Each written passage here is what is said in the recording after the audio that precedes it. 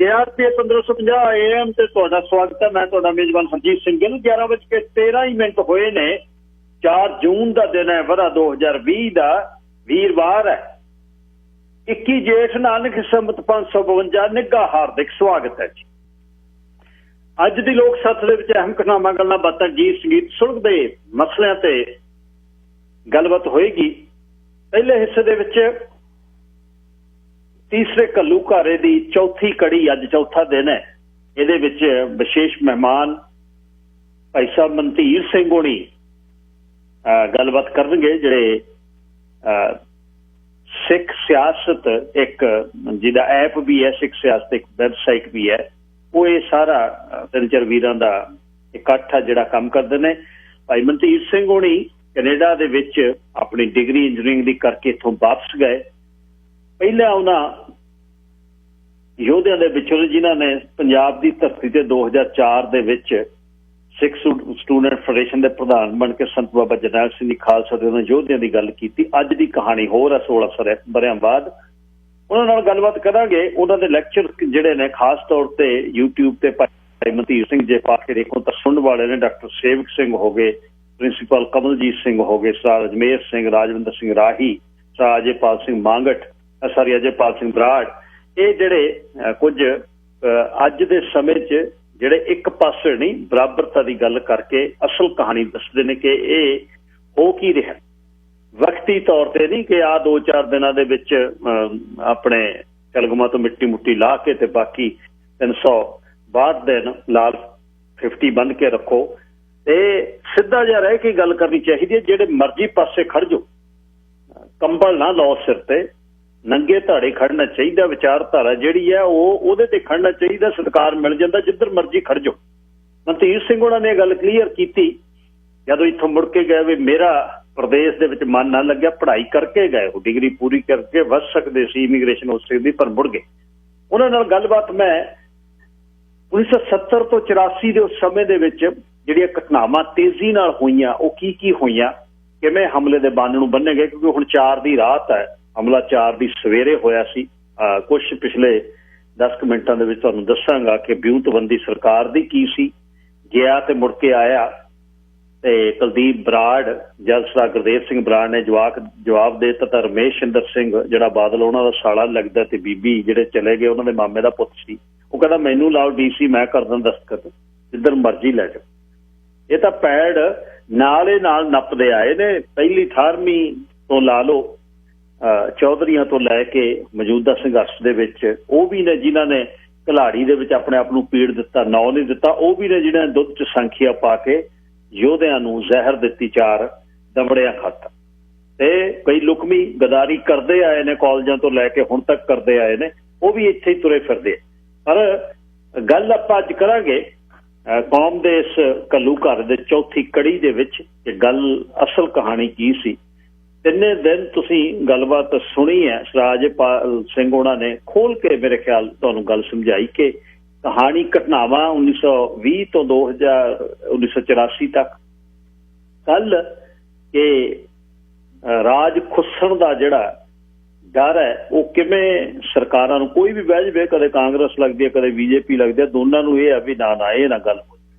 ਇੱਕ ਦਿਨ ਜਸਪਾਲ ਸਿੰਘ ਸਿੱਧੂ ਉਹਨਾਂ ਨੇ ਵੀ ਆਪਣੀ ਵਿਦਵਤਾ ਮੁਤਾਬਕ ਦੱਸੀ ਸੀ। ਅੱਜ ਮਨਧੀਰ ਸਿੰਘ ਉਹਨਾਂ ਦੀ ਵਾਰੀ ਆ। ਆਖਰੀ ਘੰਟੇ ਦੇ ਵਿੱਚ ਕਈ ਵਿਸ਼ੇ ਨੇ ਛੋਟੇ ਛੋਟੇ, ਉਹਨਾਂ ਤੇ ਗੱਲਬਾਤ ਕਰਾਂਗਾ, ਖਬਰਾਂ ਤੁਹਾਡੀਆਂ ਸਾਂਝੀਆਂ ਕਰਾਂਗਾ।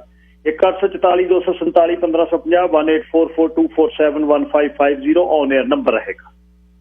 KRPradio.com ਤੇ ਸਿੱਧਾ ਪ੍ਰਸਾਰਣ ਚੱਲ ਰਿਹਾ। ਬਿਲਕੁਲ ਨਵਾਂ ਗੀਤ ਬਾਈ ਗਿੱਲ ਹਰਦੀਪ ਨੇ ਗਾਇਆ ਤੇ ਮੱਖਣ ਬਰਾੜ ਉਹਨਾਂ ਨੇ ਲਿਖਿਆ ਤਾਂ ਤੁਹਾਡੇ ਸਨਮੁਖ ਕੀਤਾ। ਅੱਜ ਇਹ ਲਾਂਚ ਹੋਇਆ। ਇਹ ਆਪਣੀ ਡਿਊਟੀ ਆ, ਜਿਹੜਾ ਜਿੱਥੇ ਬੈਠਾ ਉਹ ਆਪਣੀ ਡਿਊਟੀ ਪੂਰੀ ਕਰੇ, ਬੱਧਾ ਰੁੱਧੀ ਨਹੀਂ, ਮਨ ਦੇ ਨਾਲ।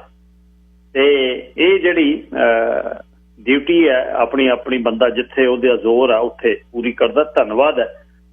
ਤੇ ਪ੍ਰੋਗਰਾਮ ਰਹਿ ਜਾਂਦਾ ਲੋਕ ਸੱਥ ਤੇ ਪਾਇਆ ਹੁੰਦਾ। ਲੋਕ ਸੱਥ YouTube ਤੇ LOKSATH। ਤੇ ਉਸ ਤੋਂ ਬਾਅਦ ਦਫ਼ਤਰ ਦਾ ਨੰਬਰ 604 440 6462 info@krpradio.com ਹੈ ਦਫ਼ਤਰ ਦੀ ਈਮੇਲ ਹੈ। ਹਰਜੀਤ ਸਿੰਘ ਗਿੱਲ ਦਾ ਫੇਸਬੁੱਕ ਦਾ ਅਕਾਊਂਟ ਹੈ ਤੇ 604 729 1224 WhatsApp ਤੇ ਟੈਕਸਟ ਲਈ 6047291224 WhatsApp ਬੱਸ ਹੈ ਤੇ ਟੈਕਸ ਲਈ ਇੱਕੋ ਹੀ ਨੰਬਰ ਹੈ ਜਿੱਥੇ ਤੁਸੀਂ ਨਾਲ ਨਾਲ ਰਹਿ ਸਕਦੇ ਹੋ। ਲੱਖ ਜ਼ੋਰ ਲਾ ਲਓ ਭਾਵੇਂ ਦੁਨੀਆ ਗਵਾਹ ਹੈ ਕਦੇ ਖੇੜਿਆਂ ਦੇ ਵਸਣਾ ਨਹੀਂ ਹੀਰ ਨੇ। ਲੱਖ ਜ਼ੋਰ ਲਾ ਲਓ ਭਾਵੇਂ ਦੁਨੀਆ ਗਵਾਹ ਹੈ ਕਦੇ ਖੇੜਿਆਂ ਦੇ ਵਸਣਾ ਨਹੀਂ ਹੀਰ ਨੇ। ਸਮਿਆਂ ਦੀ ਤਖਤੀ ਤੇ ਪੜੇਗਾ ਜ਼ਮਾਨਾ ਜਿਹੜੇ ਲਿਖ ਦਿੱਤੇ ਕਿਸੇ ਸ਼ਮਸ਼ੀਰ ਨੇ। ਜਿੰਦਾ ਭਾਵੇਂ ਡੁੱਬ ਜਾਣ ਹੌਸਲੇ ਡਬੋਣੇ ਕਿੱਥੇ, ਜਿੰਦਾ ਭਾਵੇਂ ਡੁੱਬ ਜਾਣ ਹੌਸਲੇ ਡਬੋਣੇ ਕਿੱਥੇ। ਚੜ ਚੁੱਕੇ ਸਰਸਾ ਦੇ ਨੀਰ ਨੇ ਗੜੀਆਂ ਦੇ ਘੇਰਿਆਂ ਚੋਂ ਤੀਰਾਂ ਕਿਰਪਾਨਾਂ ਵਾਲੇ ਤਾੜੀ ਮਾਰ ਲੰਘਦੇ ਫਕੀਰ ਨੇ। ਖਾਲਸੇ ਦੇ ਰੰਗ ਦੇਖੋ ਗੁਰੂਆਂ ਦੀ ਮੌਜ ਕੈਸੀ, ਇਹੀ ਨੇ ਸਿਪਾਹੀ ਇਹੀ ਪੀਰ ਨੇ। ਤਾਰਿਆਂ ਦੀ ਛਾਵੇਂ ਜਿਹੜੇ ਚੌਕੜਾ ਲਗਾਈ ਬੈਠੇ ਭਲਕੇ ਨੂੰ ਬਣ ਜਾਣੇ ਤੀਰ ਨੇ। ਉੱਠ ਕੇ ਸਮਾਧੀਆਂ ਚੋਂ ਤੇਰੀਆਂ ਬੰਦੂਕਾਂ ਅੱਗੇ ਹਿੱਕ ਡਾਢਾ ਖੜਨੇ ਸਰੀਰ ਨੇ। ਝੂਲਦੇ ਨਿਸ਼ਾਨ ਰਹਿਣੇ ਸਦਾ ਇੱਥੇ ਖਾਲਸੇ ਦੇ, ਦਿੱਲੀਆਂ ਤਾਂ ਪਾਣੀ ਤੇ ਲਕੀਰ ਨੇ। ਓਏ ਦਿੱਲੀਆਂ ਤਾਂ ਪਾਣੀ ਤੇ ਲਕੀਰ ਨੇ। ਉੱਠ ਕੇ ਸਮਾਧੀਆਂ ਚੋਂ ਤੇਰੀਆਂ ਬੰਦੂਕਾਂ ਅੱਗੇ ਹਿੱਕਾਂ ਡਾਢਾ ਖੜਨੇ ਸਰੀਰ ਨੇ। ਝੂਲਦੇ ਨਿਸ਼ਾਨ ਰਹਿਣੇ ਸਦਾ ਇੱਥੇ ਖਾਲਸੇ ਦੇ, ਦਿੱਲੀਆਂ ਤਾਂ ਪਾਣੀਆਂ ਤੇ ਲਕੀਰ ਨੇ, ਦਿੱਲੀਆਂ ਤਾਂ ਪਾਣੀਆਂ ਤੇ ਲਕੀਰ। ਮਨਵਿੰਦਰ ਸਿੰਘ ਮਾਨ ਲਿਖਦਾ, ਇਹ ਉਹ ਮੁੰਡਾ ਜਿਹਨੇ ਇਸ਼ਕਾਂ ਦੇ ਲੇਖੇ ਗਾਇਆ ਸੀ, ਸੱਜਣ ਦੀਪ ਦਾ ਗਾਇਆ ਸੀ, ਇਹਨੇ ਲਿਖਿਆ ਸੀ। ਇਸ ਤਰ੍ਹਾਂ ਵੀ ਲਿਖਦੇ ਆ ਮੁੰਡੇ। ਸਾਰਿਆਂ ਦਾ ਧੰਨਵਾਦ ਦੁਨੀਆ ਦੇ ਵਿੱਚ ਜਿੱਥੇ ਵੀ ਬੈਠੇ ਲੋਕ ਸੱਤ ਨੂੰ ਸੁਣ ਰਹੇ ਹੋ। ਘੱਲੂਘਾਰੇ ਦੇ ਤੀਸਰੇ ਘੱਲੂਘਾਰੇ ਦੀ ਚੌਥੀ ਕੜੀ 'ਚ ਸੋਮਵਾਰ ਤੋਂ ਸ਼ੁਰੂ ਕੀਤਾ ਆਪਣਾ ਪ੍ਰੋਗਰਾਮ। ਅੱਜ ਚੌਥੇ ਦਿਨ ਦੇ ਵਿੱਚ ਹੈ। ਅੱਜ ਦੀ ਲੜੀ ਦੇ ਵਿੱਚ ਆਪਾਂ ਸਟੇਟ ਦਾ ਪ੍ਰੋਸਪੈਕਟ ਅਜੇਪਾਲ ਸਿੰਘ ਬਰਾੜ ਉਹਨਾਂ ਨੇ ਆਪਾਂ ਨੂੰ ਸਮਝਾ ਦਿੱਤਾ ਵੀ ਕੀ ਡੋਮੀਨੀਅਨ ਜਦ ਪਾਵਰ ਜਦ ਸ਼ਿਫਟ ਹੋਈ ਹੈ ਉਸ ਤੋਂ ਬਾਅਦ ਤਾਜ ਖੁੱਸ ਜਾਣ ਦਾ ਡਰ ਕਿਵੇਂ ਘੱਟ ਗਿਣਤੀ ਤੇ ਦਬਕਾ ਮਾਰ ਕੇ ਬਾਕੀ ਦੇਸ਼ ਨੂੰ ਸੁਨੇਹਾ ਕਿਵੇਂ ਦਿੱਤਾ ਹੈ, ਇਸ ਦੀ ਗੱਲ ਅੱਜ ਮੈਂ ਬੇਨਤੀ ਕੀਤੀ ਹੈ ਭਾਈ ਸਾਹਿਬ ਮਨਧੀਰ ਸਿੰਘ ਹੋਣਾ ਨੂੰ, ਜਿਨ੍ਹਾਂ ਨੂੰ ਤੁਸੀਂ ਅਕਸਰ ਸੁਣਦੇ ਰਹਿੰਦੇ ਹੋ ਤੇ ਜਿਨ੍ਹਾਂ ਦੀ ਸਰਲ ਭਾਸ਼ਾ, ਸਿੱਧੀ ਪਿੰਡਾਂ ਦੀ ਭਾਸ਼ਾ, ਆਮ ਅਸੀਂ ਪੇਂਡੂ ਵਰਗ ਹੈ ਜਿਹੜਾ 70% ਇੱਥੇ ਬੈਠਾ, ਉਹਨਾਂ ਦੇ ਬਹੁਤ ਦੀਦੇ 'ਚ ਛੇਤੀ ਪੈਂਦੀ ਹੈ, ਦਿਮਾਗ 'ਚ ਗੱਲ ਆ ਜਾਂਦੀ ਹੈ। ਉਹਨਾਂ ਦੇ ਨਾਲ ਮੈਂ ਅੱਜ ਗੱਲਬਾਤ ਕਰਨੀ ਹੈ ਕਿ 1970 ਤੋਂ ਜੇ ਉਹ 47 ਤੋਂ ਵੀ ਆਪਾਂ ਤੋਰ ਲਈਏ ਕਿ 47 ਤੋਂ 84 ਦਾ ਜਿਹੜਾ ਸਮਾਂ ਹੈ ਉਹ ਸਿੱਖ ਲੀਡਰਸ਼ਿਪ ਤੇ ਇਹ ਸਮਾਂ ਕਿਵੇਂ ਜਲਦੀ ਜਿਹੜਾ ਹੈ ਬਦਲਿਆ ਤੇ 1984 ਦਾ ਤੀਸਰਾ ਘੱਲੂਘਾਰਾ, ਇਹ ਗੱਲਬਾਤ ਹੋਏਗੀ। ਤੇ ਉਸ ਤੋਂ ਬਾਅਦ ਘੱਲੂਘਾਰੇ ਤੋਂ ਬਾਅਦ ਜਿਹੜੀਆਂ ਤਬਦੀਲੀਆਂ ਆਈਆਂ ਸਿੱਖ ਕੌਮ ਦੇ ਵਿੱਚ, ਜਿਹੜੀਆਂ ਹੁਣ ਅਸੀਂ ਤਬਦੀਲੀਆਂ ਵੇਖ ਰਹੇ 36 ਸਾਲਾਂ 'ਚ, ਉਹਨਾਂ ਦੇ ਬਾਰੇ ਮੈਂ ਗੱਲਬਾਤ ਕਰਾਂਗਾ। ਭਾਈ ਸਾਹਿਬ ਤੁਹਾਡਾ ਸਵਾਗਤ ਹੈ ਜੀ। ਵਾਹਿਗੁਰੂ ਜੀ ਕਾ ਖਾਲਸਾ, ਵਾਹਿਗੁਰੂ ਜੀ ਕੀ ਫਤਿਹ। ਹਾਂਜੀ, ਵਾਹਿਗੁਰੂ ਜੀ ਕਾ ਖਾਲਸਾ, ਵਾਹਿਗੁਰੂ ਜੀ ਕੀ ਫਤਿਹ ਜੀ। ਧੰਨਵਾਦ ਬਹੁਤ ਬਹੁਤ ਜੀ। ਦੇਰ ਰਾਤ ਗਏ ਤੁਸੀਂ ਅੱਜ ਬੇਨਤੀ ਮੰਨੀ ਤੇ ਬਹੁਤ ਇਸ ਗੱਲ ਦਾ ਮਾਣ ਹੈ ਕਿਉਂਕਿ ਨਹੀਂ ਔਖਾ ਹੋ ਜਾਂਦਾ, ਦਿਨੇ ਵੀ ਸਾਰੇ ਸਮਾਰੋਹ ਚੱਲ ਰਹੇ ਨੇ ਪਰ ਰਾਤ ਹੁਣ 12 ਵਜੇ ਨੇ ਤੇ ਗੁਰੂ ਦੀ ਨਗਰੀ ਦੇ ਨੇੜੇ ਤੁਸੀਂ, ਅਨੰਦਪੁਰ ਸਾਹਿਬ ਦੇ ਨੇੜੇ ਪਿੰਡ ਹੈ ਤੁਹਾਡਾ, ਬਹੁਤ ਵਧੀਆ ਤੇ ਤੁਸੀਂ ਤੁਹਾਡੀ ਗੱਲਬਾਤ ਲੋਕਾਂ ਨੂੰ ਸਮਝ ਬਹੁਤ ਆਉਂਦੀ ਹੈ ਸਿੱਧੀ ਸ਼ਬਦਾਂ ਦੇ ਨਾਲ। ਜੇ ਜੀ ਮੈਂ ਇਸ ਨੂੰ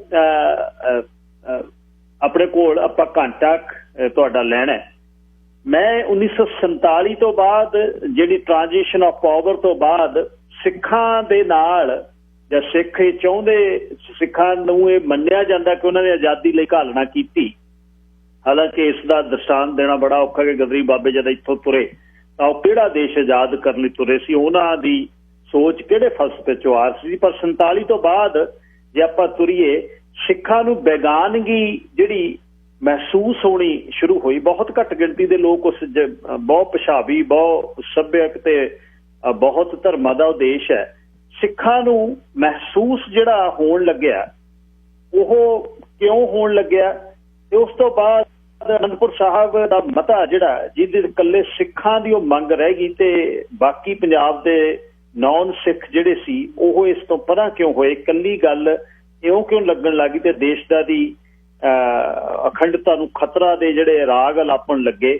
ਇਹ ਮੈਂ 1984 ਤੱਕ ਲੈ ਕੇ ਆਉਣਾ ਚਾਹੁੰਦਾ। ਤੇ 47 ਤੋਂ ਬਾਅਦ ਜੇ ਸਡਨ ਆਪਾਂ ਸ਼ੁਰੂ ਕਰੀਏ, ਉਸ ਸਮੇਂ ਦੀ ਸਿੱਖ ਲੀਡਰਸ਼ਿਪ ਤੇ ਦਿੱਲੀ ਦਾ ਆਪਸ ਵਿੱਚ ਤਾਲਮੇਲ ਕਿਹੜੀ ਗੱਲੋਂ ਟੁੱਟਿਆ? ਗੱਲ ਕਿੱਥੋਂ ਸ਼ੁਰੂ ਹੋਈ ਜਿੱਥੋਂ ਲੱਗਿਆ ਕਿ ਨਹੀਂ ਇਹ ਸਾਡੇ ਅਸੀਂ ਗਲਤ ਕਰ ਬੈਠੇ? ਇਹ ਮਹਿਸੂਸ ਕਿਵੇਂ ਹੋਇਆ? ਹਾਂਜੀ, ਪਹਿਲੀ ਤਾਂ ਮੈਂ ਇੱਕ ਬੁਨਿਆਦੀ ਗੱਲ ਮਤਲਬ ਸਪਸ਼ਟ ਕਰਨਾ ਚਾਹੁੰਦਾ ਹਾਂ ਨਾ, ਕਿਉਂਕਿ ਇੰਨਾ ਟਾਈਮ ਤੱਕ ਬੁਨਿਆਦਾਂ ਸਪਸ਼ਟ ਨਾ ਹੋਣ ਉਹਨਾਂ ਟਾਈਮ ਤੱਕ ਕਈ ਵਾਰ ਸਾਨੂੰ ਉੱਪਰ ਵਾਲੀਆਂ ਜਿਹੜੀਆਂ ਚੀਜ਼ਾਂ, ਜਿਹੜੀਆਂ ਬਾਅਦ ਵਾਲੀਆਂ ਚੀਜ਼ਾਂ ਜਿਹੜੀਆਂ ਸਾਹਮਣੇ ਦਿਖ ਰਹੀਆਂ ਇਵੈਂਟਸ, ਉਹ ਸਮਝ ਨਹੀਂ ਆਉਂਦੀਆਂ। ਤੋ ਬੁਨਿਆਦੀ ਰੂਪ ਦੇ ਵਿੱਚ ਜਿਹੜੀ ਇਹ ਸਾਰੀ ਜੰਗ ਹੋਇਆ 84 ਦੇ ਵਿੱਚ, ਉਹਦੀ ਬੁਨਿਆਦ ਇਸ ਗੱਲ ਦੇ ਵਿੱਚ ਪਈ ਆ ਕਿ ਜਿਹੜੀ ਇੱਕ ਪਾਸੇ ਧਿਰ ਸੀਗੀ, ਜਿਹੜੀ ਸਿੱਖਾਂ ਦੀ ਨੁਮਾਇੰਦਾ ਧਿਰ ਸੀਗੀ, ਚਾਹੇ ਉਹਦੇ ਵਿੱਚ ਅਕਾਲੀ ਦਲ ਸੀਗਾ, ਚਾਹੇ ਸੰਤ ਜਰਨੈਲ ਸਿੰਘ ਪਿੰਡਰਾਲੇ ਰਹੇ ਜਾਂ ਉਹਦੇ ਬਾਅਦ ਖਾੜਕੂ ਮੂਵਮੈਂਟ ਰਹੀ ਜੀ, ਉਹ ਇੱਕ ਗੁਰਮੁਖਤਾਈ ਦੀ ਜਿਹੜੀ ਫਿਰਤੀ ਆ ਉਹਦੀ ਨੁਮਾਇੰਦਾ ਧਿਰ ਸੀ ਜੀ। ਤੇ ਦੂਸਰੇ ਪਾਸੇ ਜਿਹੜੀ ਸਿੱਖਾਂ ਦੀ ਸਟਰਗਲ ਰਹੀ ਹੈ ਜਿਸ ਧਿਰ ਦੇ ਨਾਲ, ਉਹ ਚਾਹੇ ਮੁਗਲ ਅੰਪਾਇਰ ਸੀਗੀ, ਚਾਹੇ ਅੰਗਰੇਜ਼ ਸੀਗੀ, ਚਾਹੇ ਹੋਣ ਵਾਲਾ ਬਰਬਾਦੀ ਦਿੱਲੀ ਤਖਤ ਹੈ, ਉਹ ਮਨਮੁਖਤਾਈ ਦੀ ਬਿਰਤੀ ਦੀ ਨੁਮਾਇੰਦਾ ਧਿਰ ਹੈ। ਤੋ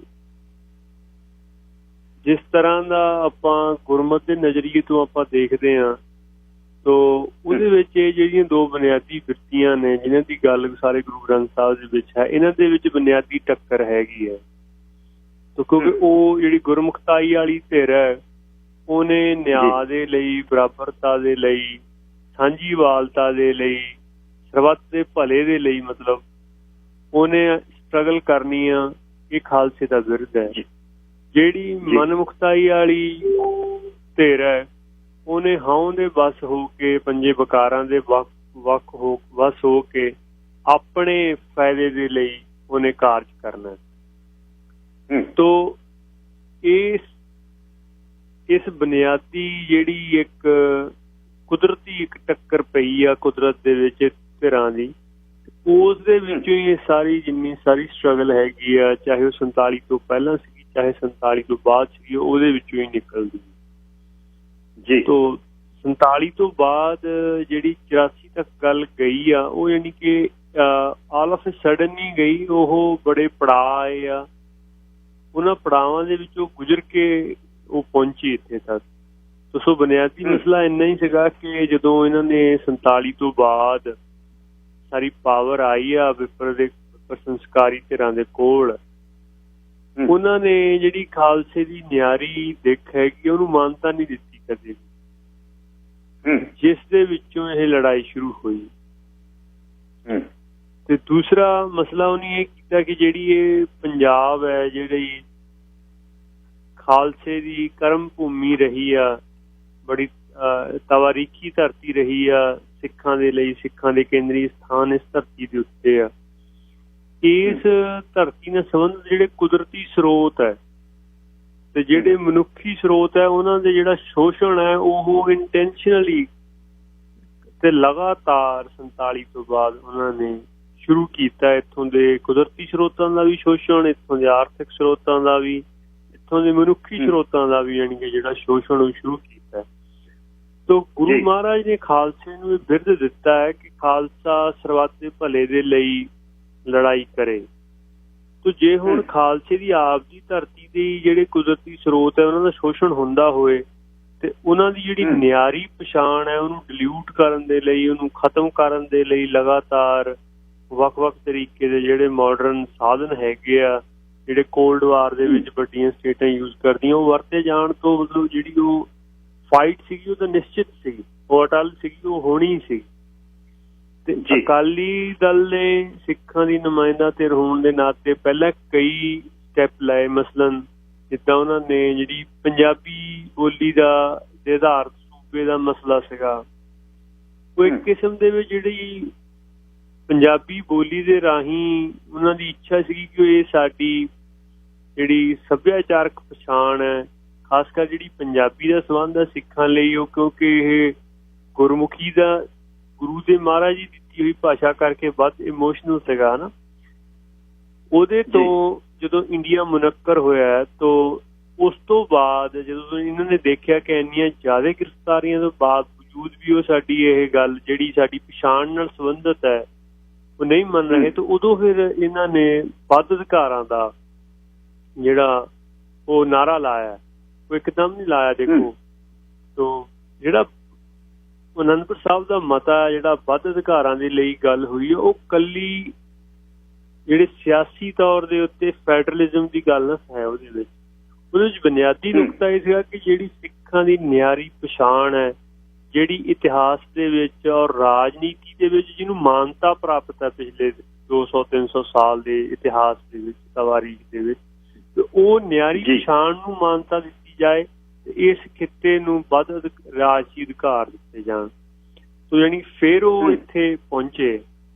ਤੋ ਜਦੋਂ ਇਹ ਗੱਲਾਂ ਵੀ ਨਹੀਂ ਮੰਨੀਆਂ ਗਈਆਂ ਤਾਂ ਉਸ ਤੋਂ ਬਾਅਦ ਜਿਹੜੀ ਹੈਗੀ ਉਹ ਜਿਹੜੀ ਸਟਰਗਲ ਹੈਗੀ ਹੈ, ਜਿਹੜੀ ਧਰਮ ਯੁੱਧ ਮੋਰਚੇ ਦੇ ਰੂਪ ਦੇ ਵਿੱਚ ਲਗਾਤਾਰ ਗ੍ਰਿਫਤਾਰੀਆਂ ਦੇ ਰੂਪ ਦੇ ਵਿੱਚ ਉਹ ਪਹੁੰਚੀ ਆ।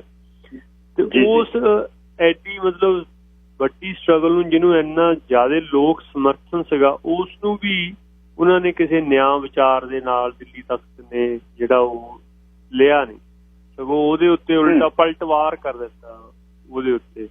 ਯਾਨੀ ਕਿ ਇਹ ਜਿਹੜੀ ਸਟਰਗਲ ਹੈ ਇਹ ਪੜਾਅ ਦਰ ਪੜਾਅ ਇੱਥੇ ਪਹੁੰਚੀ ਹੈ। ਮਤਲਬ 84 ਜਿਹੜੀ ਹੈਗੀ ਉਹ ਇੱਕਦਮ ਨਹੀਂ ਵਾਪਰੀ, ਉਹ ਲਗਾਤਾਰ ਪਿਛਲੇ ਮਤਲਬ 55-56 ਤੁਸੀਂ ਕਹਿ ਲਓ, ਜੇ ਇਸ ਸਰਕਾਰ ਦੇ ਸੰਬੰਧ ਵਿੱਚ ਗੱਲ ਕਰਨੀ ਹੋਵੇ ਦਿੱਲੀ ਤਖਤ ਦੇ ਸੰਬੰਧ ਦੇ ਵਿੱਚ, ਉਹ 55 ਤੋਂ ਲਗਾਤਾਰ ਜਿਹੜੇ ਸਿੱਖ ਸੀਗੇ ਉਹ ਆਪਣੀ ਨਿਆਰੀ ਪਛਾਣ ਤੇ ਇਸ ਖਿੱਤੇ ਦੇ ਜਿਹੜੇ ਕੁਦਰਤੀ ਸਰੋਤ ਹੈ ਉਹਨਾਂ ਦੀ ਰਾਖੀ ਦੇ ਲਈ ਪੜਾਅ ਦਰ ਪੜਾਅ, ਜਦੋਂ ਇੱਕ ਫੇਲ ਹੋਈ ਉਹ ਦੂਜੇ ਸਟੈਂਡ ਤੇ ਗਏ, ਦੂਜਾ ਫੇਲ ਹੋਇਆ ਉਹ ਤੀਜੇ ਤੇ ਗਏ, ਉਹ ਲਗਾਤਾਰ ਆਪਣੇ ਇੰਟਰਸਟ ਦੀ ਰਾਖੀ ਲਈ ਲੜਦੇ ਇੱਥੇ ਪਹੁੰਚੇ ਜਦੋਂ ਇਹਨਾਂ ਨੇ 84 ਵਾਲਾ ਹਮਲਾ ਕੀਤਾ। ਅੱਛਾ ਭਾਈ ਸਾਹਿਬ, ਇੱਕ ਗੱਲ ਮੈਨੂੰ ਇਹਨੂੰ ਕਲੀਅਰ ਕਰਿਓ। ਇੱਕ ਬਹੁਤ ਵੱਡੀ ਗੱਲ ਕਹੀ ਜਾਂਦੀ ਹੈ ਵੀ ਸੰਵਿਧਾਨਕ ਧਾਰਾ, ਸੰਵਿਧਾਨਕ ਹੱਕ ਤੇ ਇਹਨੇ ਇਸ ਇਕੱਠ 'ਚ ਰਹਿ ਕੇ ਗੱਲ ਕੀਤੀ ਜਾਵੇ। ਜਿਵੇਂ ਅਕਾਲੀਆਂ ਦੇ ਪੈਂਤੜੇ ਬਾਹਲੇ ਲੋਕਾਂ ਨੂੰ ਦੁਖੀ ਨਹੀਂ ਸੀ ਕਰਦੇ, ਪਰ ਜਦ ਸੰਤ ਜਰਨੈਲ ਸਿੰਘ ਜੀ ਆਉਣੀ ਜਾਂ ਉਸ ਤੋਂ ਪਹਿਲਾਂ ਸੰਤ ਕਰਤਾਰ ਸਿੰਘ ਜੀ ਗੁਰੂ ਡੰਮ ਦੇ ਵਿੱਚ ਦੇ ਖਿਲਾਫ ਖੜੇ, ਉਹ ਚੀਜ਼ ਤੇ ਆ ਕੇ ਸਿੱਖਾਂ ਦਾ ਵੀ ਇੱਕ ਵਰਗ ਹੈ ਜਿਹੜਾ ਉਹ ਇੱਕ ਪਾਸੇ ਨੂੰ ਹੋਣ ਲੱਗ ਜਾਂਦਾ। ਇਹ ਆਮ ਧਾਰਾ ਪਰ ਹੈ ਨਹੀਂ ਸੀ ਉਸ ਸਮੇਂ। ਜੇ ਸਿੱਖ ਨੌਜਵਾਨੀ ਜਿੰਨੀ ਸੰਤ ਜਰਨੈਲ ਸਿੰਘ ਜੀ ਖਾਲਸਾ ਨਾਲ ਜੁੜੀ ਹੈ ਉਹ ਕਿਸੇ ਨਾਲ ਨਹੀਂ ਜੁੜੀ। ਕਪੂਰੀ ਵਾਲਾ ਮੇਰਚਾ ਤਾਂ ਖੂਹ ਖਾਤੇ ਪੈ ਗਿਆ ਸੀ। ਜੇ ਦੁਆਰਾ ਅਕਾਲ ਤਖਤ ਸਾਹਿਬ ਤੇ ਅਰਦਾਸ ਕਰਕੇ ਸੰਤ ਨਾ ਗੱਲ ਤੋੜਦੇ, ਇਹਨਾਂ ਦੀ ਗੱਲ ਨਿਬੜ ਗਈ ਸੀ। ਅੱਛਾ, ਇੱਕ ਹੋਰ ਵੀ ਇੱਕ ਤਾਂ ਹੈ ਮਤਲਬ ਸਰਕਾਰ ਕੰਮ ਕਰਦੀ ਹੈ, ਸਰਕਾਰ ਜ਼ੁਲਮ ਕਰਦੀ ਹੈ, ਪਰ ਪੰਜਾਬ ਦੇ ਵਿੱਚ ਰਹਿਣ ਵਾਲੇ ਸਿੱਖਾਂ ਤੋਂ ਬਿਨਾਂ ਜਿਹੜੀ ਹੋਰ ਵੱਡੀ ਗਿਣਤੀ ਹੈ, ਹਿੰਦੂ ਨੇ, ਮੁਸਲਮਾਨ ਨੇ, ਕੀ ਸਿੱਖ ਮੰਗਾਂ ਦੇ ਵਿਰੋਧ 'ਚ ਉਹ ਖੜਦੇ ਰਹੇ ਜਾਂ ਉਹ ਆਮ ਪਬਲਿਕ ਵਾਂਗੂ ਚੁੱਪ ਹੋ ਕੇ ਮਤਲਬ ਇਹ ਜਰਦੇ ਰਹੇ, ਜਾਂ ਸਿੱਖਾਂ ਦੇ ਵਿਰੁੱਧ ਉਹਨਾਂ ਦਾ ਜਿਹੜਾ ਪੈਂਤੜਾ ਸੀ ਇਹ ਸਾਰੀ ਸਟਰਗਲ 'ਚ? ਦੇਖੋ, ਮੈਂ ਜਿੱਦਾਂ ਪਹਿਲਾਂ ਕਹਿਣਾ ਵੀ ਇਹ ਲੜਾਈ ਸਿੱਧੀ ਦੋ ਬਿਰਤੀਆਂ ਦੀ ਸੀਗੀ। ਇੱਕ ਪਾਸੇ ਗੁਰਮੁਖ ਤਾਈ ਵਾਲੇ ਮਨੁੱਖ ਸੀਗੇ, ਇੱਕ ਪਾਸੇ ਮਨਮੁਖਤਾਈ ਵਾਲੇ ਮਨੁੱਖ ਸੀਗੇ। ਤੋ ਇਸ ਲੜਾਈ ਦੇ ਵਿੱਚ ਜੇ ਤੁਸੀਂ ਬਹੁਤ ਜ਼ਿਆਦਾ ਫਾਈਨ ਕਰੋਗੇ ਤੇ ਉਹਦੇ ਵਿੱਚ ਸਿੱਖਾਂ ਦੇ ਵਿੱਚ ਵੀ ਇੱਕ ਸੈਕਸ਼ਨ ਉਹ ਰਹਿ ਜਾਂਦਾ ਹੈ ਜਿਹੜਾ ਬਿਲਕੁਲ ਇੱਕ ਗੁਰਮੁਖ ਰਹਿਤ ਤੇ ਚੱਲਣ ਵਾਲਾ ਹੁੰਦਾ, ਜਿਹੜਾ ਸੱਚ ਤੇ ਖੜਨ ਵਾਲਾ ਹੁੰਦਾ। ਕਿਉਂਕਿ ਸੁਸਾਇਟੀ ਦਾ ਜਿਹੜਾ ਵੱਡਾ ਹਿੱਸਾ ਹੁੰਦਾ ਹੈ ਉਹ ਜ਼ਿਆਦਾ ਕਰਕੇ ਜਿਹੜੀਆਂ ਦੇਹ ਦੀਆਂ ਪਦਾਰਥਕ ਲੋੜਾਂ ਨੇ ਜਾਂ ਤੁਹਾਡੇ ਮਨ ਦੀਆਂ ਖਾਹਿਸ਼ਾਂ ਪੂਰੀ ਕਰਨ ਦੀ ਜਿਹੜੀ ਜ਼ਿੰਦਗੀ ਆ, ਜਿਹੜੀ ਮਤਲਬ ਵਿਕਾਰਾਂ ਤੇ ਆਧਾਰਿਤ ਹੈ, ਉਸ ਪੱਧਰ ਤੇ ਜੀ ਰਿਹਾ ਹੁੰਦਾ। ਤੇ ਜਿਸ ਤਰ੍ਹਾਂ ਇਹ ਸਟਰਗਲ ਟਾਈਟ ਹੁੰਦੀ ਜਾਂਦੀ ਆ, ਉਸੇ ਤਰ੍ਹਾਂ ਜਿਹੜੇ ਮਨਮੁਖ ਵਿਅਕਤੀਆਂ ਵਾਲੇ ਲੋਕ ਹੈ ਉਹਨਾਂ ਦਾ ਜਿਹੜਾ ਪਾਜ ਹੈ ਉਹ ਉਗੜਦਾ ਜਾਂਦਾ ਹੈ। ਹੁਣ ਜੇ ਤੁਸੀਂ ਇਸ ਸਟਰਗਲ ਦੇ ਵਿੱਚ ਦੇਖਣਾ ਹੈ ਕਿ ਕੌਣ ਕਿੱਧਰ ਖੜਿਆ, ਉਹਦੇ ਵਿੱਚ ਤੁਸੀਂ ਇਹ ਵੀ ਦੇਖੋਗੇ ਕਿ ਪੰਜਾਬੀਆਂ ਦੇ ਵਿੱਚ ਵੱਡਾ ਹਿੱਸਾ ਜਿਹੜਾ ਹੈਗਾ ਉਹ ਸਮਾਜਿਕ ਤੌਰ ਦੇ ਉੱਤੇ ਵੀ ਦੇਖਣਾ ਬਣਦਾ ਤੇ ਜਿਹੜਾ ਧਾਰਮਿਕ ਤੌਰ ਤੇ ਵੀ ਦੇਖਣਾ ਬਣਦਾ ਕਿ ਕੌਣ ਕਿੱਧਰ ਸੀਗਾ। ਇੱਕ ਤਾਂ ਗੱਲ ਸਾਨੂੰ ਇਹ ਸਪਸ਼ਟ ਹੈਗੀ ਆ ਕਿ ਜਿਹੜੇ ਨਾਨ ਸਿੱਖ ਸੀਗੇ ਉਹਨਾਂ ਨੇ ਇਸ ਜਿਹੜੀ ਮੰਗ ਹੈ ਪੰਜਾਬ ਦੀਆਂ, ਜਿਹੜੀਆਂ ਸਾਰੀਆਂ ਮੰਗਾਂ ਸੀਗੀਆਂ, ਉਹਨਾਂ ਨੂੰ ਸਿੱਖਾਂ ਦੀਆਂ ਮੰਗਾਂ ਦੇ ਤੌਰ ਤੇ ਸਵੀਕਾਰ ਕੀਤਾ ਤੇ ਜਿਹੜੀ ਹਿੰਦੂ ਬਹੁ ਗਿਣਤੀ ਸੀਗੀ ਅਪਰ ਕਾਸਟ ਖਾਸ ਕਰ, ਉਹਦਾ ਬਹੁਤਾ ਹਿੱਸਾ ਪੰਜਾਬ ਨਾਲ ਖੜਨ ਦੀ ਬਜਾਏ ਦਿੱਲੀ ਤਖਤ ਨਾਲ ਖੜ ਗਿਆ। ਅੱਛਾ, ਦੂਸਰੇ ਪਾਸੇ ਤੁਸੀਂ ਇੱਕ ਹੋਰ ਦਿਲਚਸਪ ਗੱਲਾਂ ਦੇਖੋ ਕਿ ਸਮਾਜਿਕ ਤੌਰ ਦੇ ਉੱਤੇ ਜੇ ਦੇਖਣਾ ਹੋਵੇ ਕਿ ਪੰਜਾਬ ਦੇ ਵਿੱਚ ਜਿਹੜਾ ਸ਼ਡਿਊਲ ਕਾਸਟ ਵਰਗ ਹੈਗਾ, ਜਿਹੜਾ ਬੜੀ ਸਦੀਆਂ ਤੋਂ ਹੀ ਵਿਪਰਵਾਦ ਦੀ ਇਸ ਜਿਹੜੀ ਵਿਚਾਰਧਾਰਾ ਉਹ ਤੋਂ ਪੀੜਤ ਰਿਹਾ, ਉਹ ਵੀ ਪੰਜਾਬ ਕਹਿ ਲਓ ਜਾਂ ਇਹ ਸਿੱਖਾਂ ਦੀਆਂ ਜਿਹੜੀਆਂ ਸਟਰਗਲ ਸੀ ਉਹਦੇ ਵਿੱਚ ਸਿੱਖਾਂ ਵਾਲੇ ਪਾਸੇ ਨਹੀਂ ਰਿਹਾ ਹੈ, ਚੁੱਪ ਰਿਹਾ ਜਾਂ ਕਿਸੇ ਨਾ ਕਿਸੇ ਰੂਪ ਦੇ ਵਿੱਚ ਉਹ ਵੀ ਸੈਂਟਰ ਵੱਲ ਨੂੰ ਟਿਲਟ ਰਹੀ। ਤੇ ਇੱਕ ਤੀਸਰਾ ਤੁਸੀਂ ਸਿੱਖਾਂ ਦੇ ਵਿੱਚ ਵੀ ਦੇਖੋ ਕਿ ਸਿੱਖਾਂ ਦੇ ਵਿੱਚ ਜਿਹੜੇ ਲੋਕ ਆਪਣੇ ਨੂੰ ਸਿੱਖ ਕਹਾਉਂਦੇ ਸੀਗੇ ਉਹ ਸੱਭਿਆਚਾਰਕ ਪੱਧਰ ਤੇ ਸਮਾਜਿਕ ਪੱਧਰ ਤੇ ਆਪਣੀਆਂ ਰਸਮਾਂ ਸਿੱਖੀ ਅਨੁਸਾਰ ਕਰਦੇ ਸੀਗੇ, ਪਰ ਜਿਹੜੇ ਉਹਨਾਂ 'ਚ ਵੀ ਮਨਮੁਖਤਾਈ ਬਿਰਤੀ ਵਾਲੇ ਸੀਗੇ, ਇੱਕ ਬਹੁਤ ਵੱਡਾ ਹਿੱਸਾ ਕਾਂਗਰਸ ਦੇ ਵਿੱਚ ਸੀਗਾ, ਜਿਹੜੀ ਦਰਬਾਰਾ ਸਿੰਘ ਹੁਣੀ ਹੋ ਗਏ, ਜੈਲ ਸਿੰਘ ਹੋ ਗਿਆ, ਅਕਾਲੀ ਦਲ ਦੇ ਵਿੱਚ ਬਾਦਲ ਫੈਮਿਲੀ ਤੋਂ ਲੈ ਕੇ ਬਰਨਾਲਾ ਤੱਕ ਉਹਨਾਂ ਸਾਰਿਆਂ ਦੀਆਂ ਵੀ ਜਿਹੜੀਆਂ ਹੋਰ ਵੀ ਬਹੁਤ ਵੱਡਾ ਹਿੱਸਾ ਇੰਟਲੈਕਚੁਅਲਸ ਦਾ, ਆਫਿਸਰ ਦਾ, ਸਿੱਖ ਪੋਲੀਟੀਸ਼ੀਅਨ ਦਾ, ਈਵਨ ਸਿੱਖਾਂ ਦੇ ਜਿਹੜੇ ਧਾਰਮਿਕ ਆਗੂ ਉਹਨਾਂ 'ਚੋਂ ਵੀ ਇਹ ਰਿਹਾ ਜਿਹੜਾ ਦਿੱਲੀ ਤਖਤ ਵੱਲ ਰਿਹਾ, ਜਿਹੜੀ ਮਨਮੁਖਤਾਈ ਦੀ ਨੁਮਾਇੰਦਾ ਧਿਰ ਹੈਗੀ ਉਹ ਵੀ ਉੱਧਰ ਹੋ ਗਿਆ ਸੀਗਾ। ਤੋ ਇਹ ਪਹਿਲਾਂ ਤੋਂ ਹੀ ਆਇਆ ਹੈ ਕਿ ਜਦੋਂ ਸਟਰਗਲ ਟਾਈਟ ਹੋ ਜਾਂਦੀ ਆ ਤੇ ਉਸ ਵਕਤ ਜਿਹੜਾ ਅਸਲ ਦੇ ਵਿੱਚ ਜਿਸ ਧਿਰ ਦਾ ਬੰਦਾ ਹੁੰਦਾ ਉਹ ਉੱਥੇ ਚਲਿਆ ਜਾਂਦਾ। ਜਿੱਦਾਂ ਮਤਲਬ ਤੁਸੀਂ 4 ਜੂਨ 84 ਤੇ ਪਹੁੰਚਦੇ ਆ, ਜਦੋਂ 55 ਤੋਂ ਸ਼ੁਰੂ ਕਰਕੇ ਜਦੋਂ ਆਪਾਂ 4 ਜੂਨ 84 ਤੇ ਪਹੁੰਚੇ ਹਾਂ ਤਾਂ ਉਸ ਵਕਤ ਤੁਸੀਂ ਦੇਖੋ ਕਿ ਕਿੰਨਾ ਕੁ ਹਿੱਸਾ ਹੀ ਸਿਰਫ ਅਸਲ ਜਿਹੜਾ ਰਹਿ ਗਿਆ ਸੀਗਾ ਲੜਨ ਨੂੰ, ਬਾਕੀ ਸਾਰਾ ਜਾਂ ਖਾਮੋਸ਼ ਹੋ ਗਿਆ ਜਾਂ ਫਿਰ ਉੱਧਰ ਚਲਾ ਗਿਆ। ਇਹ ਵੀ ਬੜਾ ਇੱਕ ਐਨਾਲਿਸਿਸ ਦਾ ਮਸਲਾ ਹੈ ਜਿਹੜਾ ਅਜੇ ਆਪਣੇ ਉਸ ਤਰ੍ਹਾਂ ਲੋਕਾਂ ਦੇ ਵਿੱਚ ਸਾਹਮਣੇ ਨਹੀਂ ਹੈ, ਬਟ ਉਹ ਜਿੰਨਾ ਵੀ ਮਨਮੁਖਤਾਈ ਵਾਲਾ ਧਿਰਾ ਸੀਗਾ ਉਹ ਸਭ ਦਿੱਲੀ ਤੱਕ ਖੜ ਗਿਆ, ਜਿਨ੍ਹਾਂ ਦੇ ਇੰਟਰਸਟ ਸੀਗੇ, ਚਾਹੇ ਪੋਲੀਟੀਕਲ ਸੀਗੇ, ਚਾਹੇ ਇਕਨੋਮਿਕ ਸੀਗੇ, ਚਾਹੇ ਉਹ ਡਰ ਗਏ ਸੀ। ਬਿਲਕੁਲ ਜੀ। ਇੱਕ ਆਪਾਂ ਨੂੰ 10-10 ਮਿੰਟ ਬਾਅਦ ਬ੍ਰੇਕ ਲੈਣੀ ਪੈਣੀ ਹੈ ਭਾਈ ਸਾਹਿਬ, ਇੱਕ ਬ੍ਰੇਕ ਲੈ ਲਈਏ ਜੀ, ਵਾਪਸ ਆ ਕੇ ਇੱਥੋਂ ਹੀ ਗੱਲ ਹੋ ਗਿਆ। ਧੰਨਵਾਦ। ਹੋਲਡ ਕਰਿਓ। ਭਾਈ ਸਾਹਿਬ ਮਨਤੀਰ ਸਿੰਘ ਹੋਣੀ ਮੇਰੇ ਨਾਲ ਨੇ, ਗੱਲਬਾਤ ਅਸੀਂ ਕਰ ਰਹੇ ਹਾਂ 84 ਤੱਕ ਤੇ 84 ਤੋਂ ਬਾਅਦ ਦੇ ਸਮੇਂ ਦੀ ਜਿਹੜੀ ਤਬਦੀਲੀ ਹੈ, ਜਿਹੜੀ ਸ਼ੌਕ ਡਾਕਟਰੀਨ ਹੈ, ਉਹਦੇ ਵਿੱਚ ਫਿਰ ਵਾਰਤਾਂ ਕਿਵੇਂ ਲਿਖੀਆਂ ਜਾਂਦੀਆਂ ਉਹ ਅਸੀਂ ਵੇਖਿਆ ਪੰਜਾਬ ਦੇ ਵਿੱਚ। ਪਿੰਡਾਂ ਦੇ ਵਿੱਚ ਚੰਗੇ ਭਲੇ ਸਕੂਲਾਂ 'ਚ ਜਾਂਦੇ ਤੱਪੜਾਂ ਤੇ ਬੈਠੇ, ਪਿੰਡਾਂ ਦੇ ਆਲੇ ਦੁਆਲੇ ਜੀਸਸ ਕ੍ਰਾਈਸਟ ਦੀਆਂ ਮੂਰਤੀਆਂ ਵਾਲੇ ਸਕੂਲ ਜਾਂ ਲਾਲ ਰੰਗੇ ਬਣ ਗਏ, ਜਵਾਕ ਚੰਗੇ ਭਲੇ ਤੁਰਦੇ ਕੁੜਤੇ ਪਜਾਮੇ ਪਾਉਂਦੇ, ਸਕਰਟਾਂ ਦੇ ਵਿੱਚ ਤੇ ਪੈਂਟਾਂ 'ਚ ਟਾਈਆਂ ਲਾ ਕੇ ਹਿੰਦੀ ਬੋਲਣ ਲੱਗ ਗਏ, ਤੇ ਉਸ ਦਾ ਤੇ ਹੋਰ ਚੀਜ਼ਾਂ ਉਸ ਦੀਆਂ ਬਾਅਦ ਦੀਆਂ। ਐਸਾ ਇਹ ਦੱਸਿਓ ਜੀ, ਪੰਜਾਬੀ ਸੂਬਾ ਬਣ ਜਾਂਦਾ ਹੈ, ਪੰਜਾਬੀ ਸੂਬੇ ਬਣਨ ਤੋਂ ਬਾਅਦ ਜਿਹੜਾ ਗੁਰੂਡਮ ਦਾ ਵਾਧਾ ਹੁੰਦਾ, ਕੀ ਸਾਡੇ ਗ੍ਰੀਨ ਰੈਵੋਲੂਸ਼ਨ ਤੋਂ ਅਮੀਰੀ ਦਾ ਕਾਰਨ ਗੁਰੂਡਮ ਸੀ, ਜਾਂ ਗੁਰੂਡਮ ਨੂੰ ਪਹਿਲਾਂ ਹੀ ਪੈਨੀਟਰੇਟ ਕਰਕੇ ਸਾਨੂੰ ਦਿਖਾਇਆ ਹੋਇਆ ਸੀ, ਪਰ ਨਿਰੰਕਾਰੀ ਇੱਕ ਅਲੱਗ ਰੂਪ 'ਚ ਸਾਡੇ ਸਨਮੁਖ ਹੁੰਦੇ ਨੇ, ਤੇ ਨਿਰੰਕਾਰੀਆਂ ਨੂੰ ਜਿਹੜਾ ਇੰਨਾ ਨਰਕਧਾਰੀਆਂ ਨੂੰ ਜਿਹੜਾ ਜ਼ੋਰ ਦਿੱਤਾ ਜਾਂਦਾ ਹੈ, ਕੀ ਉਹ ਇਹ ਕੜੀ ਦਰ ਕੜੀ ਚੀਜ਼ਾਂ ਸੀ ਵੀ ਹੁਣ ਚਲੋ ਇੱਕ ਪਾਸਿਓਂ ਟਿਕਾ ਦਿੱਤਾ ਹੈ, ਇੱਕ ਪਾਸੇ ਜ਼ਖਮ ਤੇ ਪੱਟੀ ਬੰਨ੍ਹਤੀ, ਹੁਣ ਦੂਜੇ ਬੰਨੇ ਮਾੜਾ ਜਿਹਾ ਖਰੀਦ ਦਿਓ, ਤੇ ਉਹਦੇ ਤਹਿਤ ਇਹਨਾਂ ਨੂੰ ਨਰਕਧਾਰੀਆਂ ਨੂੰ ਪੰਜਾਬ ਦੇ ਵਿੱਚ ਪੈਰ ਪਾਉਣ ਦਿੱਤਾ ਗਿਆ, ਕਿਉਂਕਿ ਉੱਥੋਂ ਹੀ ਸੰਤ ਕਰਤਾਰ ਸਿੰਘ ਨੇ ਜਿਹੜਾ ਉਹ ਸਮਾਂ ਜਿਹੜਾ ਸ਼ੁਰੂ ਹੁੰਦਾ 78 ਤੋਂ 84, ਹੁਣ ਆਪਾਂ ਇਸ ਨੂੰ ਅੱਗੇ ਲੈ ਕੇ ਚੱਲੀਏ ਜੀ। ਇਹ ਜਿਹੜਾ ਟਕਰਾਅ ਸ਼ੁਰੂ ਹੋਇਆ ਉਹ ਕਿਸ ਤਰ੍ਹਾਂ ਸ਼ੁਰੂ ਹੋਇਆ ਜੀ, ਫਿਰ ਕ੍ਰੀਏਟ ਕਿਵੇਂ ਕੀਤਾ?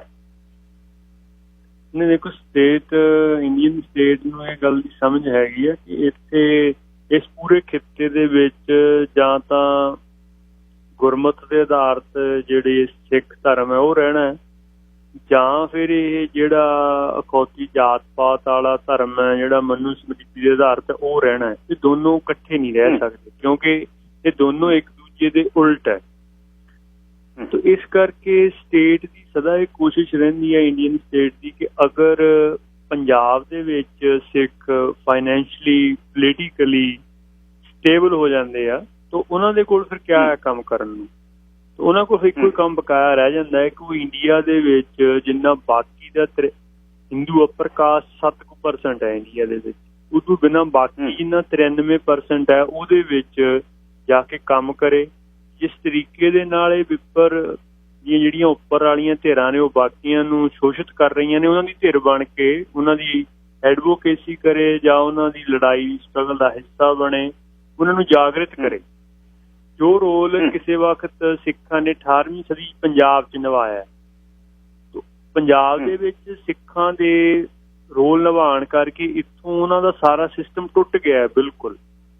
ਤੋ ਉਹ ਰੋਲ ਉਹਨਾਂ ਨੂੰ ਸਮਝ ਆਉਂਦੀ ਹੈ ਕਿ ਜੇ ਸਿੱਖ ਸਟੇਬਲ ਹੋ ਜਾਣਗੇ ਪੰਜਾਬ 'ਚ, ਸਿੱਖ ਇਸ ਰੋਲ ਨੂੰ ਸਾਰੇ ਗਰੀਬਾਂ ਨਿਤਾਣਿਆਂ ਦੀ ਧਿਰ ਬਣਨ ਦੀ ਸਮਰੱਥਾ ਆਈਡੀਏ ਕਰਕੇ ਤੇ ਇੰਨੀ ਪਾਵਰਫੁਲ ਹਿਸਟਰੀ ਕਰਕੇ ਇਸ ਪੂਰੇ ਇਕੱਲੇ ਸਿੱਖਾਂ ਕੋਲ ਹੈ। ਤੋ ਇਸ ਕਰਕੇ ਉਸ ਦਿੱਲੀ ਦਾ ਤਖਤ ਹੈ ਜਿਹੜਾ, ਉਹ ਸਦਾ ਇੱਕ ਕੋਸ਼ਿਸ਼ 'ਚ ਰਹਿੰਦਾ ਹੈ ਕਿ ਸਿੱਖਾਂ ਨੂੰ ਪੰਜਾਬ ਦੇ ਵਿੱਚ ਹੀ ਕੰਟੇਨ ਕਰਕੇ ਰੱਖਿਆ ਜਾਏ। ਇਸ ਕਰਕੇ ਪੰਜਾਬ ਦੇ ਇਸ਼ੂ ਆਪਣੇ ਆਪ ਨਹੀਂ, ਕਦੇ ਵੀ ਕੋਈ ਵੀ ਪੰਜਾਬ ਦਾ ਇਸ਼ੂ ਜਿਹੜਾ ਉਹ ਚਾਹੇ ਇਕਨੋਮਿਕ ਹੋਏ, ਚਾਹੇ ਪੋਲੀਟੀਕਲ ਹੋਏ, ਚਾਹੇ ਰਿਲੀਜੀਅਸ ਇਸ਼ੂ ਹੁੰਦੇ, ਉਹ ਆਪ ਨਹੀਂ ਬਣਦੇ। ਸਦਾ ਹੀ ਸਟੇਟ ਦਾ ਕਿਤੇ ਨਾ ਕਿਸੇ ਰੂਪ ਉਹਨਾਂ ਨੂੰ ਪੈਦਾ ਕਰਨ 'ਚ, ਜੋ ਕਿਤੇ ਆਪਣੇ ਆਪ ਪੈਦਾ ਹੋ ਜਾਏ ਤਾਂ ਉਹਨੂੰ ਸਸਟੇਨ ਕਰਨ 'ਚ, ਖੜੇ ਰੱਖਣ 'ਚ ਸਟੇਟ ਦਾ ਸਦਾ ਹੀ ਹੱਥ ਹੁੰਦਾ ਹੈ। ਤੋ ਜਿਹੜਾ ਇਹ ਦੇਹਧਾਰੀ ਗੁਰੂਡਮ ਵਾਲਾ ਕੰਮ ਵੀ ਉਹ ਵੀ ਇਸੇ ਤਰ੍ਹਾਂ ਦਾ ਸੀਗਾ ਕਿ ਸਿੱਖਾਂ ਨੂੰ ਸ਼ਾਂਤੀਪੂਰਵਕ ਰਹਿ ਕੇ ਸੋਚਣ ਦੀ ਬਜਾਏ ਉਹਨਾਂ ਨੂੰ ਲਗਾਤਾਰ ਇੱਕ ਹੰਗਾਮੀ ਹਾਲਾਤ ਦੇ ਵਿੱਚ, ਇੱਕ ਲੜਾਈ ਵਾਲੇ ਹਾਲਾਤ ਦੇ ਵਿੱਚ ਹੀ ਪਾਈ ਰੱਖੋ, ਕਿਉਂਕਿ ਉਸ ਹਾਲਾਤ ਦੇ ਵਿੱਚ ਲਗਾਤਾਰ ਕੌਮਾਂ ਰਹਿੰਦੀਆਂ ਨੇ ਤਾਂ ਉਹ ਲੜਾਈ ਵੱਲ ਨੂੰ ਜਾਂਦੀਆਂ ਨੇ, ਜਿਨ੍ਹਾਂ ਦੀ ਸਿੱਧੀ ਨਸਲਕੁਸ਼ੀ ਕਰਨੀ ਸੌਖੀ ਹੋ ਜਾਂਦੀ ਹੈ। ਤੋ ਇੱਕ ਰੂਪ ਦੇ ਵਿੱਚ 84 ਤੱਕ ਲੈ ਕੇ ਆਉਣ ਦੇ ਲਈ, ਤਾਂ ਕਿ ਇੱਕ ਵੱਡਾ ਇੱਕ ਹਮਲਾ ਕਰਕੇ ਪੂਰੀ ਕੌਮ ਨੂੰ ਉਹ ਇੱਕ ਸ਼ੌਕ 'ਚ ਲੈ ਕੇ ਆ ਸਕਣ, ਤਾਂ ਕਿ ਉਹਨਾਂ ਦੇ ਵਿੱਚ ਵੱਡੇ ਜਿਹੜੇ ਕਲਚਰਲ ਤੇ ਉਹਨਾਂ ਦੇ ਇੰਸਟੀਟਿਊਸ਼ਨਲ ਬਦਲਾਅ ਲੈ ਕੇ ਆਉਣੇ ਸੀਗੇ ਪੂਰੀ ਕੌਮ ਦੇ ਵਿੱਚ, ਉਹਨਾਂ ਲਈ ਮਾਹੌਲ ਬਣਾਉਣ ਦੇ ਲਈ ਇਸ ਤਰ੍ਹਾਂ ਦੀ ਲਗਾਤਾਰ ਹੀ ਸਟੇਟ ਦੀ ਪਾਲਿਸੀ ਰਹੀ। ਜਿਹੜੀ ਇਕੱਲਾ ਮਤਲਬ ਨਿਰੰਕਾਰੀ ਗੁਰੂ ਦਮ ਦੀ ਇਕੱਲਾ ਮਸਲਾ ਨਹੀਂ ਸੀਗਾ, ਇੱਕ ਹਿੱਸਾ ਉਹਨਾਂ ਨੂੰ ਪਤਾ ਸੀਗਾ ਕਿ ਉਸ ਸੇਮ ਟਾਈਮ ਜੇ ਤੁਸੀਂ ਦੇਖੋ ਕਿ ਪੰਜਾਬ ਦੇ ਵਿੱਚ ਇੱਕ ਪਾਸੇ ਜਿਹੜੀ ਕਿਸਾਨੀ ਦੇ ਮਸਲੇ ਸੀਗੇ, ਉਹ ਵੀ ਉਹਨਾਂ ਦੀ ਜਿਹੜੀ ਸਟਰਗਲ ਸੀਗੀ ਉਹ ਵੀ 84 ਦੇ ਵਿੱਚ ਮੈਕਸੀਮਮ ਹਾਈਟ ਤੇ ਪਹੁੰਚ ਗਈ ਸੀ। ਉਹ ਇਸ਼ੂ ਵੀ ਪੂਰੇ ਉਲਝਾ ਦਿੱਤੇ ਗਏ ਸੀਗੇ ਤਾਂ ਕਿ ਇੱਕ ਹਿੱਸਾ ਉਹਨਾਂ ਇਸ਼ੂਜ਼ ਦੇ ਉਲਝਣ ਕਰਕੇ ਐਜੂਕੇਸ਼ਨਲ ਮੋਡ 'ਚ ਆ ਜਾਏ, ਇੱਕ ਹਿੱਸਾ ਜਿਹੜਾ ਥੋੜਾ ਵੱਧ ਰਿਲੀਜੀਅਸ ਸੀਗਾ ਉਹਦੇ ਵਿੱਚ ਜਿਹੜੇ ਇਹ ਨਿਰੰਕਾਰੀ ਵਾਲਾ ਮਸਲਾ ਸੀਗਾ, ਇਹਨੂੰ ਉਲਝਾ ਕੇ ਉਹ ਵੀ ਜਿਹੜੀ ਪੂਰੀ ਮਤਲਬ ਸਿਖਰ ਤੇ ਲੈ ਜਾਂਦੀ ਸੀ। ਇਹਨਾਂ ਦੋਨੋਂ ਹੀ ਇਸ਼ੂਜ਼ ਜਿਹੜੇ ਪੰਜਾਬ ਨੂੰ ਬਿਲਕੁਲ, ਜਿਹੜੇ ਪੰਜਾਬ ਦੀ ਸ਼ਾਹ ਰੱਖਦੇ, ਦੋਨੋਂ ਚੀਜ਼ਾਂ ਨੇੜੇ, ਇੱਕ ਕਿਸਾਨੀ ਆ ਤੇ ਇੱਕ ਸਿੱਖੀ ਦੇ ਮਸਲੇ ਆ, ਉਹ ਦੋਨੋਂ ਇੱਕੋ ਵਕਤ ਪੀਕ ਤੱਕ ਲੈ ਕੇ ਆਉਣ ਲਈ, ਉਹਨਾਂ ਨੂੰ ਉਲਝਾਉਣ ਲਈ ਇੱਕ ਸਟੇਟ ਨੇ ਲਗਾਤਾਰ ਉਹ ਪਾਲਿਸੀ ਵਰਤੀ ਹੈ। ਲਗਾਤਾਰ ਇਸ ਤਰ੍ਹਾਂ ਦਾ ਮਾਹੌਲ ਬਣ ਦਿੱਤਾ ਕਿ ਇਹ ਉੱਭਰੇ, ਇਹ ਸਟਰਗਲ ਤੱਕ ਜਾਏ ਤਾਂ ਕਿ ਇੱਕ ਵੱਡਾ ਹਮਲਾ ਸਟੇਟ ਕਰ ਸਕੇ, ਜਿਸ ਹਮਲੇ ਤੋਂ ਬਾਅਦ ਉਹ ਪੰਜਾਬ ਦੇ ਵਿੱਚ ਇੰਸਟੀਟਿਊਸ਼ਨਲ ਲੈਵਲ ਦੇ ਉੱਤੇ ਜਿਹੜੇ ਹੈਗੇ ਉਹ ਬਦਲਾਅ ਲੈ ਕੇ ਆ ਸਕਣ। ਮਤਲਬ ਸਟੇਟ ਨੇ ਪੂਰੀ ਪਿਛਲੇ ਕਈ ਸਾਲਾਂ ਤੋਂ ਉਸ ਤਰੀਕੇ ਦੀ ਮੋਰਚਾਬੰਦੀ ਕੀਤੀ ਸੀਗੀ, ਇਸ ਤਰੀਕੇ ਦੀ ਕਿ ਹਾਲਾਤ ਇੱਥੇ ਤੱਕ ਪਹੁੰਚਣ। ਸੋ ਉਹਦੇ ਹੁਣ ਬਹੁਤ ਸਾਰੇ ਪ੍ਰਤੱਖ ਜਿਹੜੇ ਮਤਲਬ ਚੀਜ਼ਾਂ ਹੈਗੀਆਂ, ਐਵੇਂ ਕਿਸ ਤਰ੍ਹਾਂ ਸਟੇਟ ਨੇ ਸਾਰੀਆਂ ਚੀਜ਼ਾਂ ਹੋਣ ਦਿੱਤੀਆਂ, ਇੱਥੇ ਤੱਕ ਸਥਿਤੀ ਪਹੁੰਚਣ ਦਿੱਤੀ। ਉਸ ਸਥਿਤੀ 'ਚ ਤੋਂ ਪਹਿਲਾਂ ਬੜੇ ਹੱਲ ਬਣਦੇ ਸੀਗੇ ਜਿਹੜੇ ਲਗਾਤਾਰ ਸਟੇਟ ਨੇ ਈਵਨ ਬਿਲਕੁਲ ਉਸ ਵਕਤ ਹੀ ਜਿਹੜੇ ਇੰਡੀਆ ਦੇ ਬਾਅਦ ਦੇ ਵਿੱਚ ਫਾਈਨੈਂਸ ਮਿਨਿਸਟਰ ਰਹੇ, ਉਦੋਂ ਵੀ ਫਾਈਨੈਂਸ ਮਿਨਿਸਟਰ ਸੀਗੇ ਆਪਣੇ ਪ੍ਰਣਬ ਮੁਖਰਜੀ, ਬਾਅਦ ਦੇ ਵਿੱਚ ਉਹ ਇੰਡੀਆ ਦੇ ਰਾਸ਼ਟਰਪਤੀ ਰਹੇ। ਉਹਨਾਂ ਨੇ 85 ਦੇ ਵਿੱਚ ਪੰਜਾਬ ਦੇ ਵਿੱਚ ਹੀ ਇੱਕ ਲੈਕਚਰ ਦੇ ਵਿੱਚ ਪੁੱਛਿਆ ਸੀਗਾ ਵੀ ਕਿੰਨੀਆਂ ਜ਼ਿਆਦਾ ਮੀਟਿੰਗਾਂ ਹੋਈਆਂ ਜਿਨ੍ਹਾਂ ਦੇ ਵਿੱਚ ਆਪ ਇੰਦਰਾ ਗਾਂਧੀ ਸਿੱਧੀ ਇਨਵੋਲਵ ਸੀਗੀ। ਈਵਨ ਅਪ੍ਰੈਲ 84 ਦੇ ਵਿੱਚ ਤੱਕ ਮੀਟਿੰਗਾਂ ਹੋਈਆਂ। ਸਿੱਖਾਂ ਦੀ ਜਿਹੜੀ ਨੁਮਾਇੰਦਾ ਧਿਰ ਸੀਗੀ, ਉਹ ਜੇ ਉਹਨਾਂ ਨੂੰ ਕੋਈ ਸਨਮਾਨਜਨਕ ਇੱਥੇ ਬਰਾਬਰਤਾ ਵਾਲੀ ਗੱਲ ਮਿਲਦੀ ਸੀਗੀ ਤੇ ਉਹ ਅਨੰਦਪੁਰ ਸਾਹਿਬ ਜਿਹੜਾ ਵੱਧ ਅਧਿਕਾਰਾਂ ਦਾ ਮਤਾ ਜਿਹੜਾ ਉਹ ਜਾਂ ਉਹਦੇ ਨੇੜੇ ਤੇੜੇ ਦੀ ਕਿਸੇ ਗੱਲ ਤੱਕ ਸਹਿਮਤ ਹੋਣ ਨੂੰ ਤਿਆਰ ਸੀਗੇ, ਬਟ ਇੰਦਰਾ ਗਾਂਧੀ ਆਪ ਹੀ ਨਹੀਂ ਚਾਹੁੰਦੀ ਸੀ ਕਿ ਗੱਲ ਕਿਸੇ ਸਿਰੇ ਲੱਗੇ। ਇਹ ਤਾਂ ਹੁਣ ਬੜੀ ਸਪਸ਼ਟ ਗੱਲ ਹੈ ਕਿ ਸਟੇਟ ਆਪ ਜਾਣ ਕੇ ਉੱਥੇ ਤੱਕ ਲੈ ਕੇ ਜਾਣਾ ਚਾਹੁੰਦੀ ਸੀ। ਅੱਛਾ ਭਾਈ ਸਾਹਿਬ, ਇੱਕ ਤਾਂ ਸਿੱਖੀ ਦੀ ਸਾਂਝ ਹੈ ਗੁਰੂ ਗੋਬਿੰਦ ਸਿੰਘ ਸਾਹਿਬ ਦੇ ਨਾਦ ਤੇ ਨਾਦੀ ਪੁੱਤ ਹੋਣ ਦਾ ਸਿੱਖਾਂ ਨੂੰ ਮਾਣ ਹੈ। ਉਹ ਇੱਕ ਸਾਡਾ ਫਲਸਫਾ ਹੈ ਜਿਹੜਾ 18ਵੀਂ ਸਦੀ ਸਾਡੇ ਸਾਹਮਣੇ ਪਈ ਹੈ। ਸਿੱਖ ਰਾਜ ਤੋਂ ਬਾਬਾ ਬੰਦਾ ਸਿੰਘ ਬਹਾਦਰ ਤੋਂ ਅਸੀਂ ਕਿਵੇਂ 1816 ਤੋਂ ਲੈ ਕੇ 1716 ਤੋਂ 1800 ਤੱਕ 84 ਵਰੇ ਕਿਸ ਤਰ੍ਹਾਂ ਪੰਜਾਬ ਦੀ ਧਰਤ ਤੇ ਅਸੀਂ ਤੈਅ ਨਹੀਂ ਕਿਸੇ ਦੀ ਹੋਣ ਦਿੱਤੀ। ਸਾਡਾ ਇੱਕ ਵਿਰਸਾ ਹੈ, ਸਾਡਾ ਧਰਮ ਹੈ, ਸਾਡੇ 'ਚ ਬਰਾਬਰਤਾ ਦੀ ਗੱਲ ਹੈ। ਅਬਦਾਲੀ ਸਾਡੇ ਚੁੰਡੀਆਂ ਨਹੀਂ ਸੀ ਵੜਦਾ, ਉਹ ਲੁੱਟ ਕੇ ਜਾਂਦਾ ਵਿੱਚ ਦੀ ਸਾਡੇ ਲੰਘਦਾ ਪੈਸੇਜ ਇਹ ਸੀ, ਪਰ ਨਹੀਂ ਸੀ ਲੰਘਣ ਦਿੰਦੇ। ਉਹ ਕਹਿੰਦੇ ਨਹੀਂ ਇਹ ਨਹੀਂ ਗੱਲ ਹੈ। ਉਹ ਫੋਸਟਰ ਵਾਲੀ ਗੱਲ ਬਈ ਜਾਂ ਉੱਪਰ ਅਕਾਲ ਹੈ ਜਾਂ ਧਰਤੀ ਤੇ ਮੇਰਾ ਰਾਜ ਆ, ਵਿੱਚ ਵਿਚਾਲੇ ਕੁਛ ਨਹੀਂ। ਉਹ ਇੱਕ ਤਾਂ ਹੈ ਸਾਡੀ ਉਹ ਸਾਂਝ। ਕੁਝ ਕੁ ਸਾਂਝ ਹੈ ਜਥੇਬੰਦੀਆਂ ਜਿਹੜੀ ਕਹਿੰਦੇ ਵੀ ਆਹ ਜਥੇਬੰਦੀ ਦੇ ਯੋਧੇ ਇਸ ਤਰ੍ਹਾਂ ਹੀ ਹੁੰਦੇ ਆ। ਬਾਬਾ ਦੀਪ ਸਿੰਘ ਤੋਂ ਲੈ ਕੇ ਬਾਬਾ ਜਿਹੜਾ ਦੂਸਰੇ ਸਿੰਘ ਜਿਹੜੇ ਸ਼ਹੀਦ ਹੋਏ ਜਿਨ੍ਹਾਂ ਦਾ ਬੁੰਗਾ ਬਾਬਾ ਗੁਰਬਖਸ਼ ਸਿੰਘ ਹੋਣਾ ਦਾ, ਫਿਰ ਉਹਦੀ 14ਵੀਂ ਜਿਹੜਾ ਜਥੇਦਾਰ ਸੰਤ ਬਾਬਾ ਜਰਨੈਲ ਸਿੰਘ ਜੀ ਨੇ। ਇਹ ਵੀ ਗੱਲ ਦੂਸਰੀ। ਤੀਸਰੀ ਕੁਛ ਬਲੱਡ ਲਾਈਨ ਆਪਾਂ ਘਰਾਂ 'ਚ ਕਹਿੰਦੇ ਸਾਡੇ ਦਾਦਾ ਜੀ ਇਸ ਤਰ੍ਹਾਂ ਰਹੇ ਨੇ, ਸਾਡੇ ਘਰ 'ਚ ਸਿੱਖੀ ਰਹੀ। ਜਿਹੜਾ ਸੰਤ ਬਾਬਾ ਜਰਨੈਲ ਸਿੰਘ ਜੀ ਦਾ ਸਿੱਖ ਕੌਮ ਦੇ ਸਟੇਜ ਤੇ ਉਹਨਾਂ ਦਾ ਆਉਣਾ, ਇਹਨੂੰ ਤੁਸੀਂ ਕਿਹੜਾ ਵਰਤਾਰਾ ਸਮਝਦੇ ਹੋ? ਉਹ ਅਦੁੱਤੀ ਕੋਈ ਵਰਤਾਰਾ ਹੈ ਜਾਂ ਉਹਨਾਂ ਦਾ ਆਉਣਾ ਹੈ? ਕੁਝ ਚੀਜ਼ਾਂ ਲਿਖੀਆਂ ਹੁੰਦੀਆਂ ਨੇ ਕਿਉਂਕਿ ਹਰ ਇੱਕ ਬੰਦਾ ਹਰ ਸੋਚ ਤੇ ਸੋਚਦਾ। ਕੁਝ ਉਹਨਾਂ ਨੂੰ ਚਲਦੇ ਦਿਖਾਉਂਦਾ, ਕੋਈ ਕਹਿੰਦਾ ਨਾ ਇਹ ਸਭ ਹੈ। ਜਿਵੇਂ ਬਾਜ ਸਤਵੰਤ ਸਿੰਘ ਤੇ ਬੇਅੰਤ ਸਿੰਘ ਉਹਨਾਂ ਨੂੰ ਦਿਖਦੇ ਆ, ਜਾ ਕੇ ਦਰਸ਼ਨ ਦਿੰਦੇ ਆ, ਮੋਢਿਆਂ ਤੇ ਬਹਿੰਦੇ ਆ ਤੇ ਉਹ ਇੰਦਰਾ ਦਾ ਕੰਮ ਕਰਦੇ ਆ। ਇਸ ਤਰ੍ਹਾਂ ਹੀ ਇਹ ਚੀਜ਼ਾਂ ਲਿਖੀਆਂ ਸੀ। ਸੰਤ ਜਰਨੈਲ ਸਿੰਘ ਉਹਨਾਂ ਨੇ ਕੌਮ ਦੇ ਇਸ ਸਦੀ ਦੇ ਵਿੱਚ ਆ ਕੇ ਉਹਨਾਂ ਨੇ ਮਹਾਨ ਸ਼ਹੀਦ ਬਣਨਾ। ਉਹਨਾਂ ਦੇ ਇਸ ਸਟੇਜ ਤੇ ਆਉਣ ਨੂੰ ਤੁਸੀਂ ਕਿਵੇਂ ਲੈਂਦੇ ਹੋ ਵੀ ਸੰਥਿਆ ਕਰਦੇ, ਸੇਵਾ ਕਰਦੇ, ਅੰਮ੍ਰਿਤ ਛਕਾਉਂਦੇ, ਇਹ ਰੂਪ 'ਚ ਆ ਗਏ ਹੋ? ਦੇਖੋ, ਜਿਹੜਾ ਖਾਲਸਾ ਪੰਥ ਹੈ ਉਹਨੂੰ ਸਿੱਖਾਂ ਦੇ ਵਿੱਚ ਆਪਾਂ ਗੁਰੂ ਖਾਲਸਾ ਪੰਥ ਕਹਿੰਦੇ ਆ ਨਾ ਜੀ। ਤੋਂ ਜਿਹੜੀ ਗੁਰੂ ਦੀ ਹਸਤੀ ਆ ਸਮੂਹਿਕ ਰੂਪ ਦੇ ਵਿੱਚ ਖਾਲਸਾ ਉਸ ਹਸਤੀ ਨੂੰ ਰੱਖਦਾ ਹੈ। ਤੇ ਜਿਹੜਾ ਸਿੱਖਾਂ ਦੇ ਗੁਰਮਤਿ ਦੇ ਅਨੁਸਾਰ ਗੁਰੂ ਦੀ ਹੈਸੀਅਤ ਹੈਗੀ ਆ, ਉਹ ਇਸ ਤਰ੍ਹਾਂ ਦੀ ਆ ਕਿ ਜਦੋਂ ਅਕਾਲ ਪੁਰਖ ਦੇ ਰੂਪ ਦੇ ਵਿੱਚ ਤਵਾਰੀਖ ਦੇ ਵਿੱਚ ਆਪਣਾ ਦਖਲ ਦਿੰਦਾ ਹੈ ਤੇ ਉਹ ਗੁਰੂ ਦੇ ਜ਼ਰੀਏ ਦਿੰਦਾ ਹੈ। ਤੋ ਖਾਲਸਾ ਪੰਥ ਹੈ ਜਿਹੜਾ ਉਹ ਜਾਂ ਉਹਦੀ ਖਾਲਸਾ ਪੰਥ ਦੀ ਜਿਹੜੀ ਨੁਮਾਇੰਦਾ ਧਿਰ ਹੈ ਉਹ ਕੱਲੀ ਕੋਈ ਦੁਨਿਆਵੀ ਕੋਈ ਰਾਜਸੀ, ਸਿਰਫ ਕੱਲੀ ਰਾਜਸੀ ਆਈਡੀ ਲਈ ਲੜਨ ਵਾਲੀ ਧਿਰ ਨਹੀਂ ਹੁੰਦੀ। ਉਸ ਧਿਰ ਦੀ ਜਿਹੜੀ ਜੋਤ ਹੈ ਉਹ ਅਸਲ ਦੇ ਵਿੱਚ ਕਿਸੇ ਸਪਿਰਿਚੁਅਲ ਮੰਡਲ ਦੇ ਵਿੱਚ ਵਿਚਰ ਰਹੀ ਹੁੰਦੀ ਹੈ। ਉਹ ਕੱਲਾ ਇਸ ਧਰਤੀ ਤੇ ਨਹੀਂ ਵਿਚਰ ਰਿਹਾ ਹੁੰਦਾ।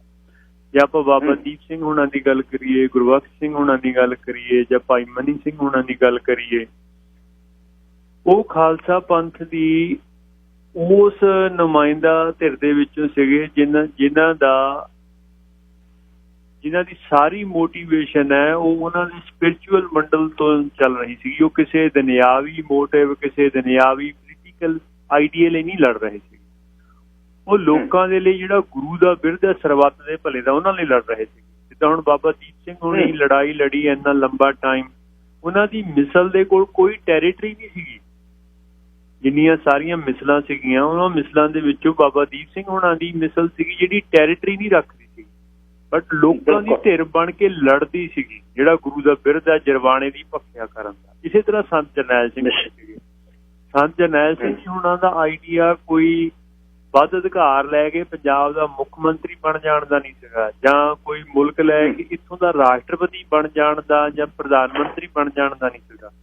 ਸੰਤ ਜਰਨੈਲ ਸਿੰਘ ਹੋਣਾ ਦਾ ਆਈਡੀਆ ਜੋ ਗੁਰੂ ਨੇ ਸਿੱਖਾਂ ਨੂੰ ਦਿੱਤਾ ਹੋਇਆ ਖਾਲਸਾ ਪੰਥ ਨੂੰ, ਕਿ ਜਦੋਂ ਲੋਕ ਨਿਤਾਣੇ ਹੋ ਜਾਣ, ਜਦੋਂ ਉਹਨਾਂ ਦੀ ਕੋਈ ਧਿਰ ਨਾ ਰਹਿ ਜਾਏ, ਉਹਨਾਂ ਨਿਤਾਣਿਆਂ ਦੇ ਤਾਣ ਬਣਨਾ, ਉਹਨਾਂ ਦੇ ਧਿਰਿਆਂ ਦੀ ਧਿਰ ਬਣਨਾ।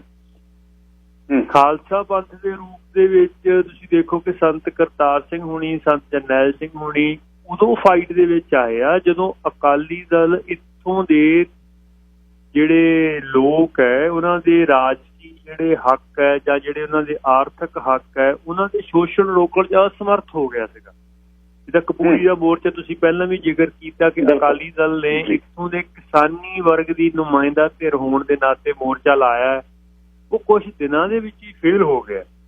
ਪਤਾ ਲੱਗ ਗਿਆ, ਇਹ ਸਾਬਤ ਹੋ ਗਿਆ ਕਿ ਇੱਥੋਂ ਦੀਆਂ ਕੋਈ ਵੀ ਰਾਜਸੀ ਧਿਰਾਂ ਇੱਥੋਂ ਦੇ ਲੋਕਾਂ ਦੀ ਰਾਖੀ ਨਹੀਂ ਕਰ ਸਕਦੀਆਂ। ਕਾਂਗਰਸ ਸੀਗੀ ਜਾਂ ਜਿਹੜੀਆਂ ਕਾਮਰੇਡ ਧਿਰਾਂ ਸੀਗੀਆਂ ਉਹ ਤਾਂ ਆਲਰੇਡੀ ਦਿੱਲੀ ਤਖਤ ਦੀਆਂ ਹੀ ਐਕਸਟੈਂਸ਼ਨ ਸੀਗੀਆਂ, ਇੱਥੇ ਉਹ ਤਾਂ ਲੜੇ ਨਹੀਂ ਰਹੀਆਂ ਸੀਗੀਆਂ ਪੰਜਾਬ ਦੇ ਲਈ।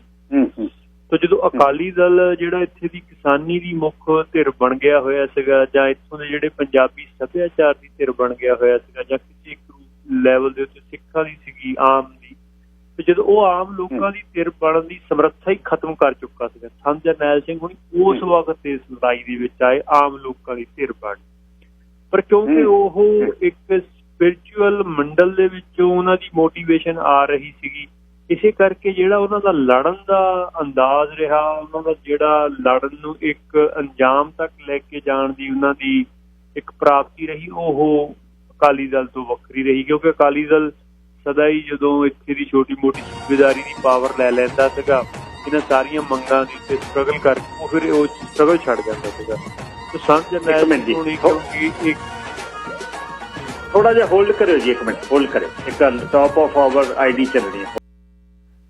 ਸੋ ਮਾਫੀ ਭਾਈ ਸਾਹਿਬ, ਕੁਝ ਚੀਜ਼ਾਂ ਜਿਹੜੀਆਂ ਮੈਨੂੰ ਕਰਨੀਆਂ ਪੈਣੀਆਂ ਨੇ, ਪਰ ਮੈਂ ਗੱਲ ਤੁਹਾਡੀ ਰੋਕਣੀ ਨਹੀਂ ਚਾਹੁੰਦਾ ਗੱਲ। ਅੱਛਾ, ਇਸ ਤਰ੍ਹਾਂ ਹੁਣ ਆਪਾਂ ਉਹਨਾਂ ਦੀ ਉਹ ਆ ਗਏ ਸਾਡੇ ਸਟੇਜ ਤੇ। ਹੁਣ ਇੱਕ ਬਹੁਤ ਵੱਡਾ ਮਤਲਬ ਬਹੁਤ ਵੱਡੀ ਇੱਕ ਡਿਸਕਸ਼ਨ ਜਿਹੜੀ ਸੋਸ਼ਲ ਮੀਡੀਆ ਤੇ ਤੁਹਾਨੂੰ ਜ਼ਿੰਦਗੀ ਦੇ ਵਿੱਚ ਵੀ ਨੌਜਵਾਨ ਮੁੰਡੇ ਪੁੱਛਦੇ ਹੋਣਗੇ ਜਿਹੜੇ ਹਾਲੇ ਇਸ ਚੀਜ਼ ਦੇ ਵਿੱਚ ਨਵੇਂ ਪਿਆ, ਉਹ ਕਹਿੰਦੇ ਵੀ ਮਹਿਤਾ ਚੌਂਕ ਛੱਡ ਕੇ ਦਰਬਾਰ ਸਾਹਿਬ ਕਿਉਂ ਚਲੇ ਗਏ? ਦਰਬਾਰ ਸਾਹਿਬ ਜੇ ਗਏ ਤਾਂ ਹਥਿਆਰ ਕਿਉਂ ਲੈ ਕੇ ਚਲੇ? ਹਥਿਆਰ ਉਹ ਲੈ ਕੇ ਗਏ ਤਾਂ ਮਿਲਟਰੀ ਆਈ ਤਾਂ ਉਹਨਾਂ ਨੇ ਅਟੈਕ ਕੀਤਾ, ਸੰਤਾਂ ਕੋਲ ਹਥਿਆਰ ਨਾ ਹੁੰਦੇ ਉੱਥੇ ਹਮਲਾ ਨਹੀਂ ਸੀ ਹੋਣਾ। ਇਹਨੂੰ ਸਪਸ਼ਟ ਕਰੋ ਜੀ। ਨਹੀਂ, ਇੱਕ ਤਾਂ ਬੁਨਿਆਦੀ ਮਸਲਾ ਹੈਗਾ ਕਿ ਜਦੋਂ ਤੁਸੀਂ ਐਜ਼ ਏ ਸਿੱਖ, ਚਾਹੇ ਆਪਣੀ ਨਿਆਰੀ ਪਛਾਣ ਦੀ ਲੜਾਈ ਹੋਏ, ਚਾਹੇ ਕਿਸੇ ਦੂਜੇ ਧਿਰ ਦੇ ਭਲੇ ਦੇ ਲਈ ਧਿਰ ਬਣ ਕੇ ਲੜਨਾ ਹੈ, ਤਾਂ ਸਿੱਖਾਂ ਦਾ ਜਿਹੜਾ ਆਈਡੀਆ ਹੈਗਾ ਕਿ ਉਹ ਅਕਾਲ ਤਖ਼ਤ ਸਾਹਿਬ ਤੋਂ ਹੀ ਸਟਰਗਲ ਹੁੰਦੀ ਹੈ। ਇੱਕ ਜਿਹੜੀ ਮਸਲਾ ਹੈਗਾ ਕਿ ਜੇ ਤੁਸੀਂ ਕਿਸੇ ਚੀਜ਼ ਨੂੰ ਕਿਸ ਜਗ੍ਹਾ ਤੋਂ ਖੜ ਕੇ ਦੇਖਦੇ ਆ, ਉਹਦੇ ਉੱਤੇ ਹੀ ਸਾਰਾ ਫਰਕ ਪੈ ਜਾਂਦਾ ਹੈ। ਤੋ ਜੇ ਤੁਸੀਂ ਪਹਾੜ ਤੋਂ ਖੜ ਕੇ ਕੋਈ ਚੀਜ਼ ਦੇਖੋ, ਉਹਦਾ ਨਜ਼ਾਰਾ ਹੋਰ ਹੋਣਾ। ਆਪਣੇ ਕਿਸੇ 5 ਮੰਜ਼ਿਲਾ ਕੋਠੇ ਤੋਂ ਖੜ ਕੇ ਉਹੀ ਮੈਦਾਨ ਦੇਖੋ, ਉਹਦਾ ਨਜ਼ਾਰਾ ਹੋਰ ਹੋਣਾ। ਥੱਲੇ ਖੜ ਕੇ ਦੇਖੋ ਤਾਂ ਉਹਦਾ ਨਜ਼ਾਰਾ ਹੋਰ ਹੋਣਾ। ਤੋ ਇੱਕ ਤਾਂ ਇਸ ਸੰਬੰਧੀ ਇਹ ਬੇਨਤੀ ਹੈ ਕਿ ਜਦੋਂ ਤੁਸੀਂ ਸਿੱਖਾਂ ਦੇ ਕਿਸੇ ਅਮਲ ਨੂੰ ਦੇਖਣਾ ਤਾਂ ਉਹ ਗੁਰਮਤ ਦੇ ਨਜ਼ਰੀਏ ਤੋਂ ਦੇਖੋਗੇ, ਉਹ ਹੋਰ ਦਿਖੇਗਾ। ਉਹ ਪੱਛਮੀ ਜਿਹੜਾ ਸੈਕੂਲਰ ਫਲਸਫਾ ਹੈ ਉਸ ਨਜ਼ਰੀਏ ਤੋਂ ਦੇਖੋਗੇ, ਉਹ ਹੋਰ ਦਿਸੇਗਾ। ਤਾਂ ਗੁਰਮਤ ਦੇ ਨਜ਼ਰੀਏ ਤੋਂ ਦੇਖਿਆ, ਜਿਹਨੂੰ ਗੁਰਮਤ ਦੀ ਮਾੜੀ ਮੋਟੀ ਵੀ ਸਮਝ ਹੈ, ਉਹਨੂੰ ਇਹ ਪਤਾ ਹੈ ਕਿ ਸਿੱਖਾਂ ਦੀ ਚਾਹੇ ਸਟਰਗਲ ਅਬਦਾਲੀ ਦੇ ਖਿਲਾਫ ਰਹੀ ਹੋਏ, ਚਾਹੇ ਮੁਗਲਾਂ ਦੇ ਖਿਲਾਫ ਰਹੀ ਹੋਏ, ਚਾਹੇ ਬ੍ਰਿਟਿਸ਼ ਅੰਪਾਇਰ ਦੇ ਖਿਲਾਫ ਰਹੀ ਹੋਏ, ਚਾਹੇ ਹੋਣ ਵਾਲੇ ਅੰਪਾਇਰ ਦੇ ਖਿਲਾਫ ਹੈ, ਜੇ ਉਹ ਤੁਸੀਂ ਐਜ਼ ਏ ਸਿੱਖ ਹੋ ਕੇ ਲੜਨੀ ਆ, ਉਹ ਅਕਾਲ ਤਖ਼ਤ ਸਾਹਿਬ ਤੋਂ ਹੀ ਲੜੀ ਜਾਣੀ। ਉਹ ਬਣਦੀ ਉੱਥੋਂ, ਹੋਰ ਕੋਈ ਉਹਦੀ ਦੂਜੀ ਜਗ੍ਹਾ ਹੈ ਨਹੀਂ ਵੀ ਜਿੱਥੋਂ ਉਹ ਲੜੀ ਜਾਏ। ਇੱਕ ਇਹ ਬੁਨਿਆਦੀ ਗੱਲ ਹੈ। ਦੂਜੀ ਗੱਲ ਹੈ ਜਿਹੜੀ ਹਥਿਆਰ ਦੀ, ਉਹ ਦੁਨੀਆ ਭਰ ਦੇ ਵਿੱਚ ਜਿਹੜੀ ਪੋਲੀਟੀਕਲ ਸਟਰਗਲ ਹੈਗੀ ਆ, ਉਹਦੇ ਵਿੱਚ ਜਿਹੜਾ ਹਥਿਆਰ ਹੈ ਦੁਨੀਆ ਦੀਆਂ ਸਾਰੀਆਂ ਸਟੇਟ ਦੇ ਕੋਲ ਹੁੰਦਾ ਹੈ। ਹਥਿਆਰ ਐਜ਼ ਇਟ ਇਜ਼ ਆਪਣੇ ਆਪ ਦੇ ਵਿੱਚ ਕੋਈ ਮਾੜੀ ਸ਼ੈ ਨਹੀਂ ਹੈ। ਹਥਿਆਰ ਵਰਤਿਆ ਕਿਵੇਂ ਜਾਂਦਾ ਹੈ, ਕਿਸ ਮਨਸ਼ਾ ਨਾਲ ਵਰਤਿਆ ਜਾਂਦਾ ਤੇ ਕਦੋਂ ਵਰਤਿਆ ਜਾਂਦਾ ਹੈ, ਉੱਥੇ ਜਾ ਕੇ ਉਹਦੇ ਚੰਗੇ ਜਾਂ ਮਾੜੇ ਹੋਣ ਦਾ ਫਰਕ ਪਤਾ ਲੱਗਦਾ ਹੈ। ਤੋ ਸਾਰੀ ਦੁਨੀਆ ਦੇ ਮੁਲਕਾਂ ਨੇ ਆਪਣੇ ਡਿਪਲੋਮੈਟਿਕ ਚੈਨਲ ਬਣਾਏ ਹੋਏ ਆ, ਐਮਬੈਸੀਜ਼ ਬਣਾਈਆਂ ਹੋਈਆਂ ਦੂਜੇ ਮੁਲਕਾਂ ਦੇ ਨਾਲ ਗੱਲਬਾਤ ਕਰਨ ਦੇ ਲਈ, ਪਰ ਉੱਥੇ ਹੀ ਉਹਨਾਂ ਨੇ ਹਥਿਆਰ ਵੀ ਰੱਖੇ। ਮਤਲਬ ਇੰਡੀਆ ਔਰ ਪਾਕਿਸਤਾਨ ਹੈ, ਜਿਨ੍ਹਾਂ ਦੀਆਂ ਕਿੰਨੀਆਂ 4 ਵੱਡੀਆਂ ਜੰਗਾਂ ਹੋ ਲਈਆਂ ਨੇ ਆਪਸ ਦੇ ਵਿੱਚ, ਪ੍ਰੋਕਸੀ ਵਾਰ ਦੋਨੋਂ ਪਾਸੇ ਤੋਂ ਲਗਾਤਾਰ ਚੱਲਦੀ ਰਹਿੰਦੀ ਹੈ। ਇੱਥੇ ਉਹਨਾਂ ਦੀਆਂ ਐਮਬੈਸੀਜ਼ ਵੀ ਹੈਗੀਆਂ ਨੇ, ਪਰ ਉਹਨਾਂ ਦੀਆਂ ਬਾਰਡਰ ਦੇ ਉੱਤੇ ਫੌਜ ਵੀ ਖੜੀਆਂ ਨੇ, ਕਿਉਂਕਿ ਇਹ ਜਿਹੜੀ ਦੁਨੀਆ ਦੀ ਲੜਾਈ ਹੈ ਦੁਨੀਆ ਦੇ ਹਿਸਾਬ ਨਾਲ ਲੜੀ ਜਾਂਦੀ। ਇਸੇ ਤਰ੍ਹਾਂ ਜਿਹੜੇ ਸਿੱਖ ਸੀਗੇ, ਸਿੱਖ ਜਿਹੜੀ ਇੰਡੀਆ ਦੇ ਨਾਲ ਆਪਣੇ ਹੱਕਾਂ ਦੀ ਲੜਾਈ ਸੀਗੀ, ਉਹ ਬੜੇ ਪੁਰਅਮਨ ਤਰੀਕੇ ਦੇ ਨਾਲ ਲੜ ਰਹੇ ਸੀ। ਜਿਹੜੀ ਸਟੇਟ, ਜਿਹੜੀ ਵੀ ਕੋਈ ਸਿਆਣਾ ਬੰਦਾ ਹੈ, ਉਹਨੂੰ ਇਸ ਗੱਲ ਦੀ ਸਮਝ ਹੁੰਦੀ ਹੈ ਕਿ ਜਦੋਂ ਲੜਾਈ ਪੁਰਅਮਨ ਤਰੀਕੇ ਨਾਲ ਲੜ ਰਹੇ ਹੁੰਦੇ ਆ, ਜੇ ਤੁਸੀਂ ਲੜਾਈ ਨੂੰ ਕਿਸੇ ਅੰਤ ਤੱਕ ਲੈ ਕੇ ਜਾਣਾ ਤੇ ਜਿਹੜੀ ਜਾਵਰ ਧਿਰ ਹੈ ਉਹਨੇ ਅਲਟੀਮੇਟਲੀ ਤੁਹਾਡੇ ਤੇ ਹਮਲਾ ਕਰਨਾ ਹੈ। ਜਿਹੜਾ ਸਿੱਖੀ ਦਾ ਸਿੱਖੀ ਦਾ ਗੁਰੂ ਮਹਾਰਾਜ ਨੇ ਫਰਜ਼ ਦਿੱਤਾ ਹੋਇਆ ਸਿੱਖਾਂ ਨੂੰ, ਇਹ ਦਿੱਤਾ ਹੋਇਆ ਕਿ ਅਗਰ ਤੁਹਾਡੇ ਤੇ ਕੋਈ ਹਮਲਾਵਰ ਹੋ ਕੇ ਆਉਂਦਾ ਹੈ, ਜਦੋਂ ਕੋਈ ਤੁਹਾਡੇ ਤੇ ਜਰਬਾਨਾ ਬਣ ਕੇ ਆਉਂਦਾ ਹੈ, ਤਾਂ ਉਹਨੂੰ ਜਥਾਯੋਗ ਆਪਣੀ ਸਮਰੱਥਾ ਦੇ ਮੁਤਾਬਕ ਤੁਸੀਂ ਉੱਤਰ ਦੇਣਾ ਹੈ। ਤਾਂ ਸਿੱਖਾਂ ਨੇ ਸਿੱਖ ਨਜ਼ਰੀਏ ਤੋਂ ਦੇਖੋ ਤਾਂ ਉਹਦੇ ਵਿੱਚ ਜੋ ਕੁਛ ਕਰਨਾ ਬਣਦਾ ਸੀਗਾ ਸਗੋਂ ਤੂੰ ਘੱਟ ਹੀ ਕੀਤਾ, ਕਿ ਤੂੰ ਬਹੁਤ ਜ਼ਿਆਦਾ ਸਿੱਖਾਂ ਦਾ ਰਿਸਪੌਂਸ ਹੋਣਾ ਚਾਹੀਦਾ ਸੀਗਾ, ਜਿਸ ਰੂਪ ਦੇ ਵਿੱਚ ਸਿੱਖ ਜਿਹੜੀ ਇਹ ਪੱਛਮੀ ਜਿਹੜਾ ਸੈਕੂਲਰ ਫਲਸਫੇ ਤੋਂ ਪ੍ਰਭਾਵਿਤ ਹੋਣ ਕਰਕੇ ਵੱਡੇ ਰੂਪ 'ਚ ਦੇ ਹੀ ਨਹੀਂ ਸਕੇ ਜਿਸ ਤਰੀਕੇ ਨਾਲ ਸਿੱਖ ਇਤਿਹਾਸ ਦਿੰਦੇ ਆਏ ਸੀਗੇ। ਸਗੋਂ ਉਹ ਸਾਰੇ ਸਿੱਖਾਂ ਦੀ ਨੁਮਾਇੰਦਗੀ ਦੇ ਤੌਰ ਤੇ ਉੱਥੋਂ ਦੇ ਜਿਹੜੇ 150-200 ਸਿੱਖ ਸੀਗੇ ਸੰਤਾਂ ਦੇ ਨਾਲ ਫਾਈਟਰ, ਉਹਨਾਂ ਨੇ ਬਿਲਕੁਲ ਸਿੱਖ ਟ੍ਰੈਡੀਸ਼ਨ ਦੇ ਮੁਤਾਬਕ ਉਹਦਾ ਦਿੱਤਾ। ਇੰਡੀਆ ਦੀ ਤੁਸੀਂ ਦੂਜੇ ਪਾਸੇ ਦੇਖੋ, ਜਿਹੜਾ ਹਮਲਾ ਹੋਇਆ ਉਹ ਕਿਉਂ ਹੋਇਆ? ਸਿੱਖ ਥੋੜ੍ਹੀ ਜਾ ਕੇ ਉੱਥੇ ਹਮਲਾਵਰ ਹੋਏ। ਸੰਤ ਜਰਨੈਲ ਸਿੰਘ ਉਹਨਾਂ ਦੇ ਉੱਤੇ ਇੱਕ ਜਿੰਨਾ ਔਨ ਰਿਕਾਰਡ ਹੈਗਾ ਉਹ ਇੱਕ ਭੜਕਾਊ ਭਾਸ਼ਣ ਦੇਣ ਦਾ ਇੱਕ FIR ਦਰਜ, ਜਿਹੜੀ ਵੇਲੇਬਲ ਓਫੈਂਸ ਹੈਗੀ ਹੈ। ਐਨੇ ਓਫੈਂਸ ਕਰਕੇ ਇੱਕ ਐਡੀ ਵੱਡੀ ਮਤਲਬ ਦੁਨੀਆ ਦੀ 5ਵੇਂ ਨੰਬਰ ਦੀ ਜਿਹੜੀ ਸਭ ਤੋਂ ਵੱਡੀ ਮਿਲਟਰੀ ਮਾਈਟ ਹੈਗੀ ਆ, ਉਹ ਆਪਣੀ ਐਡੀ ਵੱਡੀ ਫੌਜ ਨੂੰ ਮੋਬਿਲਾਈਜ਼ ਕਰਦੀ ਆ, ਜਿਹਦੇ ਵਿੱਚ ਤੋਪਾਂ ਵੀ ਆ ਜਾਂਦੀਆਂ, ਟੈਂਕ ਵੀ ਆ ਜਾਂਦੇ ਆ।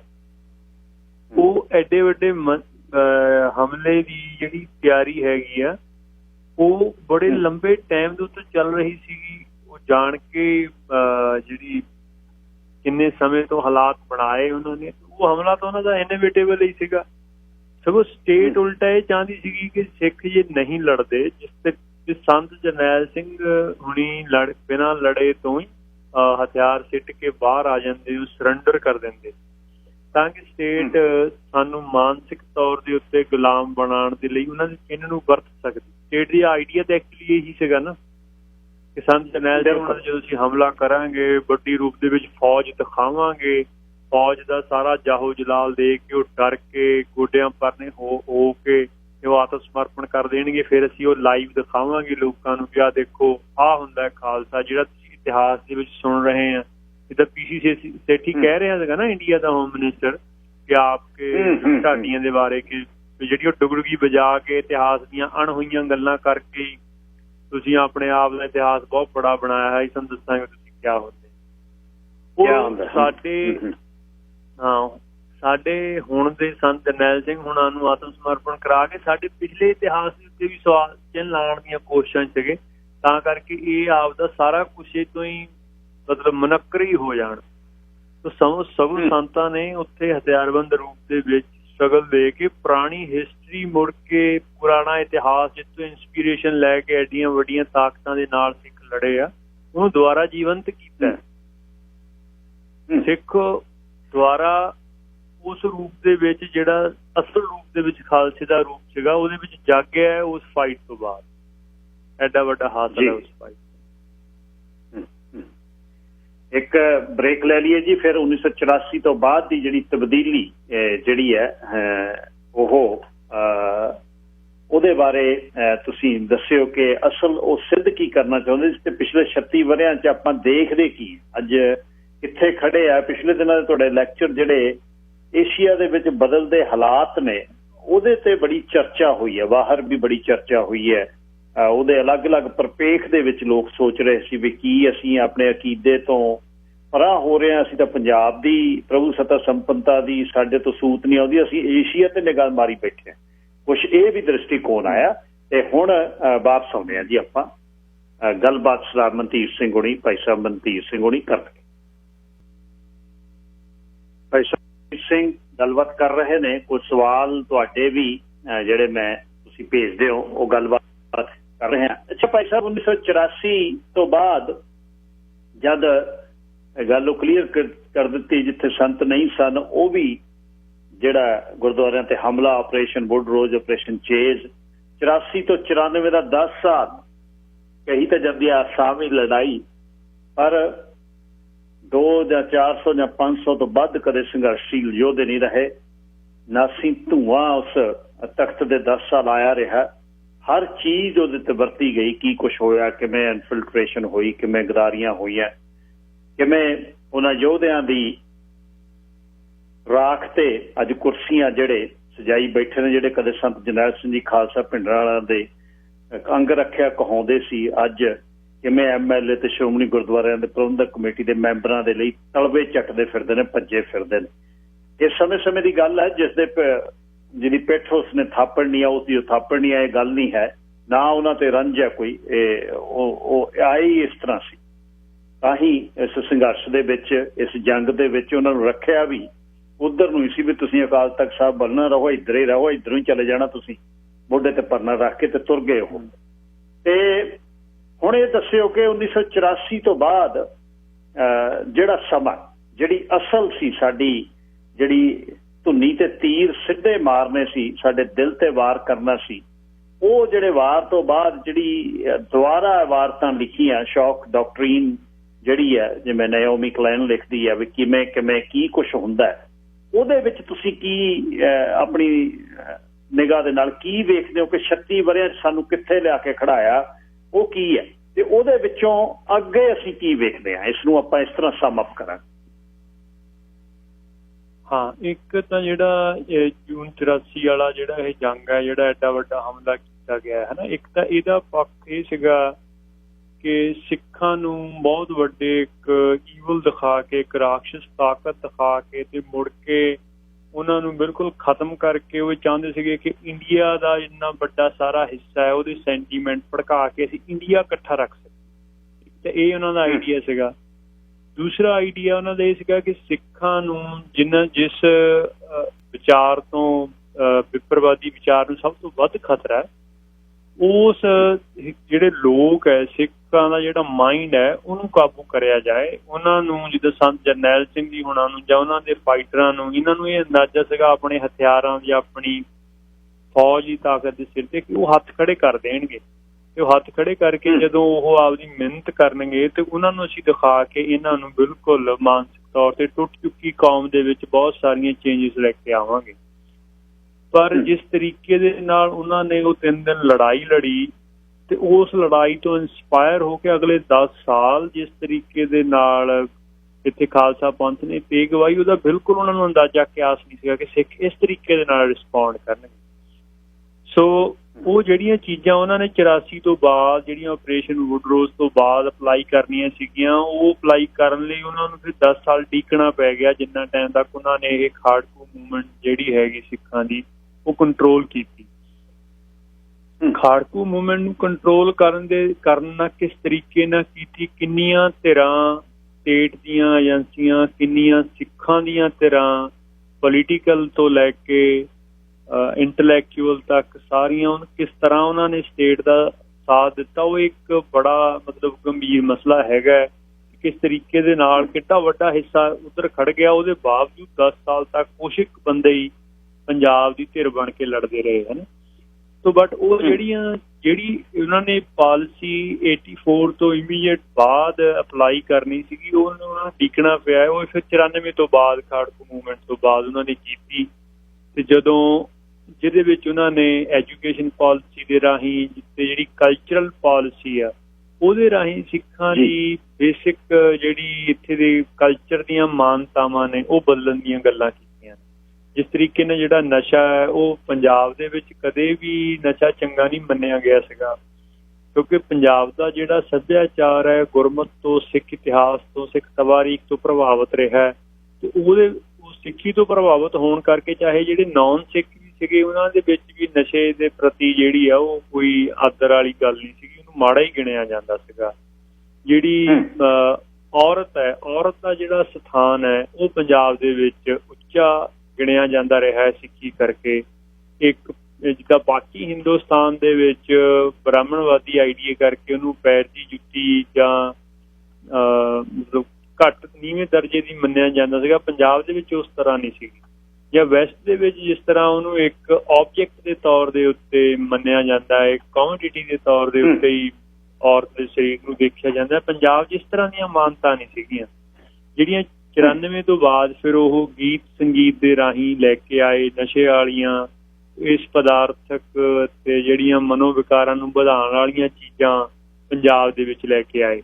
ਇੱਕ ਵਿਰਤੀ ਸਪੈਸ਼ਲ ਲੈ ਕੇ ਆਏ ਜਿਹੜੀ 97 ਤੋਂ ਬਾਅਦ ਤੁਸੀਂ ਦੇਖੋਗੇ ਕਿ ਪੰਜਾਬ ਦੇ ਲੋਕਾਂ ਨੂੰ ਹੌਲੀ ਹੌਲੀ ਮੰਗਤਾ ਬਣਾਉਣ ਵਾਲੀ ਜਿਹੜੀ ਵਿਰਤੀ ਸੀਗੀ, ਮਸਲਨ ਬਾਦਲ ਗਵਰਨਮੈਂਟ ਨੇ ਬਿਨਾਂ ਕਿਸਾਨਾਂ ਦੇ ਮੰਗੇ ਤੋਂ ਫ੍ਰੀ ਬਿਜਲੀ ਦੀ ਅਨਾਊਂਸਮੈਂਟ ਕੀਤੀ ਕਿ ਅਸੀਂ ਤੁਹਾਨੂੰ ਫ੍ਰੀ ਬਿਜਲੀ ਦੇਵਾਂਗੇ, ਫ੍ਰੀ ਆਟਾ ਦੇਵਾਂਗੇ, ਫ੍ਰੀ ਦਾਲਾਂ ਦੇਵਾਂਗੇ। ਪੰਜਾਬ ਦੇ ਵਿੱਚ ਕਿਸੇ ਵੀ ਵਰਗ ਦੀ ਕਦੇ ਇਹ ਮੰਗ ਨਹੀਂ ਰਹੀ ਸੀਗੀ। ਪੰਜਾਬ ਦੇ ਵਿੱਚ ਚਾਹੇ ਉਹ ਕਿਰਤੀ ਵਰਗ ਹੋਵੇ, ਚਾਹੇ ਉਹ ਕਾਰੀਗਰ ਵਰਗ ਹੋਵੇ, ਚਾਹੇ ਉਹ ਕਿਸਾਨ ਵਰਗ ਹੋਵੇ, ਸਾਰਾ ਹੀ ਇੰਨੀ ਸੱਚੀ ਕਿਰਤ ਕਰਨ ਦੇ ਕਾਬਲ ਸੀਗਾ ਕਿ ਉਹ ਆਪਦਾ ਅੰਨ ਪਾਣੀ ਕਮਾਉਣ ਜੋਗਾ ਤੇ ਇੱਕ ਚੰਗੀਆਂ ਸਹੂਲਤਾਂ ਜਿਹੜੀਆਂ ਆਪਣੇ ਸਮੇਂ ਦੇ ਮੁਤਾਬਕ ਪੰਜਾਬ ਦੇ ਮਾਹੌਲ ਮੁਤਾਬਕ ਠੀਕ ਸੀਗੀਆਂ, ਉਨੀਆਂ ਕੁ ਤਾਂ ਪ੍ਰਾਪਤ ਕਰਨ ਯੋਗ ਸਦਾ ਹੀ ਰਿਹਾ।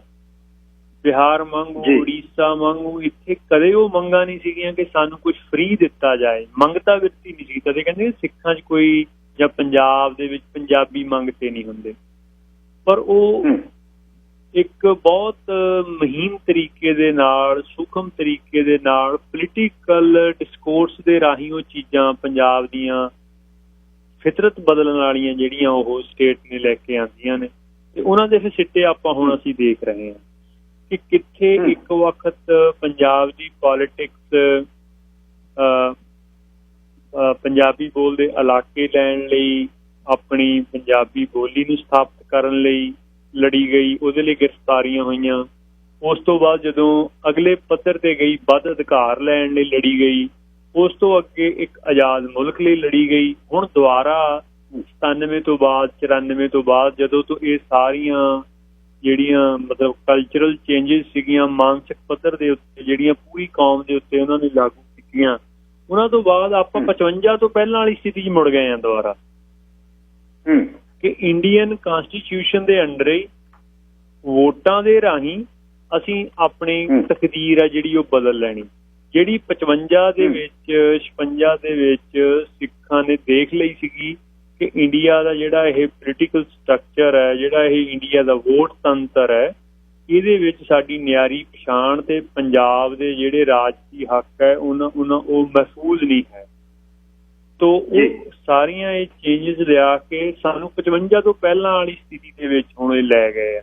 ਇਸੇ ਕਰਕੇ ਅੱਜ ਸਾਡਾ ਵੱਡਾ ਹਿੱਸਾ ਉਹ ਹਰੇਕ ਇਲੈਕਸ਼ਨ ਵੇਲੇ ਇੱਕ ਨਵੀਂ ਵੋਟ ਪਾਰਟੀ ਦੇ ਨੂੰ ਹਮਾਇਤ ਦੇ ਕੇ ਸੋਚੀ ਜਾਂਦਾ ਕਿ ਕਦੇ ਮਤਲਬ ਜਿੱਦਾਂ ਪਹਿਲਾਂ ਪੀਪਲ ਪਾਰਟੀ ਸੀਗੀ, ਫਿਰ ਆਮ ਆਦਮੀ ਪਾਰਟੀ ਸੀਗੀ, ਜਾਂ ਕੱਲ੍ਹ ਕੋਈ ਹੋਰ ਇੱਦਾਂ ਦਾ ਅਲਾਇੰਸ ਬਣਨ ਦੇ ਸਾਰ ਬਣ ਜਾਂਦੇ ਆ। ਤੋ ਉਹਨਾਂ ਦੇ ਰਾਹੀਂ ਅਸੀਂ ਸੋਚ ਰਹੇ ਹਾਂ ਜਿਹੜੀ ਚੀਜ਼ 55 ਦੇ ਵਿੱਚ ਸਮਝ ਗਏ ਸੀਗੇ ਇਹ ਆਮ ਹਾਲਾਤ ਦੇ ਵਿੱਚ ਪੰਜਾਬ ਦੇ ਲੋਕ ਕਿ ਇਹ ਸਾਡੇ ਹੱਕ ਨਹੀਂ ਸਾਨੂੰ ਇਹ ਦਵਾ ਸਕਦੀ ਇਹ ਪੋਲੀਟੀਕਲ ਲਾਈਨ ਵੋਟ ਤੰਤਰ ਵਾਲੀ, ਅੱਜ ਆਪਾਂ ਉੱਥੇ ਪਹੁੰਚ ਗਏ ਹਾਂ ਦੁਬਾਰਾ ਇੱਕ ਹਿੱਸਾ। ਪਰ ਦੂਸਰੇ ਪਾਸੇ ਇੱਕ ਇਹਦਾ ਦੂਸਰਾ ਪੱਖ ਵੀ ਮੈਂ ਲੈ ਕੇ ਆਉਣਾ ਚਾਹੁੰਦਾ, ਉਹ ਇਹ ਹੈ ਕਿ ਉਹਦੇ ਨਾਲ ਨਾਲ ਜਿਹੜੀ ਨਵੀਂ ਪੀੜ੍ਹੀ ਆ ਜਿਹੜੀ ਮਤਲਬ 40 ਸਾਲ ਤੋਂ ਥੱਲੇ, 45 ਸਾਲ ਤੋਂ ਥੱਲੇ ਆ, ਉਹਦੇ ਵਿੱਚ ਇੱਕ ਬਹੁਤ ਵੱਡਾ ਪ੍ਰਭਾਵਸ਼ਾਲੀ ਵਰਗ ਹੁਣ ਇਹ ਸਟੇਟ ਦੀ ਸਾਰੀ ਪਾਲਿਸੀ ਨੂੰ ਸਮਝਦਾ, ਜਿਹਦੇ ਉੱਤੇ ਕੋਈ ਗੁਰੂ ਮਹਾਰਾਜ ਦੀ ਬਖਸ਼ਿਸ਼ ਰੱਖੋ ਜਾਂ ਉਹਨਾਂ ਦੇ ਆਪ ਦੇ ਕਿਰਦਾਰ ਦੀ ਗੱਲ ਮੰਨੋ ਕਿ ਬਹੁਤ ਵੱਡਾ ਹਿੱਸਾ ਪੰਜਾਬ ਦੇ ਵਿੱਚ ਔਰ ਖਾਸ ਕਰ ਪੰਜਾਬ ਤੋਂ ਬਾਹਰ ਇੱਕ ਐਸਾ ਸਿੱਖਾਂ ਦੇ ਵਿੱਚ ਹੁਣ ਹੈ ਜਿਹੜਾ ਸਟੇਟ ਦੀ ਇਹ ਸਾਰੀ ਪਾਲਿਸੀ ਜਾਂ ਜਿਹੜੀ ਸਿੱਖਾਂ ਦੇ ਉੱਤੇ ਜਿਹੜਾ ਇਹ ਮਨੋਵਿਗਿਆਨਕ ਹਮਲਾ ਸੀਗਾ, ਜਿਹੜਾ ਉਹਦੀ ਧਾਰ ਤੋਂ ਬਚ ਗਿਆ, ਉਦੋਂ ਬਾਹਰ ਰਹਿ ਗਿਆ, ਉਹ ਸਟੇਟ ਦੀ ਉਹਦੀ ਸਾਰੀ ਪਾਲਿਸੀ ਨੂੰ ਬੜੇ ਬਖੂਬੀ ਤਰੀਕੇ ਦੇ ਨਾਲ ਸਮਝਦਾ। ਤੇ ਜਿਹੜਾ ਮੇਰੇ ਖਿਆਲ ਦੇ ਵਿੱਚ ਇਕੱਲਾ ਸਮਝਦਾ ਨਹੀਂ ਹੈ, ਜਿਹੜਾ ਇਕੱਲੀ ਸਟੇਟ ਦੀ ਨਹੀਂ ਪਾਲਿਸੀ ਦੀ ਇਸ ਤਰ੍ਹਾਂ ਦੀ ਸਮਝਦਾ, ਪੂਰੀ ਇਸ ਖਿੱਤੇ ਦੀ ਪੋਲੀਟਿਕਸ ਦੇ ਬਾਰੇ ਵੀ ਜਿਹਨੂੰ ਇੱਕ ਮੋਟੀ ਸਮਝ ਬਣ ਗਈ ਹੋਈ ਹੈ, ਜਿਹਦੇ ਵਿੱਚੋਂ ਇੱਕ ਆਸ ਜਿਹੜੀ ਇੱਕ ਹੈਗੀ ਆ ਉਹ ਬਣ ਸਕਦੀ ਹੈ ਭਵਿੱਖ ਦੇ ਲਈ। ਤੋ ਇਹ ਗੁਰੂ ਦੀ ਬਰਕਤ ਦੇ ਨਾਲ ਇੱਕ ਇਸ ਤਰ੍ਹਾਂ ਦੀ ਧਾਰਾ ਵੀ ਹੈ ਨਾਲ। ਭਾਈ ਸਾਹਿਬ ਧੰਨਵਾਦ, ਤੁਸੀਂ ਸਮਾਂ ਕੱਢਿਆ ਤੇ ਅਖੀਰ ਦੇ ਵਿੱਚ ਕੁਝ ਅਜਿਹਾ ਜਿਹੜਾ ਮੈਂ ਆਪਣੀ ਬੁੱਧ ਦੇ ਨਾਲ ਪੁੱਛ ਨਾ ਸਕਿਆ ਹੋਵਾਂ, ਤੁਸੀਂ ਕੁਝ ਐਡ ਇਹਦੇ ਵਿੱਚ ਕਰਨਾ ਚਾਹੋ ਤਾਂ ਪਲੀਜ਼ ਇਸ ਨੂੰ ਕਰਕੇ ਫਿਰ ਆਪਾਂ ਇਸ ਨੂੰ ਰੈਪ ਅਪ ਕਰਾਂਗੇ। ਕੁਝ ਐਡ ਕਰਨਾ ਚਾਹ ਮੈਂ ਕੋਈ ਬੇਨਤੀ ਕਰਨਾ ਚਾਹੁੰਦਾ ਕਿ ਸਿੱਖਾਂ ਦੀ ਪਿਛਲੇ 400 ਸਾਲ ਦੇ ਵਿੱਚ 500 ਸਾਲ ਦੇ ਵਿੱਚ ਇੱਕੋ ਹੀ ਨੁਕਤੇ ਦੇ ਉੱਤੇ ਲੜਾਈ ਰਹੀ ਹੈ, ਉਹ ਸਰਬੱਤ ਭਲੇ ਲਈ। ਤੋ ਅੱਜ ਦੇ ਵਕਤ ਜਿਹੜਾ ਜਰਵਾਣਾ ਦਿੱਲੀ ਦੇ ਤਖ਼ਤ ਦੇ ਉੱਤੇ ਬੈਠਾ ਉਹ ਬਿੱਪਰ ਸੰਸਕਾਰੀ ਧਿਰ ਹੈ, ਉਹ ਇਕੱਲੇ ਸਿੱਖਾਂ ਦਾ ਦਮਨ ਨਹੀਂ ਕਰ ਰਿਹਾ। ਸਿੱਖਾਂ ਤੋਂ ਬਿਨਾਂ ਇੱਥੇ ਬਾਕੀ ਸਾਰੇ ਧਰਮਾਂ ਦੀਆਂ ਸ਼ਡਿਊਲਡ ਕਾਸਟ, ਅਨੁਸੂਚਿਤ ਜਾਤੀਆਂ, ਆਦੀਵਾਸੀਆਂ, ਬਹੁਤ ਵੱਡੇ ਹੋਰ ਸਮਾਜਿਕ ਤੇ ਰਾਜਨੀਤਿਕ ਜਿਹੜੇ ਵਿਰੋਧੀ ਆ, ਉਹਨਾਂ ਸਾਰਿਆਂ ਦਾ ਹੀ ਉਹ ਦਮਨ ਕਰ ਰਿਹਾ। ਸਿੱਖਾਂ ਦੇ ਵਿੱਚ ਤਵਾਰੀਖੀ ਤੌਰ ਦੇ ਉੱਤੇ ਵੀ ਇਹ ਸਮਰੱਥਾ ਹੈ ਕਿ ਉਹ ਇਹ ਸਾਰੀਆਂ ਨਿਤਾਣੀਆਂ ਧਿਰਾਂ ਦੀ ਧਿਰ ਬਣੇ, ਤੇ ਗੁਰੂ ਮਹਾਰਾਜ ਨੇ ਉਹਨਾਂ ਦੇ ਉੱਤੇ ਇੱਕ ਬੜਾ ਇਹ ਪਵਿੱਤਰ ਰੂਹਾਨੀ ਫਰਜ਼ ਵੀ ਦਿੱਤਾ ਹੋਇਆ ਕਿ ਉਹ ਸਾਰਿਆਂ ਦੀ ਧਿਰ ਬਣੇ। ਅੱਜ ਸਿੱਖਾਂ ਨੂੰ ਤਵਾਰੀਖ ਚੋਂ ਆਪਣੀ ਦੁਆਰਾ ਉਹ ਹੈਸੀਅਤ ਸਮਝਣ ਦੀ ਲੋੜ ਹੈ ਕਿ ਸਿੱਖ ਇਹਨਾਂ ਸਾਰਿਆਂ ਦੀ ਧਿਰ ਬਣ ਕੇ ਇਸ ਤਾਕਤ ਦੇ ਖਿਲਾਫ ਆਪਣਾ ਰੋਲ, ਇੱਕ ਸਾਰਥਕ ਰੋਲ ਨਿਭਾਉਣ। ਤੇ ਬਦਲਾਅ ਦੇ ਹਾਲਾਤ ਹੈ ਜਿਹੜੇ ਉਹ ਇੱਥੇ ਬਣਦੇ ਜਾ ਰਹੇ ਹੈ। ਜਿਸ ਤਰੀਕੇ ਦੇ ਨਾਲ ਇਹ ਕਰੋਨਾ ਵਾਇਰਸ ਨੇ ਕਰਕੇ ਆਪਾਂ ਕ੍ਰਾਈਸਿਸ ਦੇਖਿਆ ਹੈ ਕਿ ਅਕਾਲ ਪੁਰਖ ਜਦੋਂ ਚਾਹੁੰਦਾ ਹੈ ਤਾਂ ਇਸ ਤਰੀਕੇ ਦੇ ਨਾਲ ਉਹ ਸਾਰੀ ਦੁਨੀਆ ਨੂੰ ਹਿਲਾ ਸਕਦਾ ਹੈ। ਅੱਜ ਤੁਸੀਂ ਇਹ ਦੇਖੋ ਕਿ ਦੁਨੀਆ ਦੇ ਉੱਤੇ ਨਾ ਅਮਰੀਕਾ ਦਾ ਰਾਜ ਹੈ, ਨਾ ਇੱਥੇ ਚੀਨ ਦਾ ਰਾਜ ਹੈ, ਨਾ ਇੱਥੇ UN ਦਾ ਰਾਜ ਹੈ, ਕਿਸੇ ਦਾ ਰਾਜ ਨਹੀਂ ਹੈ ਇਸ ਵਕਤ। ਕਿਸੇ ਦੁਨੀਆ ਦੀਆਂ ਸਾਰੀਆਂ ਵੱਡੀਆਂ ਤਾਕਤਾਂ ਦੀ ਕੋਈ ਹੈਸੀਅਤ ਨਹੀਂ ਰਹਿ ਗਈ ਹੈ। ਤੇ ਜੇ ਆਪਾਂ ਗੁਰੂ ਤੇ ਵਿਸ਼ਵਾਸ, ਗੁਰੂ ਤੇ ਸਿਦਕ ਰੱਖ ਕੇ ਗੁਰੂ ਦੇ ਆਸ਼ੇ ਦੇ ਨਾਲ ਚੱਲਣ ਦੀ ਕੋਸ਼ਿਸ਼ ਕਰਾਂਗੇ ਤਾਂ ਇਸ ਖਿੱਤੇ ਦੇ ਵਿੱਚ ਜਿਹੜੀਆਂ ਪੋਲੀਟੀਕਲ ਸਟਰਕਚਰ ਹੈਗੇ ਆ ਉਹ ਕਿਸੇ ਵੀ ਧਿਰ ਦਾ ਕੁਝ ਵੀ ਉਹਨੂੰ ਫਾਇਦਾ ਨਹੀਂ ਦੇ ਸਕੇ ਹੈ। 47 ਤੋਂ ਲੈ ਕੇ ਅੱਜ ਤੱਕ ਸਾਰੀਆਂ ਧਿਰਾਂ ਸ਼ੋਸ਼ਣ ਦਾ ਸ਼ਿਕਾਰ ਰਹੀਆਂ ਨੇ ਤੇ ਸਾਰੇ ਹੀ ਔਖੇ ਨੇ। ਇਕੱਲਾ ਇਹ ਇੰਡੀਆ ਦੀ ਗੱਲ ਨਹੀਂ ਹੈ, ਇਸ ਪੂਰੇ ਖਿੱਤੇ ਦੀ ਇਹ ਗੱਲ ਹੈ ਕਿ ਇੱਥੇ ਪੋਲੀਟੀਕਲ ਚੇਂਜਿਸ ਜਿਹੜੀਆਂ ਪਿਛਲੇ ਕਿੰਨੇ ਸਮੇਂ ਤੋਂ ਡਿਊ ਆ, ਉਹ ਕਿਸੇ ਵੀ ਇੱਕ ਘਟਨਾ ਸ਼ੁਰੂ ਹੋ ਸਕਦੀ ਹੈ। ਇਸ ਕਰਕੇ ਸਿੱਖਾਂ ਨੂੰ ਇਕੱਲੇ ਆਪਣੀ ਪੰਜਾਬ ਦੀ ਵੋਟ ਪੋਲੀਟਿਕਸ, ਜਿਹੜੀ ਇਹ ਸਾਰੇ ਵੱਡੇ ਵਰਤਾਰੇ ਦੀ ਪੋਲੀਟਿਕਸ ਦਾ ਇੱਕ ਫੁੱਟਨੋਟ ਵੀ ਨਹੀਂ ਹੈ, ਇਹ ਬਹੁਤ ਛੋਟਾ ਜਿਹਾ ਬਿੰਦੂ ਆ ਇੱਥੇ ਦੀ ਵੋਟ ਪੋਲੀਟਿਕਸ। ਜਾਂ ਸਿੱਖਾਂ ਦਾ ਸਾਰਾ ਜ਼ੋਰ ਸ਼੍ਰੋਮਣੀ ਕਮੇਟੀ ਤੇ ਲੱਗਾ ਰਹਿੰਦਾ ਕਿ ਅਸੀਂ ਉਹਦੇ ਵਿੱਚ ਬਾਦਲ ਨੂੰ ਬਦਲ ਦਈਏ, ਉਹ ਬਹੁਤ ਛੋਟੀਆਂ ਗੱਲਾਂ ਨੇ। ਠੀਕ ਹੈ, ਮੈਂ ਕਹਿੰਦਾ ਕਿ ਜੇ ਤੁਸੀਂ ਉਹਦੇ ਵਿੱਚ ਵੀ ਕੁਛ ਕਰ ਸਕਦੇ ਹੋ ਉਹ ਵੀ ਕਰੋ, ਪਰ ਉਹਦੀ ਬਜਾਏ ਸਿੱਖਾਂ ਦਾ ਰੋਲ ਬਹੁਤ ਵੱਡਾ ਬਣਦਾ ਹੈ ਇਸ ਖੇਤਰ ਵਿੱਚ। ਸਾਨੂੰ ਉਸ ਧਰਮ ਦੇ ਵਿੱਚ ਸੋਚਣਾ ਪੈਣਾ, ਉਸ ਧਰਮ ਦੇ ਵਿੱਚ ਹੀ ਸੋਚਣਾ ਚਾਹੀਦਾ। ਇਹ ਮੇਰੀ ਬੇਨਤੀ ਹੈ ਸਾਰਿਆਂ ਦੇ ਲਈ। ਧੰਨਵਾਦ ਬਹੁਤ ਬਹੁਤ ਸਾਰਿਆਂ ਵੱਲੋਂ। ਗੁਰੂ ਪਾਤਸ਼ਾਹ ਕਿਰਪਾ ਰੱਖੇ, ਤੰਦਰੁਸਤ ਚੜ੍ਹਦੀ ਕਲਾ 'ਚ ਤੁਸੀਂ ਰਹੋ। ਫਿਰ ਕਿਤੇ ਸਮਾਂ ਮਿਲਿਆ ਬੇਨਤੀ ਕਰਾਂਗੇ ਤੇ ਗੱਲਬਾਤ ਕਰਾਂਗੇ। ਵਾਹਿਗੁਰੂ ਜੀ ਕਾ ਖਾਲਸਾ, ਵਾਹਿਗੁਰੂ ਜੀ ਕਾ ਖਾਲਸਾ, ਵਾਹਿਗੁਰੂ।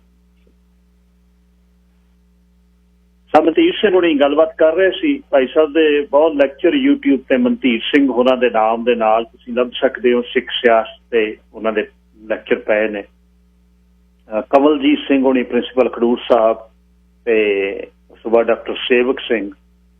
ਇੱਕ ਅਲੱਗ ਨਜ਼ਰੀਏ ਤੋਂ ਇਹ 1980 ਦਾ ਜਨਮ ਹੈ ਭਾਈ ਸਾਹਿਬ ਦਾ, ਤੇ ਇਹ ਅਲੱਗ ਨਜ਼ਰੀਏ ਤੋਂ ਸਿੱਖ ਰਾਜਨੀਤੀ ਦੇ ਵਿੱਚ ਵੇਖਦੇ ਆ ਤੇ ਗੁਰੂ ਆਸ਼ੇ ਮੁਤਾਬਕ ਜਿਹੜੀ ਉਹ ਸਾਡੇ ਸਰਬੱਤ ਦੇ ਭਲੇ ਦੀ ਸੋਚ ਤੇ ਖਾਲਸਾਈ ਜਿਹੜੇ ਨਿਆਰੇ ਰੰਗ ਦੇ ਵਿੱਚ ਰਹਿ ਕੇ ਇਹ ਗੱਲਬਾਤ ਕਰਦੇ ਆ। ਭਾਈ ਮਨਤੀਰ ਸਿੰਘ ਉਹਨਾਂ ਦੀ ਗੱਲਬਾਤ ਤੁਸੀਂ ਸੁਣੀ ਹੈ। ਇਸ ਸਮੇਂ ਕੋਈ ਗੱਲਬਾਤ ਤੁਸੀਂ ਇਹਦੇ 'ਚ ਐਡ ਕਰਨੀ ਚਾਹੋ ਤਾਂ ਕਰ ਸਕਦੇ ਹੋ। ਸਰਦਾਰ ਅਮਰਜੀਤ ਸਿੰਘ ਜੀ, ਤੁਸੀਂ ਇਹ ਤੇ line number 3।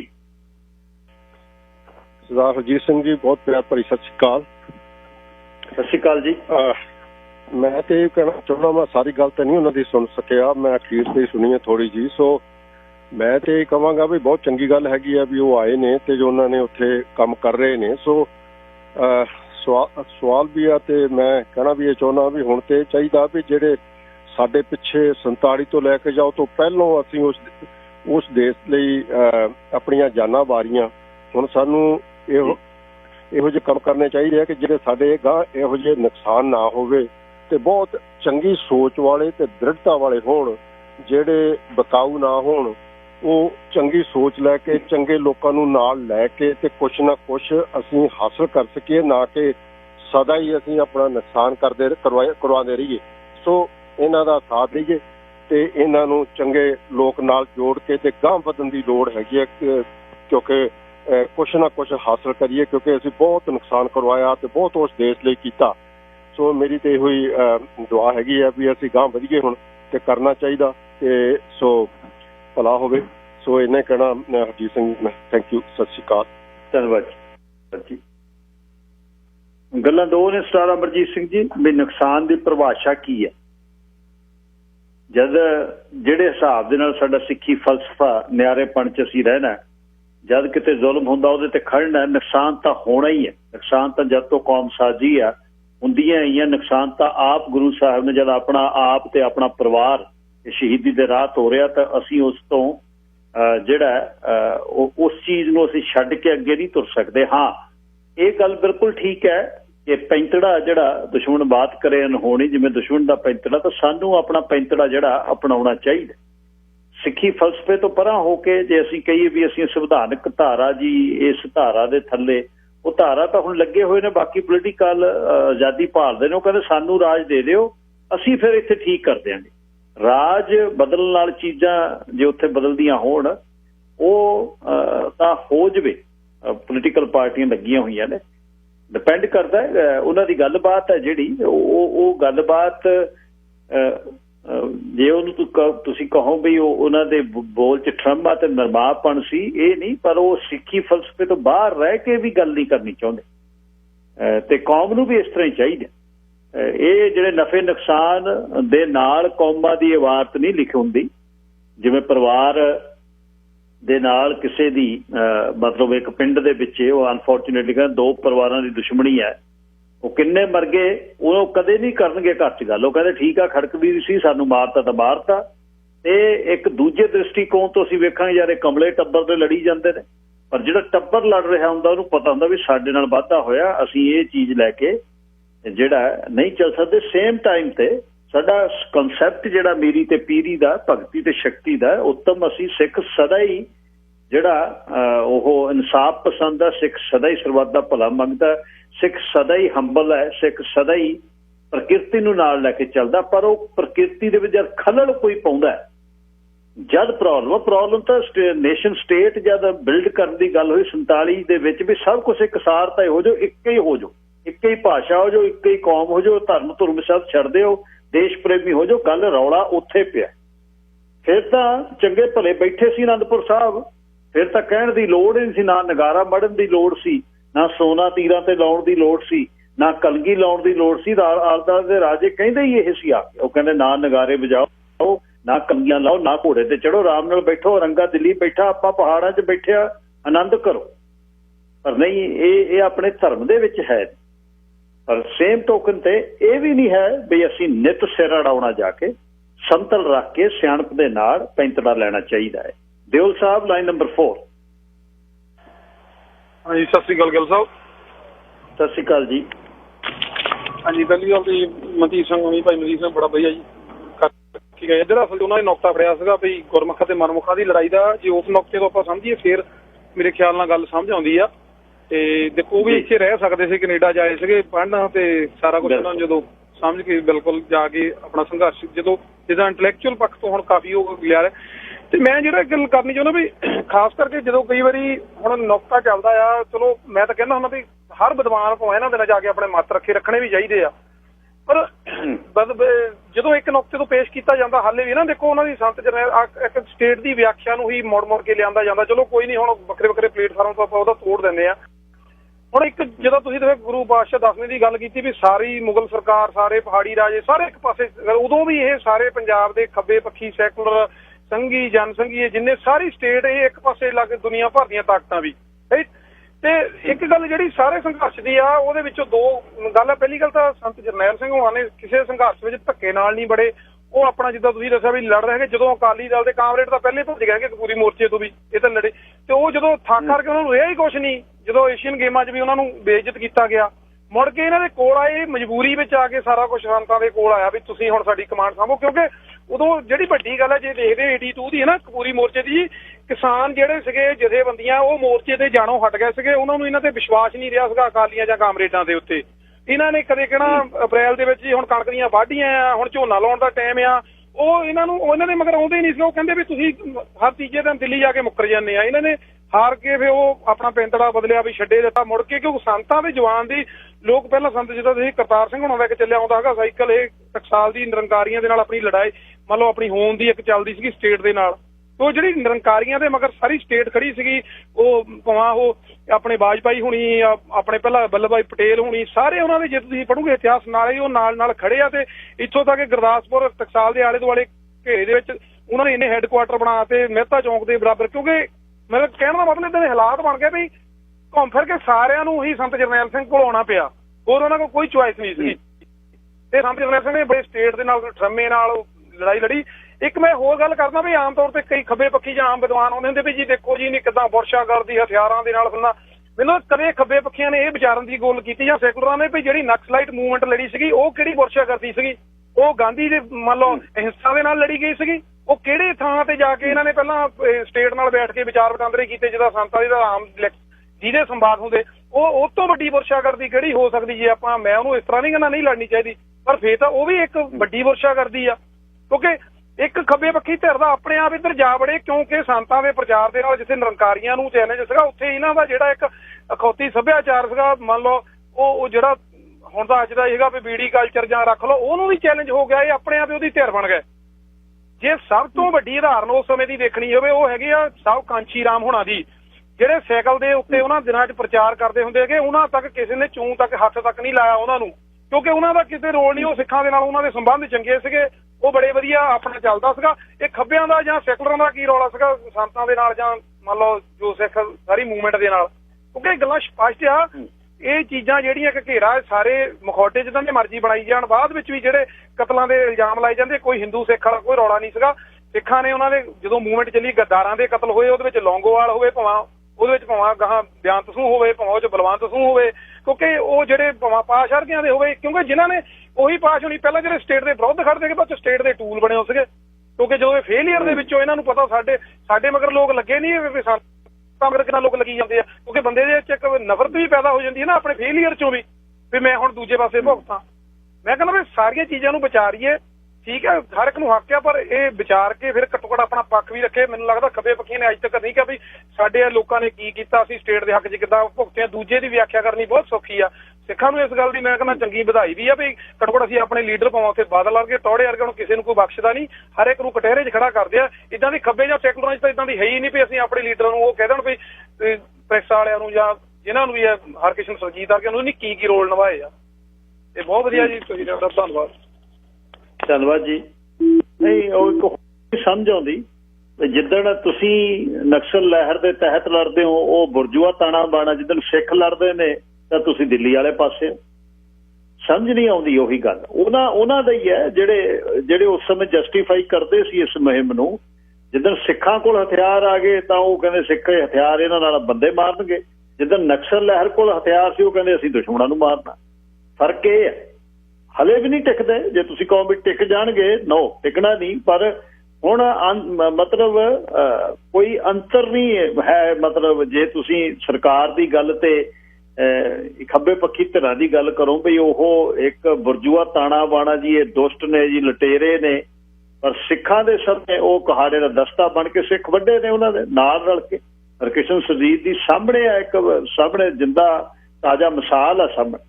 Sir Jagmel Singh ji line number 5 ਤੁਸੀਂ ਏਅਰ ਤੇ। ਹਾਂਜੀ ਸਿੰਘ ਸਾਹਿਬ ਜੀ, ਵਾਹਿਗੁਰੂ ਜੀ ਕਾ ਖਾਲਸਾ ਵਾਹਿਗੁਰੂ ਜੀ ਕੀ ਫਤਿਹ। ਗੁਰਫਤਿਹ ਜੀ।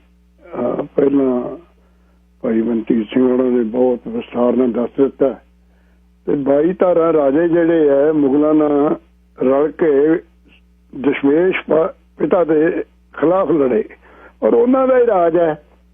ਜਦੋਂ ਫਿਰ ਸਿੰਘ ਸੂਰਮਿਆਂ ਨੇ ਮੁਗਲਾਂ ਨੂੰ ਬਾਹਰ ਕੱਢਤਾ, ਉਦੋਂ ਬਾਅਦ ਹੌਲੀ ਹੌਲੀ ਆਜ਼ਾਦੀ ਆਈ। ਮਹਾਰਾਜਾ ਰਣਜੀਤ ਸਿੰਘ ਦੇ ਟਾਈਮ ਵੀ ਉਹ ਵੀ ਮੈਂ ਹੁਣ ਬਹੁਤਾ ਨਹੀਂ ਉੱਥੇ ਕਹਿੰਦਾ। ਤੇ ਉਦੋਂ ਬਾਅਦ ਸਾਨੂੰ ਪਟੇਲ ਨੇ ਕੀ ਦਿੱਤਾ ਭਲਾ ਤਗਮਾ? ਉਹ ਦਿੱਤਾ ਕਿ ਸਿੱਖ ਜਰੈਮ ਪੇਸ਼ਾ ਕੌਮ ਹੈ। ਤੇ ਉਦੋਂ ਬਾਅਦ ਗਾਂਧੀ ਹੋਣਾ ਦਾ ਜਾਂ ਨਹਿਰੂ ਹੋਣਾ ਦਾ ਵੀ ਜਿਹੜਾ ਉਹ ਕਹਿ ਲਓ ਸਾਡੇ ਪ੍ਰਤੀ ਜਿਹੜੀ ਸੋਚ ਸੀ ਉਹਨਾਂ ਦੀ ਉਹ ਨੈਗੇਟਿਵ ਹੀ ਸੀ। ਔਰ ਮੈਂ ਹੁਣ ਇਹਨੂੰ ਨੇੜੇ ਹੀ ਲਪੇਟ ਦਿੰਦਾ। ਉਹ ਇਹ ਹੈ ਕਿ ਸੰਨ 78 ਦੇ ਵਿੱਚ ਜਿਸ ਟਾਈਮ ਨਿਰੰਕਾਰੀਆਂ ਦਾ ਸੰਮੇਲਨ ਇੱਥੇ ਅੰਮ੍ਰਿਤਸਰ ਹੋਇਆ, ਜਦੋਂ CID ਨੇ ਬਕਾਇਦਾ ਰਿਪੋਰਟ ਦਿੱਤੀ ਇੰਟੈਲੀਜੈਂਸ ਨੇ ਬਾਦਲ ਨੂੰ ਵੀ ਇੱਥੇ ਇਹਨਾਂ ਦਾ ਸੰਮੇਲਨ ਕਰਾਉਣਾ ਖਤਰੇ ਤੋਂ ਖਾਲੀ ਨਹੀਂ, ਉਹ ਜਾਣ ਕੇ ਕਰਾਇਆ ਗਿਆ ਕਿਉਂਕਿ ਉਹਦੇ 'ਚ ਉਹਨੂੰ ਆਪਦੀਆਂ ਵੋਟਾਂ ਦੀ ਸੀ। ਉਦੋਂ ਬਾਅਦ ਕਿਵੇਂ ਉਹਦੀ ਸਹਾਇਤਾ ਕੀਤੀ, ਉੱਥੋਂ ਸਾਰਾ ਇਹ ਕੰਮ ਚੱਲਿਆ। ਕੀ ਸੰਤ ਜਰਨੈਲ ਸਿੰਘ ਹੋਣੀ ਤਾਂ ਇਕੱਲੇ ਅਕਾਲ ਤਖਤ ਸਾਹਿਬ ਤੇ ਸੀ ਨਾ, ਤੇ ਬਾਕੀ ਦੇ ਗੁਰਦੁਆਰਾ ਸਾਹਿਬਾਨ ਜਿਹੜੇ 36 ਹੋਰ ਇਹਨੂੰ ਬਿਨਾਂ ਉੱਥੇ ਫੌਜ ਲਾਤੀ। ਉਹ ਸਾਰਿਆਂ ਨੂੰ ਪਤਾ ਕਿ ਉੱਥੇ ਸੰਤ ਜਰਨੈਲ ਸਿੰਘ ਹੋਣੀ ਬੈਠੇ ਸੀ ਜਾਂ ਕੋਈ ਸਿੱਖ ਜਥੇਬੰਦੀਆਂ ਹਥਿਆਰ ਲੈ ਕੇ ਬੈਠੀਆਂ ਸਨ। ਤੇ ਇਹ ਕਹਿਣ ਦਾ ਮੇਰਾ ਮਤਲਬ ਹੈ ਅੱਜ ਪਿੰਡ ਲੈਵਲ ਤੇ ਦੇਖੀਏ ਤਾਂ ਕਿੰਨੇ ਕੁ ਤੁਹਾਨੂੰ ਪੱਗਾਂ ਵਾਲੇ ਦੀਦੇ ਆ ਜਾਂ ਕਿੰਨੇ ਕੁ ਕੇਸਦਾੜੀ ਆਏ ਆ। ਜੇ ਪੰਥਕ ਸਰਕਾਰ ਦੇ ਰਾਜ ਵਿੱਚ ਪੰਜਾਬੀ ਬੋਲਣੀ ਸਕੂਲਾਂ ਵਿੱਚ 50 ਰੁਪਏ ਜੁਰਮਾਨਾ ਹੋ ਜਾਏ ਤੇ ਜਿਹੜੇ ਪ੍ਰਾਈਵੇਟ ਸਕੂਲ ਮੈਂ ਉਹਨਾਂ ਦੀ ਗੱਲ ਕਰ ਰਿਹਾ, ਤੇ ਫਿਰ ਉਹ ਕਿਹੜੀ ਪੰਥਕ ਸਰਕਾਰ? ਇਹ ਸਾਨੂੰ ਇੱਥੇ ਕਦੇ ਵੀ ਇਨਸਾਫ ਨਹੀਂ ਮਿਲਣਾ, ਚਾਹੇ ਆਪਾਂ ਕਿੰਨਾ ਹੀ ਯਤਨ ਕਰੀ ਜਾਓ। ਤੇ ਸਾਡੀ ਫੌਜ ਵਿੱਚ ਵੀ ਗਿਣਤੀ ਘਟਾ ਦਿੱਤੀ ਇਹਨਾਂ ਨੇ, ਸਾਡੇ IAS IPS ਔਰ ਬੈਰੀਓਕਰੇਟ ਸਾਡੇ ਜਿਹੜੇ ਬਹੁਤ ਘਟ ਗਏ। ਤੇ ਕਿਵੇਂ ਕਰਾਂਗੇ? ਔਰ ਫਿਰ ਅਸੀਂ ਅਨਾਜ ਇੰਨਾ ਪੈਦਾ ਕਰਤਾ ਕਿ ਭੁੱਖੇ ਰਜਾਤੇ, ਫਿਰ ਇਹ ਸਾਨੂੰ ਪੈ ਨਿਕਲੇ। ਇਹ ਸਾਡਾ ਕਸੂਰ ਕਈ ਪਾਸੇ ਹੈ। ਪਾਣੀ ਅਸੀਂ ਖਤਮ ਕਰ ਰਹੇ ਹਾਂ ਪੰਜਾਬ ਦਾ, ਔਰ ਉੱਥੇ ਦਾ ਵਾਤਾਵਰਨ ਜਿਹੜਾ ਆਪਾਂ ਸਾਰਿਆਂ ਨੂੰ ਪਤਾ ਹੈ ਵੀ ਕੀ ਹੈ। ਮੈਂ ਬਹੁਤਾ ਨਹੀਂ ਇੱਥੇ ਕਹਿੰਦਾ, ਇੰਨੇ ਕਹਿ ਕੇ ਬਸ ਕਰਦਾ। Thank you. ਧੰਨਵਾਦ ਜੀ, ਧੰਨਵਾਦ। Sachin Singh ji, line number 2। All circuits are busy now. Satinderpal Singh ji, line number 3। ਹਾਂਜੀ ਸਿੰਘ ਸਾਹਿਬ, ਵਾਹਿਗੁਰੂ ਜੀ ਕਾ ਖਾਲਸਾ, ਵਾਹਿਗੁਰੂ ਜੀ ਕੀ ਫਤਿਹ ਜੀ। ਵਾਹਿਗੁਰੂ ਜੀ ਕਾ ਖਾਲਸਾ, ਵਾਹਿਗੁਰੂ ਜੀ ਕੀ ਫਤਿਹ ਵੀਰ ਜੀ। ਹਾਂਜੀ, ਮੈਂ ਤਾਂ ਸਿੰਘ ਸਾਹਿਬ ਜੀ ਇਹ ਗੱਲ ਕਹਿਣੀ ਚਾਹੁੰਦਾ ਵੀ ਦੱਸੋ ਤੁਸੀਂ ਬਹੁਤ ਪਹਿਲਾਂ ਤੋਂ ਵੀ ਜਦੋਂ ਕਦਾ ਮੈਂ ਤੁਹਾਡਾ ਰੇਡੀਓ ਪ੍ਰੋਗਰਾਮ ਸੁਣਨ ਲੱਗਾ ਵਾਂ, 19 ਸਾਲਾਂ ਤੋਂ ਤੁਸੀਂ ਦੱਸ ਰਹੇ ਆ, ਸਾਨੂੰ ਪਤਾ ਲੱਗ ਗਿਆ ਵੀ ਕਿਹਨੇ ਕੀ ਕੀਤਾ, ਕਿਹਨੇ ਕੀ ਕੀਤਾ। ਗੱਲ ਇਹ ਆ ਵੀ ਸਾਡੀ ਡਿਊਟੀ ਕੀ ਬਣਦੀ ਆ 78 ਤੋਂ ਲੈ ਕੇ ਲਾ ਲਓ, ਚਾਹੇ ਉਦੋਂ ਪਹਿਲਾਂ ਲਾ ਲਓ, ਹੁਣ ਤੱਕ ਵੀ ਜਿਹੜੇ ਨੇ ਸ਼ਹੀਦੀਆਂ ਪ੍ਰਾਪਤ ਕੀਤੀਆਂ ਜਾਂ ਜਿਹਨਾਂ ਦੇ ਪਰਿਵਾਰ ਉੱਜੜ ਗਏ ਜਾਂ ਜਿਹੜਾ ਜੇਲ੍ਹਾਂ 'ਚ ਰੁਲਦੇ, ਉਹ ਤਾਂ ਆਪਦੀ ਕਰ ਗਏ ਆਪਦੀ ਜ਼ਿੰਮੇਵਾਰੀ ਪੂਰੀ। ਅਸੀਂ ਇਹੋ ਜਿਹੀਆਂ ਕੰਟਰੀਆਂ ਦੇ ਵਿੱਚ ਆ ਕੇ ਬਾਹਰ ਆੜ ਕੇ ਬੈਠ ਗਏ ਆ, ਬਾਹਰ ਬੈਠ ਕੇ ਅਸੀਂ ਕੀ ਕੀਤਾ ਅਸੀਂ ਆਪਦੇ ਅਸੀਂ ਇਹ ਤਾਂ ਕਹਿੰਦੇ ਵੀ ਉੱਥੇ ਜਥੇਬੰਦੀਆਂ ਬਣਾਓ, ਏਕਤਾ ਬਣਾਓ, ਏਦਾਂ ਕਰੋ, ਆਹ ਕੰਮ ਕਰੀਏ। ਅਸੀਂ ਕਿਸੇ ਨੂੰ ਕਹਿ ਰਹੇ ਆ, ਅਸੀਂ ਆਪਣੇ ਆਪ ਨੂੰ ਕੋਈ ਨਹੀਂ ਕਹਿ ਰਿਹਾ ਵੀ ਮੈਂ ਕੀ ਕੀਤਾ ਜਾਂ ਮੈਂ ਕੀ ਕਰਨਾ। ਕਿ ਅਸੀਂ ਉੱਥੋਂ ਆ ਗਏ, ਸਾਡੇ ਕੋਲ ਇੱਥੇ ਚਲੋ ਇੰਗਲਿਸ਼ ਦੀ ਘਾਟ ਸੀ ਜਾਂ ਕੋਈ ਸੀ ਸਾਧਨਾਂ ਦੀ ਘਾਟ ਸੀ। ਉਦੋਂ ਬਾਅਦ ਸਾਨੂੰ 20-30 ਸਾਲ ਆਇਆ ਨੂੰ ਹੋ ਗਿਆ ਕਿ ਅਸੀਂ ਬੱਚੇ ਆਪਦੇ ਕਿਸੇ ਇੱਕ ਨੇ ਪਰਿਵਾਰਾਂ ਨੇ ਉਧਰਲੇ ਬੰਦੇ ਨੂੰ ਲਾਇਆ ਕਿ ਅਸੀਂ ਆਪਦੀ ਜ਼ਿੰਮੇਵਾਰੀ ਨਿਭਾਈ ਆ। ਗੱਲ ਤਾਂ ਆਪਦੀ ਜ਼ਿੰਮੇਵਾਰੀ ਦੀ ਆ, ਹੁਣ ਉਹ ਤਾਂ ਆਪਦੀ ਜ਼ਿੰਮੇਵਾਰੀ ਨਿਭਾ ਗਿਆ, ਉਹਨਾਂ ਦੀਆਂ ਗੱਲਾਂ ਤਾਂ ਕਰ ਲਈਆਂ ਅਸੀਂ, ਉਹਨਾਂ ਨੂੰ ਤਾਂ ਸਲਾਮ ਆ, ਅਸੀਂ ਮੰਨਦੇ ਆ।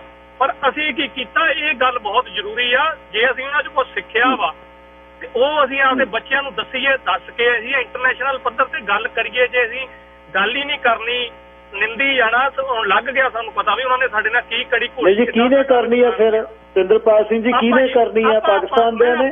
ਹਾਂਜੀ, ਨਹੀਂ ਮੈਂ ਉਹੀ ਗੱਲ ਕਰਦਾ ਵੀ ਸਾਨੂੰ ਕਰੋ ਫਿਰ ਸ਼ੁਰੂ। ਗੱਲ ਕਰਦਾ ਗੱਲ ਸਾਹਿਬ ਵੀ ਆਪਾਂ ਸਾਰੇ ਕਰੀਏ। ਹਾਂ ਕਰੋ ਫਿਰ ਸ਼ੁਰੂ, ਕਰਨੀ ਚਾਹੀਦੀ ਹੈ। ਆਪਾਂ ਕਰੀਏ ਵੀ ਕੱਲਾ ਉਹਨਾਂ ਨੂੰ ਲਾਂਭਾ ਦੇ ਕੇ ਘਰੇ ਜਾ ਕੇ ਬੈਠ ਜਾਈਏ ਸਾਰਾ ਸਾਲ। ਨਹੀਂ, ਲਾਂਭਾ ਨਹੀਂ ਹੈ, ਲਾਂਭਾ ਨਹੀਂ ਹੈ। ਇਹਦੇ ਵਿੱਚੋਂ ਜਦ ਤੁਸੀਂ ਜਾਗਰੂਕ ਹੋਵੋਗੇ, ਪਹਿਲਾਂ ਤਾਂ 15 ਸਾਲ ਇਸ ਗੱਲ ਦਾ ਹੀ ਰੌਲਾ ਪਿਆ, ਹੁਣ ਤੱਕ ਕਹੀ ਜਾਂਦੇ ਸ਼ਾਸਤਰ ਲੈ ਕੇ ਸੰਤ ਚਲੇ ਗਏ, ਤਾਂ ਅੱਜ 36 ਸਾਲ ਬਾਅਦ ਕਹੀ ਜਾਂਦੇ। ਪਹਿਲਾਂ ਤਾਂ ਇਹ ਆ ਵੀ ਤੁਹਾਨੂੰ ਅਵੇਅਰਨੈਸ ਹੋਈ, ਅਵੇਅਰਨੈਸ ਦੇ ਵਿੱਚੋਂ ਅਗਲੀ ਗੱਲ ਹੋਏਗੀ।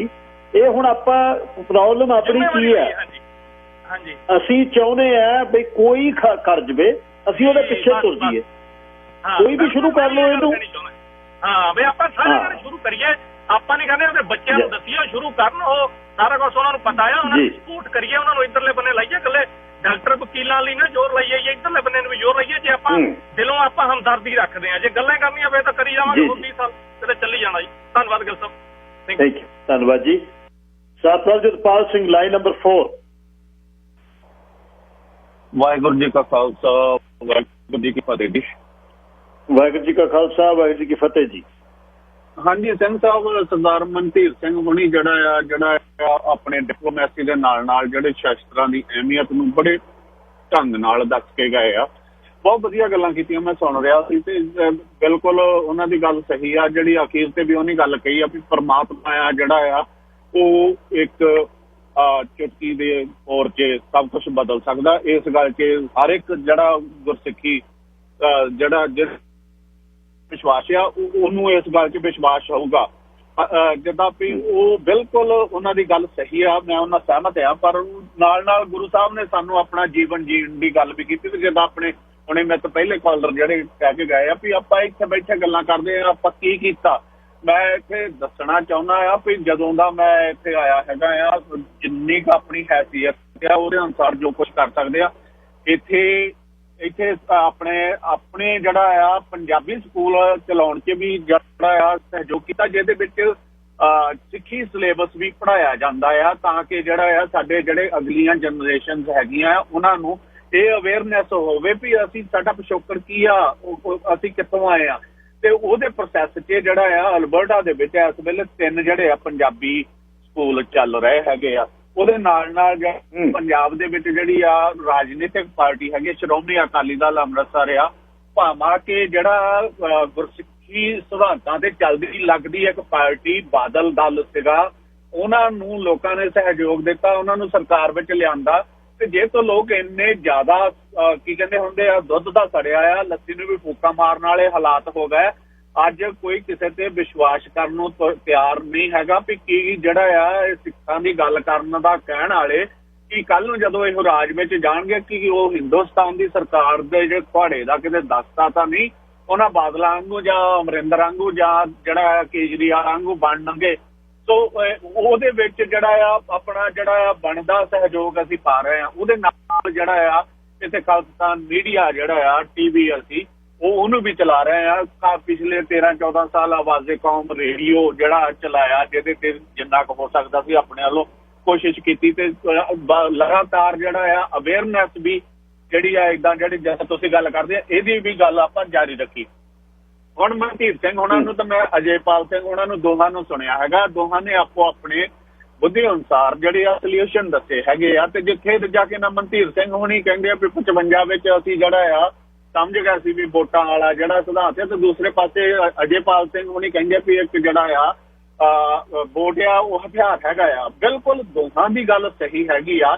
ਜੇ ਅਸੀਂ ਅੱਖਾਂ ਮੀਟ ਕੇ ਉਹਨਾਂ ਲੋਕਾਂ ਨੂੰ ਵੋਟ ਪਾਵਾਂਗੇ ਜਿਹੜੇ ਬੰਦਿਆਂ ਨੇ ਜਾ ਕੇ ਹਿੰਦੁਸਤਾਨ ਦੀ ਸਰਕਾਰ ਦਾ ਘੋੜੇ ਦਾ ਦਸਤਾ ਬਣਨਾ, ਤੇ ਬਿਲਕੁਲ ਗੱਲ ਸਹੀ 55 ਵਾਲੀ ਗੱਲ ਆ। ਜੇ ਅਜੇਪਾਲ ਸਿੰਘ ਉਹਨਾਂ ਵਾਲੀ ਗੱਲ ਸੁਣਾਂਗੇ ਵੀ ਅਸੀਂ ਇਹਨੂੰ ਵੋਟ ਨੂੰ ਹਥਿਆਰ ਦੇ ਤੌਰ ਤੇ ਵਰਤੀਏ, ਇਹਨੂੰ ਉੱਥੇ ਵੋਟ ਨੂੰ ਪਾਈਏ ਜਿੱਥੇ ਇਹਦਾ ਇਫੈਕਟ ਹੋਣਾ ਆ। ਹੁਣ ਤਾਂ ਆਪਾਂ ਜਾਂ ਆਪਣੇ ਕ੍ਰੋਏਸ਼ੀਆ ਆ ਜਾਂ ਆਪਣੇ ਆਇਰਲੈਂਡ ਆ, ਕੁਬੈਕ ਆ, ਹੋਰ ਇਹਦਾਂ ਦੀਆਂ ਬੇਅੰਤ ਮਿਸਾਲਾਂ ਦਿੱਤੀਆਂ ਜਾ ਸਕਦੀਆਂ ਜਿੱਥੇ ਇੱਕ ਰੈਫਰੈਂਡਮ ਦੇ ਤੌਰ ਤੇ ਗੱਲ ਤੁਰੀ ਹੈਗੀ ਆ। ਤੇ ਉਹ ਜਿਹੜਾ UNO ਦਾ ਇੱਕ ਜਿਹੜਾ ਕਲੌਜ਼ ਹੈਗੀ ਆ ਜਿਹੜੀ ਮੰਗ ਕਰਦੀ ਆ people elected by the people of the land, ਜਾਂ ਜਿਹੜੀਆਂ ਕੋਈ ਹੋਰ ਸਰਕਾਰਾਂ ਆ ਉਹਨਾਂ ਰਾਹੀਂ ਜਿਹੜਾ ਆ ਆਪਾਂ ਦੁਨੀਆ ਦੀ ਅਦਾਲਤ ਵਿੱਚ ਪਹੁੰਚ ਸਕਦੇ ਆ।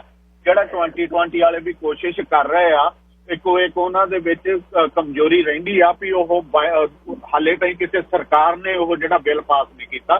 ਸੋ ਅਸੀਂ ਜੇ ਉਹਨਾਂ ਜਾਂ ਜਿਹੜੀਆਂ ਆਪਣੇ ਸਾਡੇ ਲੂਪ ਹੋਲ ਹੈਗੇ ਆ, ਜੇ ਅਸੀਂ ਉਹਨਾਂ ਨਾਲ ਧਿਆਨ ਦੇ ਕੇ ਅਸੀਂ ਇਕੱਠੇ ਹੋ ਕੇ ਨਹੀਂ ਚੱਲ ਸਕਦੇ। ਜੇ ਅਸੀਂ 2020 ਤੇ ਸ਼੍ਰੋਮਣੀ ਅਕਾਲੀ ਦਲ ਅੰਮ੍ਰਿਤਸਰ ਇੱਕ ਦੂਏ ਨਾਲ ਇਹ ਸਮਝੌਤੇ ਨਹੀਂ ਆ ਸਕਦੇ ਵੀ ਤੁਸੀਂ ਦੂਜਾ ਸਾਨੂੰ ਉੱਥੇ ਪੰਜਾਬ ਵਿੱਚ ਇੰਨੀ ਕੁ ਤਾਕਤ ਦਿਓ ਵੀ ਅਸੀਂ ਤੁਹਾਨੂੰ ਰੈਜ਼ੋਲੂਸ਼ਨ ਪਾਸ ਕਰਕੇ ਦੇਈਏ, ਤਾਂ ਦੂਸਰੇ ਪਾਸੇ ਸ਼੍ਰੋਮਣੀ ਅਕਾਲੀ ਦਲ ਅੰਮ੍ਰਿਤਸਰ 2020 ਵਾਲਿਆਂ ਨੂੰ ਕਹਿਣ ਵੀ ਭਾਈ ਅਸੀਂ ਤੁਹਾਡੀ ਜਿਹੜੇ ਰੈਫਰੈਂਡਮ ਵਿੱਚ ਤੁਹਾਡੀ ਸਪੋਰਟ ਕਰਾਂਗੇ।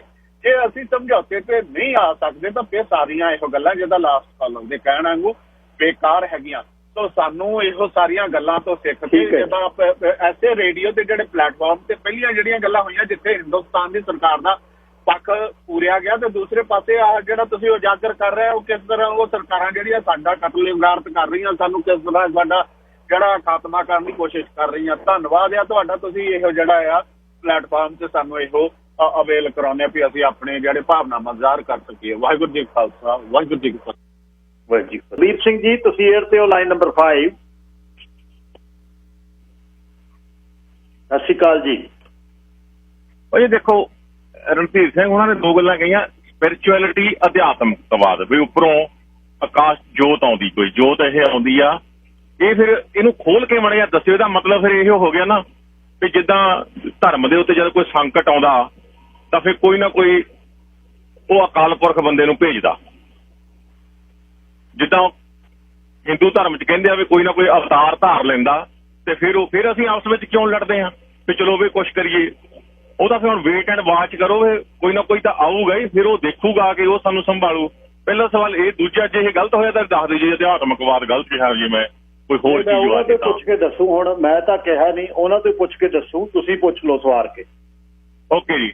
ਤੇ ਦੂਜੀ ਸਵਾਲ ਮੇਰਾ ਇਹ ਸੀਗਾ ਵੀ ਜਿੱਦਾਂ ਅਸੀਂ ਕਹਿ ਦਿੰਦੇ ਹਾਂ ਵੀ ਆਪਣੇ ਮਾਸਟਰ ਤਾਰਾ ਸਿੰਘ ਹੁਣੀ ਜਾਂ ਇੱਕ ਹੋਰ ਬੰਦੇ ਦਾ ਨਾਂ ਆਇਆ ਸੀਗਾ ਵੀ ਇਹਨਾਂ ਨੇ ਮੰਗ ਨਹੀਂ ਕੀਤੀ ਜਾਂ ਲੀਡਰਾਂ ਨੇ ਸਾਡਿਆਂ ਨੇ ਸਹੀ ਲੀਡਰਸ਼ਿਪ ਨਹੀਂ ਕੀਤੀ।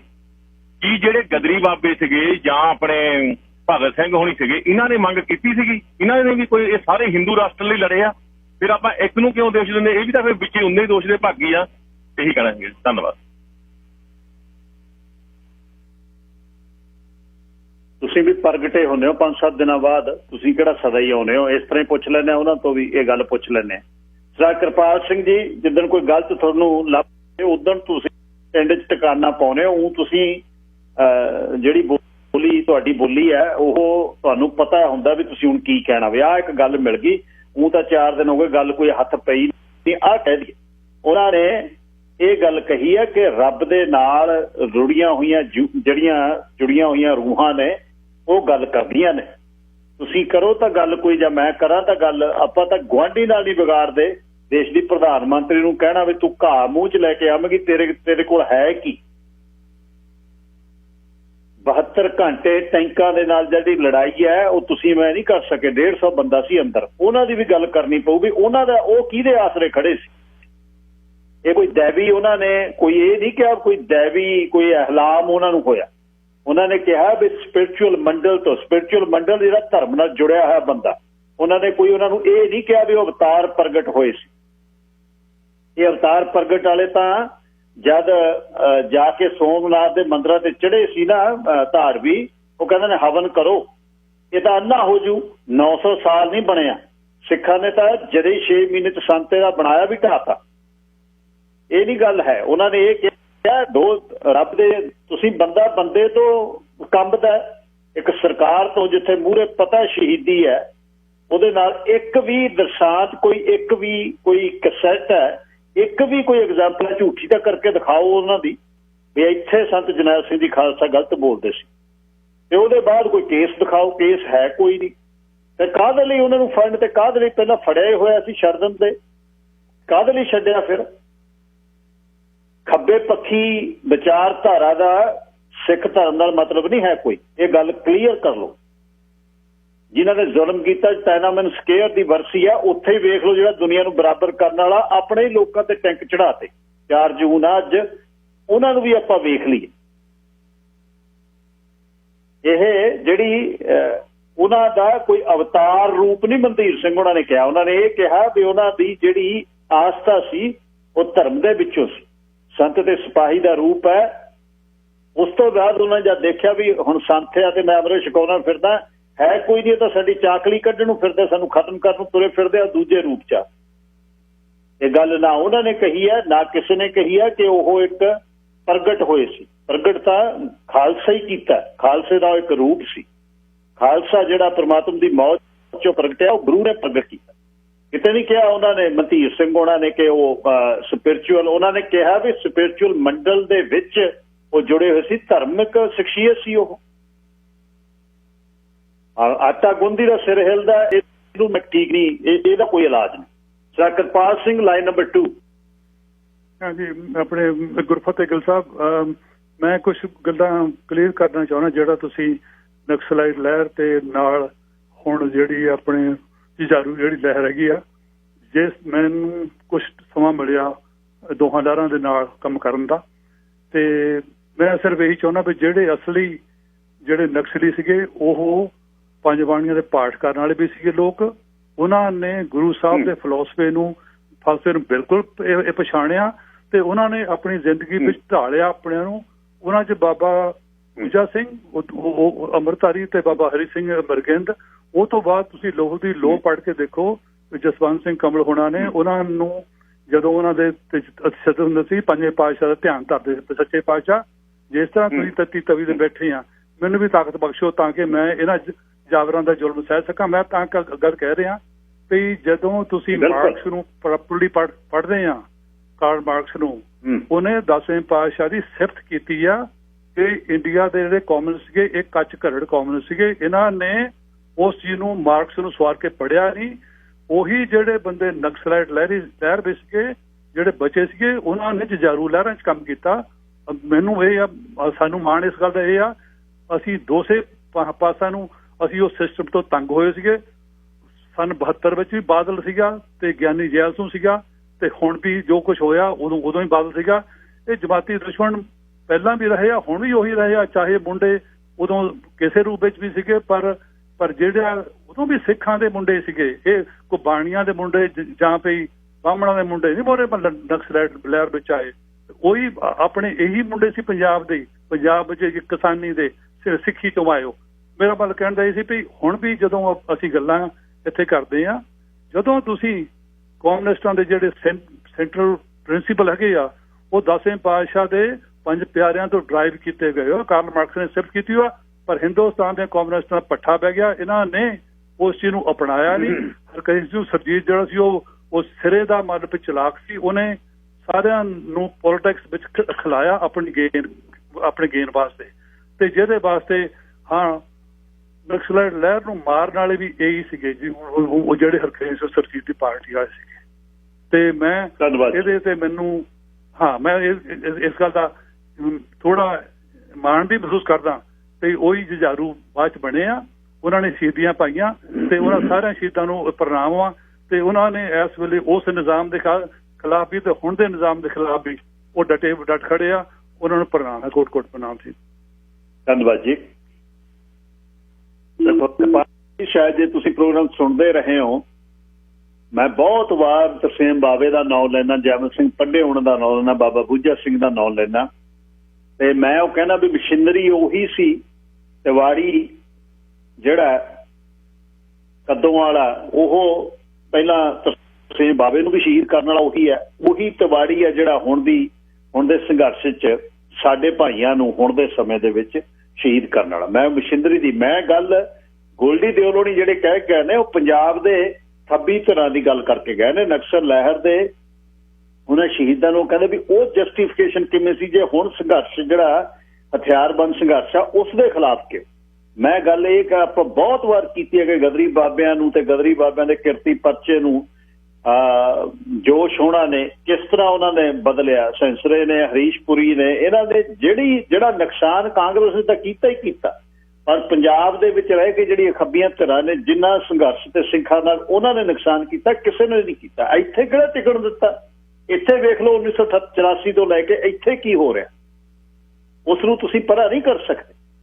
ਇਹ ਅੱਜ ਹੁਣ ਜੇ ਬਰਾਬਰਤਾ ਦੀ ਗੱਲ ਕਰਦੇ ਹੋ, ਚੀਨ 'ਚ ਟਾਈਨਾਮਨ ਸਕੁਅਰ ਦੇ ਵਿੱਚ ਅੱਜ ਚੜ੍ਹੇ ਸੀ ਟੈਂਕ, ਮਾੜੇ ਜੀ ਕਰੋ ਤਾਂ ਸਹੀ ਗੱਲ, ਲਿਖੋ ਕਿਤੇ ਬਾਹਰ ਨਿਕਲ ਕੇ ਕਿ ਜ਼ੁਲਮ ਕੀਤਾ, ਕਿਉਂਕਿ ਉਹ ਸਾਡਾ ਦੇਸ਼ ਆ। ਉਹ ਬਿਲਕੁਲ ਮਾਰਕਸ ਦੀ ਮੈਂ ਗੱਲ ਕਰ ਸਕਦਾ, ਤੁੰਗ ਦੀ ਮਾਓ ਜੇ ਦੀ ਗੱਲ ਕਰ ਸਕਦਾ ਕਿ ਉਸਨੇ ਛਾਪੇਮਾਰ ਯੁੱਧ ਨੂੰ ਬਹੁਤ ਵੱਡਾ ਤੇ ਸਿੱਖਾਂ ਨੂੰ ਇਸ ਦੇ ਵਿੱਚ ਮੰਨਿਆ। ਪਰ ਮੈਂ ਨਕਸਲ ਲਹਿਰ ਦੇ ਇਹ ਬਿਲਕੁਲ ਠੀਕ ਆ, ਸਿੱਖ ਸੰਘਰਸ਼ ਦੇ ਬਹੁਤ ਯੋਧੇ ਜਿਹੜੇ ਨੇ ਉਹ ਨਕਸਲ ਲਹਿਰ ਚ ਆਏ। ਭਾਈ ਨਛੱਤਰ ਸਿੰਘ ਰੋਡੇ ਨਕਸਲ ਲਹਿਰ ਦੇ ਸਮੇਂ ਦੇ ਬੰਦੇ ਤੁਰੇ ਜਿਹੜੇ ਜਗਤ ਨਾਰਾਇਣ ਨੂੰ ਜਾ ਕੇ ਮਾਰਿਆ, ਤੇ ਉਹ ਪੂਰੀ ਸਿੱਖੀ ਧਾਰਾ ਚ ਵੀ ਨਹੀਂ ਆਏ। ਸੰਤ ਜਦ ਨੂੰ ਮਿਲੇ ਨੇ ਜਾ ਕੇ ਪਿੰਡ ਚ, ਕਿਸੇ ਨੇ ਇਹਨੂੰ ਕੋਡ ਵੀ ਕੀਤਾ ਵੀ ਉਹ ਇੱਕ ਪਾਸੇ ਹੋ ਕੇ ਦੋਨੇ ਮਿਲੇ, ਮੈਨੂੰ ਨਛੱਤਰ ਨੂੰ ਮਿਲਾਓ ਮੈਨੂੰ, ਤੇ ਬੜੀਆਂ ਗੱਲਾਂ ਉਹ ਕਹਿੰਦੇ ਤਾਂ ਖੱਬੇ ਪੱਖੀ ਬੰਦਾ ਕਹਿੰਦਾ ਨਹੀਂ ਖੱਬੇ ਪੱਖੀ ਨਹੀਂ, ਮੈਨੂੰ ਮਿਲਾਓ ਲਿਆ ਕੇ। ਇਹ ਗੱਲ ਤੁਹਾਡੀ ਠੀਕ ਹੈ। Iqbal Singh ji line number 3।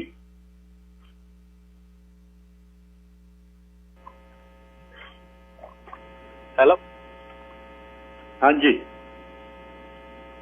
ਗਿੱਲ ਸਾਹਿਬ ਥੋੜਾ ਧੰਨਵਾਦ ਹੀ ਕਰਨਾ ਸੀ। ਤੁਸੀਂ ਮਹਾਂਪੁਰਸ਼ਾਂ ਦੇ ਨਾਲ ਜੋ ਆਪਣੇ ਸ਼ਹੀਦ ਹੋਏ ਆ ਉਹਨਾਂ ਦੀ ਯਾਦ 'ਚ ਘੱਟੋ ਘੱਟ ਇਹਨੇ ਹੀਰੇ ਚੁੱਕ ਕੇ ਲੈ ਕੇ ਆਉਂਦੇ ਆ। ਜਿਵੇਂ ਭਾਈ ਮਨਦੀਪ ਸਿੰਘ ਦਾ ਮੈਂ ਪਹਿਲੀ ਵਾਰ ਅੱਜ ਸੁਣਿਆ ਵਾ, ਤੇ ਇੱਕ ਸੰਤਾਂ ਤੋਂ ਬਾਅਦ ਸ਼ਾਇਦ ਉਹਨਾਂ ਦਾ ਜਨਮ ਹੋਇਆ, ਸੰਤਾਂ ਦੀ ਸ਼ਹੀਦੀ ਤੋਂ ਬਾਅਦ, ਤੇ ਇੰਨੀ ਉਹਨਾਂ ਨੂੰ ਨੌਲੇਜ ਆ ਉਹਨਾਂ ਬਾਰੇ।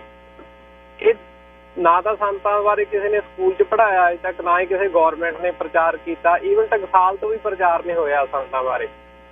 ਤੇ ਜੇ ਸਾਡੇ ਸਕਾਲਰ ਇੰਨੇ ਸਿਆਣੇ ਹੋ ਕੇ ਤੇ ਉਹਨਾਂ ਬਾਰੇ ਇੰਨਾ ਵਧੀਆ ਖੋਜ ਕਰਕੇ ਲੋਕਾਂ 'ਚ ਵੰਡ ਰਹੇ ਆ, ਇਹਦਾ ਮਤਲਬ ਸੰਤ ਲੋਕਾਂ ਦੇ ਦਿਲਾਂ 'ਚ ਵੱਸਦੇ ਆ ਤੇ ਉਹ ਪੰਜਾਬ ਦੀ ਮਿੱਟੀ 'ਚ ਵੱਸਦੇ ਆ। ਲੋੜ ਆ ਇੱਕ ਜਦੋਂ ਸੰਤਾਂ ਵਰਗੇ ਕੋਈ ਦੁਬਾਰੇ ਚੁੰਬਕੀ ਸ਼ਖਸੀਅਤ ਪੈਦਾ ਹੋਊ, ਸਾਂ ਜੇ ਲੋਹੇ ਦੇ ਕਣਕੇ ਖਿਲ ਰਹੇ ਆ, ਆਪੇ ਐਕਟਾਂ ਇਕੱਠੇ ਹੋ ਜਾਣਗੇ। ਤੁਹਾਡਾ ਧੰਨਵਾਦ। ਤੁਸੀਂ ਇੱਕ ਹੰਸ ਵੈਰਤੀ ਦੇ ਨਾਲ ਸਰੋਵਰ 'ਚ ਮੋਤੀ ਚੁਗਦੇ ਆ ਤੇ ਕਈ ਇੱਥੇ ਬਗਲੇ ਬਣ ਕੇ ਡੱਡੂ ਵੀ ਚੱਕੀ ਫਿਰਦੇ ਆ। ਸੋ ਇੰਨੇ ਕਹਿਣੇ। Thank you very much.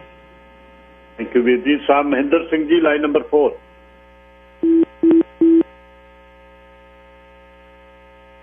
Sahib Mahinder Singh ji Sajpal Singh ji line number 5। ਹਾਂਜੀ ਸਾਹਿਬ ਮਹਿੰਦਰ ਸਿੰਘ। ਹੈਲੋ ਹਾਂਜੀ ਹੈਲੋ ਮੈਂ ਮਹਿੰਦਰ ਸਿੰਘ ਬੋਲ ਰਿਹਾ ਜੀ। ਮੈਂ ਬੋਲ ਰਿਹਾ ਸੀ, ਪਤਾ ਨਹੀਂ ਕਿਉਂ ਕੱਟਿਆ ਗਿਆ। ਹੈਲੋ ਹਾਂਜੀ ਬੋਲੋ ਜੀ ਬੋਲੋ। ਹਾਂਜੀ ਮੈਂ ਮਹਿੰਦਰ ਸਿੰਘ ਬੋਲ ਰਿਹਾ ਜੀ। ਵਾਹਿਗੁਰੂ ਜੀ ਕਾ ਖਾਲਸਾ ਵਾਹਿਗੁਰੂ ਜੀ ਕੀ ਫਤਿਹ। ਹਾਂਜੀ ਗੱਲ ਇਹ ਹੈ ਜੀ ਵੀ ਮੈਂ ਸਾਰਾ ਕੁਝ ਹੀ ਸੁਣ ਰਿਹਾ, ਲਗਾਤਾਰ ਪ੍ਰੋਗਰਾਮ ਸੁਣ ਰਿਹਾ। ਜਿਹੜੇ ਭਾਈ ਸਾਹਿਬ ਨੇ ਅਧਿਆਤਮਵਾਦ ਤੇ ਕਿੰਤੂ ਕੀਤਾ ਸੀ, ਉਹਨਾਂ ਨੂੰ ਇੰਨਾ ਕੁ ਸਮਝ ਲੈਣਾ ਚਾਹੀਦਾ ਕਿ ਗੁਰੂ ਸਾਹਿਬ ਨੇ ਕਿਹਾ ਧੰਨ ਜੀਓ ਤੇ ਇੱਕ ਇਸ ਯੁੱਗ ਮੇਂ ਜੋ ਮੁੱਖ ਤੇ ਹਰ ਚਿੱਤ ਮੇਂ ਯੁੱਧ ਵਿਚਾਰੇ। ਦੂਜੀ ਗੱਲ ਜਿਹੜੀ ਉਹਨਾਂ ਨੇ ਨਕਸਲਾਈਟਾਂ ਬਾਰੇ ਗੱਲ ਕੀਤੀ ਆ, ਮੈਂ ਉਹ ਸਾਰਾ ਕੁਝ ਹੰਡਾਇਆ। ਬਾਬਾ ਬੂਝਾ ਸਿੰਘ, ਹਰੀ ਸਿੰਘ ਮਰਗਿੰਦ ਸਾਡੇ ਕੋਲ ਹੋਸਟਲਾਂ 'ਚ ਆਉਂਦੇ ਰਹੇ ਆ, ਗੱਲਾਂ ਹੁੰਦੀਆਂ ਰਹੀਆਂ। ਉਹ ਇਸ ਗੱਲ ਨੂੰ ਮੰਨਦੇ ਸੀ ਵੀ ਇਹ ਮੁੰਡੇ ਜਿਹੜੇ ਧਰਮ ਤੋਂ ਬੇਮੁਖ ਹੋ ਗਏ ਆ, ਇਹਨਾਂ ਦਾ ਨੁਕਸਾਨ ਹੋ ਜਾਣਾ।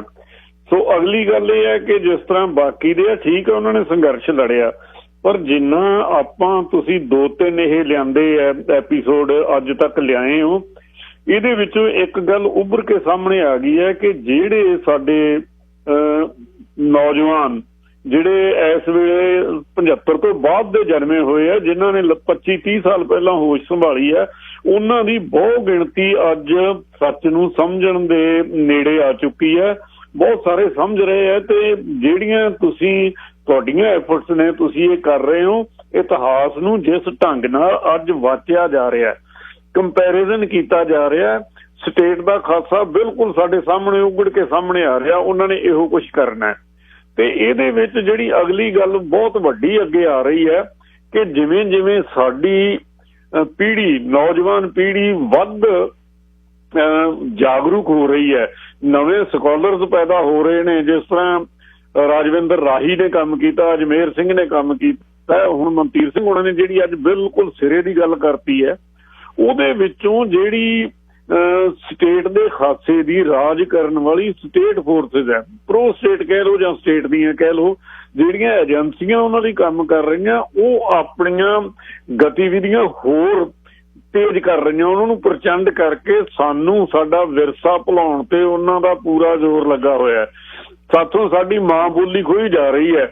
ਬਹੁਤ ਵਧੀਆ ਗੱਲਾਂ ਆ ਰਹੀਆਂ। ਸਾਡਾ ਹਰ ਇੱਕ ਦਾ ਫਰਜ਼ ਹੈ, ਆਪਾਂ ਜਿੰਨਾ ਯੋਗਦਾਨ ਪਾ ਸਕਦੇ ਹਾਂ, ਤੁਸੀਂ ਆਪਣਾ ਪਾ ਰਹੇ ਹੋ, ਮੈਂ ਆਪਣਾ ਪਾਵਾਂ, ਜਿੱਥੇ ਵੀ ਕੋਈ ਹੈ, ਅਸੀਂ ਆਪਣੀ ਪਹਿਲਾਂ ਮਾਂ ਬੋਲੀ ਗੁਰਮੁਖੀ ਲਿਪੀ ਸੰਭਾਲੀਏ ਤੇ ਤਾਂ ਹੀ ਸਾਡਾ ਇਤਿਹਾਸ ਸਾਡੇ ਤੱਕ ਪਹੁੰਚੂਗਾ, ਤਾਂ ਹੀ ਸਾਡੀ ਗੁਰਬਾਣੀ ਸਾਡੇ ਤੱਕ ਪਹੁੰਚੂਗੀ। ਉਹ ਜਿਹੜੀਆਂ ਫੋਰਸਿਸ ਆ ਹੋਰ ਵੱਧ ਤੇਜ਼ ਹੋ ਰਹੀਆਂ। ਦੁਨੀਆ ਇੱਕ ਗਲੋਬਲ ਵਿਲੇਜ ਬਣ ਚੁੱਕੀ ਹੈ। ਇਹਦੇ ਵਿੱਚ ਸਾਨੂੰ ਇਸ ਤੋਂ ਵੱਧ ਹੋਰ ਸੁਚੇਤ ਹੋਣ ਦੀ ਲੋੜ ਹੈ।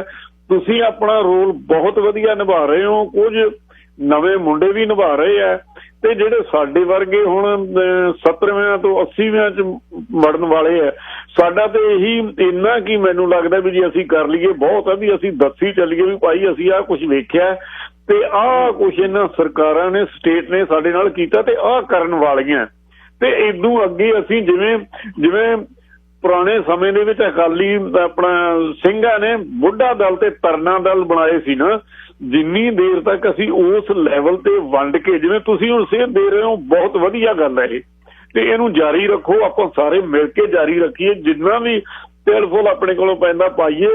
ਤੁਸੀਂ ਬਹੁਤ ਵਧੀਆ ਜਵਾਬ ਵੀ ਦੇ ਰਹੇ ਹੋ। ਜਿਹੜੇ ਲੋਕ, ਦੇਖੋ ਇੱਕ ਗੱਲ ਸਪਸ਼ਟ ਹੈ, ਜਿਹੜੇ ਲੋਕਾਂ ਨੇ ਉਹ ਖੱਬੀ ਵਿਚਾਰਧਾਰਾ ਨਾਲ ਤੁਰੇ ਹੈ, ਉਹਨਾਂ ਨੇ ਤੁਰਨਾ ਤੇ ਜਿਹੜੇ ਮੁੜ ਗਏ ਉੱਥੋਂ, ਅਜਮੇਰ ਸਿੰਘ ਵੀ ਮੁੜਿਆ, ਰਾਜਵਿੰਦਰ ਰਾਹੀ ਵੀ ਮੁੜਿਆ, ਇੱਥੋਂ ਤੱਕ ਕਿ ਸੇਖੋਂ ਮਰਨ ਲੱਗਾ ਇੱਕ ਲੇਖ ਲਿਖ ਗਿਆ ਵੀ ਸਾਡੀ ਜਿਹੜੀ ਸਾਰੀ ਘਾਲਣਾ ਸੀ ਉਹ ਸਟੇਟ ਦੇ ਹੱਕ 'ਚ ਭੁਗਤ ਗਈ ਤੇ ਜਦੋਂ ਤੱਕ ਪੰਜਾਬ ਦੀਆਂ ਮਾਵਾਂ ਪੁੱਤ ਜੰਮਦੀਆਂ ਰਹਿਣਗੀਆਂ, ਖਾੜਕੂ ਪੈਦਾ ਹੁੰਦੇ ਰਹਿਣਗੇ।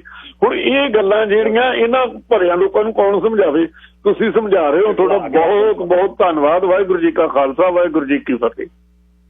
ਬਿਲਕੁਲ ਗਰੇਵਾਲ ਸੰਤ ਸਿੰਘ ਸੇਖੋਂ ਜਿਹੜਾ ਕੁਝ ਕਹਿ ਕੇ ਗਏ ਨੇ ਉਹ ਸਾਹਮਣੇ ਹੈ। ਉਸ ਤੋਂ ਬਾਅਦ ਰਾਹੀ ਹੋਣੀ, ਅਜਮੇਰ ਸਿੰਘ ਹੋਣੀ, ਸਿੱਧੂ ਹੋਣੀ, ਦਲਵੀਰ ਸਿੰਘ ਤੋਂ ਤਾਂ ਵੱਡਾ ਕੋਈ ਨਹੀਂ ਨਾ ਹੋ ਸਕਦਾ। ਦਲਵੀਰ ਸਿੰਘ ਹੋਣਾ ਦੀਆਂ ਲਿਖੀਆਂ ਕਿਤਾਬਾਂ ਉਹ ਪੜ੍ਹ ਲਓ। ਮੈਨੂੰ ਪਤਾ ਨਹੀਂ ਮੈਂ ਕਿੰਨੀ ਕੁ ਗੱਲਬਾਤ ਕਰ ਰਿਹਾ, ਪਰ ਮੈਂ ਕਦੇ ਚਮਕੀਲੇ ਨੂੰ ਸ਼ਹੀਦ ਨਹੀਂ ਕਹਿੰਦਾ, ਨਾ ਹੀ ਮੈਨੂੰ ਮਾਰਟਨ ਲੂਥਰ ਕਿੰਗ ਦਾ ਅੱਜ ਕੱਲ੍ਹ ਯਾਦ ਆਉਂਦਾ ਵੀ ਉਹਦੀ ਸਟੇਟਮੈਂਟ ਕੀ ਹੈ, ਤੇ ਨਾ ਹੀ ਮੈਨੂੰ ਸੰਤ ਭਿੰਡਰਾਂ ਦੀ ਗੱਲ ਕਹੇ ਤੇ ਕੰਨਾਂ 'ਚ ਰੂਹ ਦੇਣੀ ਪੈਂਦੀ ਹੈ, ਨਾ ਹੀ ਮੈਨੂੰ ਕਦੇ ਜਿਹੜਾ ਮੋਰਾਂ ਵਾਲੀ ਉਹ ਰੌਲਾ ਪਾਉਂਦਾ ਦਿਖਦਾ। ਮੇਰਾ ਜਨਮ ਇੱਕ ਸਿੱਖ ਦੇ ਘਰ 'ਚ ਹੋਇਆ, ਮੈਨੂੰ ਉਸ ਗੱਲ ਦਾ ਮਾਣ ਹੈ।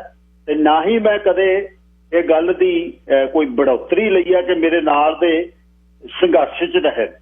ਅਸੀਂ ਉਹਨਾਂ ਦੀ ਮਿੱਟੀ ਵਰਗੇ ਨਹੀਂ। ਜੇ ਉਹਨਾਂ ਨਾਲ ਕਿਤੇ ਹੱਥ ਮਿਲਾ ਕੇ ਚਾਹ ਪੀਤੀ ਹੋਵੇ, ਅੱਜ ਉਹਨਾਂ ਦੀ ਗਦਾਰੀ ਨਹੀਂ ਹੋ ਸਕਦੀ। ਜਿਹੜੇ ਪਿੱਠ 'ਚ ਛੁਰੇ ਵੱਜਦੇ ਆ ਨਾ, ਉਹ ਨਹੀਂ ਕਦੇ ਹੋ ਸਕਦਾ। ਤੇ ਨਾ ਹੀ ਡਬਲ ਰੂਪ ਨਾਲ ਕਦੇ ਜ਼ਿੰਦਗੀ ਜਿਉਵਾਂਗੇ। ਜਿਹੜੀ ਗੱਲ ਸਾਹਮਣੇ ਆ ਉਹ ਬਿਲਕੁਲ ਸਾਹਮਣੇ, ਕਦੇ ਕਿਤੇ ਤੇ ਕਦੇ ਕਿਤੇ। ਹੁਣ ਤਾਂ ਇੰਨਾ ਤਾਂ ਜਿਹੜਾ ਗੜਬਾ ਵੀ ਨਹੀਂ ਰੁੜਦਾ ਜਿੰਨਾ ਇਨਸਾਨ ਰੁੜਦਾ ਅੱਜ ਕੱਲ੍ਹ। ਸਰ ਜਤਿੰਦਰਪਾਲ ਸਿੰਘ ਆਖਰੀ ਕਾਲਰ ਨੇ ਜੀ ਇਸ ਤੇ ਲਾਈਨ ਨੰਬਰ 4। ਹਾਂਜੀ, ਸਤਿ ਸ਼੍ਰੀ ਅਕਾਲ ਗਿੱਲ ਸਾਹਿਬ। ਸਤਿ ਸ਼੍ਰੀ ਅਕਾਲ ਜੀ ਗਿੱਲ ਸਾਹਿਬ। ਮੈਂ ਨਾ ਟੌਪਿਕ ਤੋਂ ਵੈਸੇ ਬਾਹਰ ਤਾਂ ਨਹੀਂ ਜਾਣਾ ਸੀਗਾ, ਥੋੜਾ ਜਿਹਾ ਇੱਕ ਮੈਨੂੰ ਇਤਰਾਜ਼ ਹੋ ਗਿਆ ਕਿ ਜਿਹੜਾ ਇਹਨਾਂ ਨੇ ਕਿਹਾ ਵੀ SC ਆ ਜਿਹੜਾ, ਉਹਨਾਂ ਨੇ ਜੀ ਇਹਨਾਂ ਦਾ ਸਾਥ ਨਹੀਂ ਦਿੱਤਾ। ਕਿਉਂਕਿ ਮੈਂ ਬਿਲੋਂਗ ਕਰਦਾ ਰਮਦਾਸੀਆ ਸਿੱਖ ਨੂੰ, ਤੇ ਮੈਨੂੰ ਇਹ ਤੇ ਇਤਰਾਜ਼ ਹੋਇਆ ਕਿ ਸਾਨੂੰ ਰਲਾਇਆ ਕਦੋਂ ਜੀ ਇਹਨਾਂ ਨੇ ਹੁਣ ਤੱਕ ਨਾਲ ਜੀ। ਭੋਰਾ ਵੀ ਸਾਡੇ ਨਾ ਫਾਦਰ ਸਾਹਿਬ ਨੇ, ਇਹਨਾਂ ਨੇ ਕਿਹਾ ਜੀ ਵੀ ਵਿੱਚ ਜਿਹੜੇ SC ਕੈਟਾਗਰੀ ਹੈ ਰਮਦਾਸੀਆ, ਉਹਨਾਂ ਨੇ ਸਾਥ ਨਹੀਂ ਜੀ ਦਿੱਤਾ ਇਹਨਾਂ ਦਾ ਕਦੇ ਵੀ ਸਿੱਖ ਉਹਦੇ ਵਿੱਚ ਜੀ। ਤੁਸੀਂ ਦੁਬਾਰਾ ਰਿਪੀਟ ਸੁਣ ਲਿਓ, ਉਹ ਤੁਹਾਨੂੰ ਪਤਾ ਲੱਗ ਜੂਗਾ। ਮੈਂ ਪਿੰਡ ਦੇ ਵਿੱਚ ਜਦੋਂ ਸ਼ਹਿਰ ਤੋਂ ਮੂਵ ਹੋ ਕੇ ਪਿੰਡ 'ਚ ਜਦੋਂ ਗਏ ਜੀ ਅਸੀਂ, ਮੇਰੇ ਫਾਦਰ ਸਾਹਿਬ ਲੈ ਕੇ ਸਾਨੂੰ, ਤੇ ਸਾਨੂੰ ਉੱਥੇ ਜਾ ਕੇ ਪਤਾ ਲੱਗਾ ਕਿ ਮੈਂ ਰਮਦਾਸੀਆ ਵਾਂ ਜੀ, ਇੱਕ SC ਆ ਜਿਹਨੂੰ ਕਿ ਚਮਾਰ ਕਹਿੰਦੇ ਰਹੇ ਆ ਜੀ।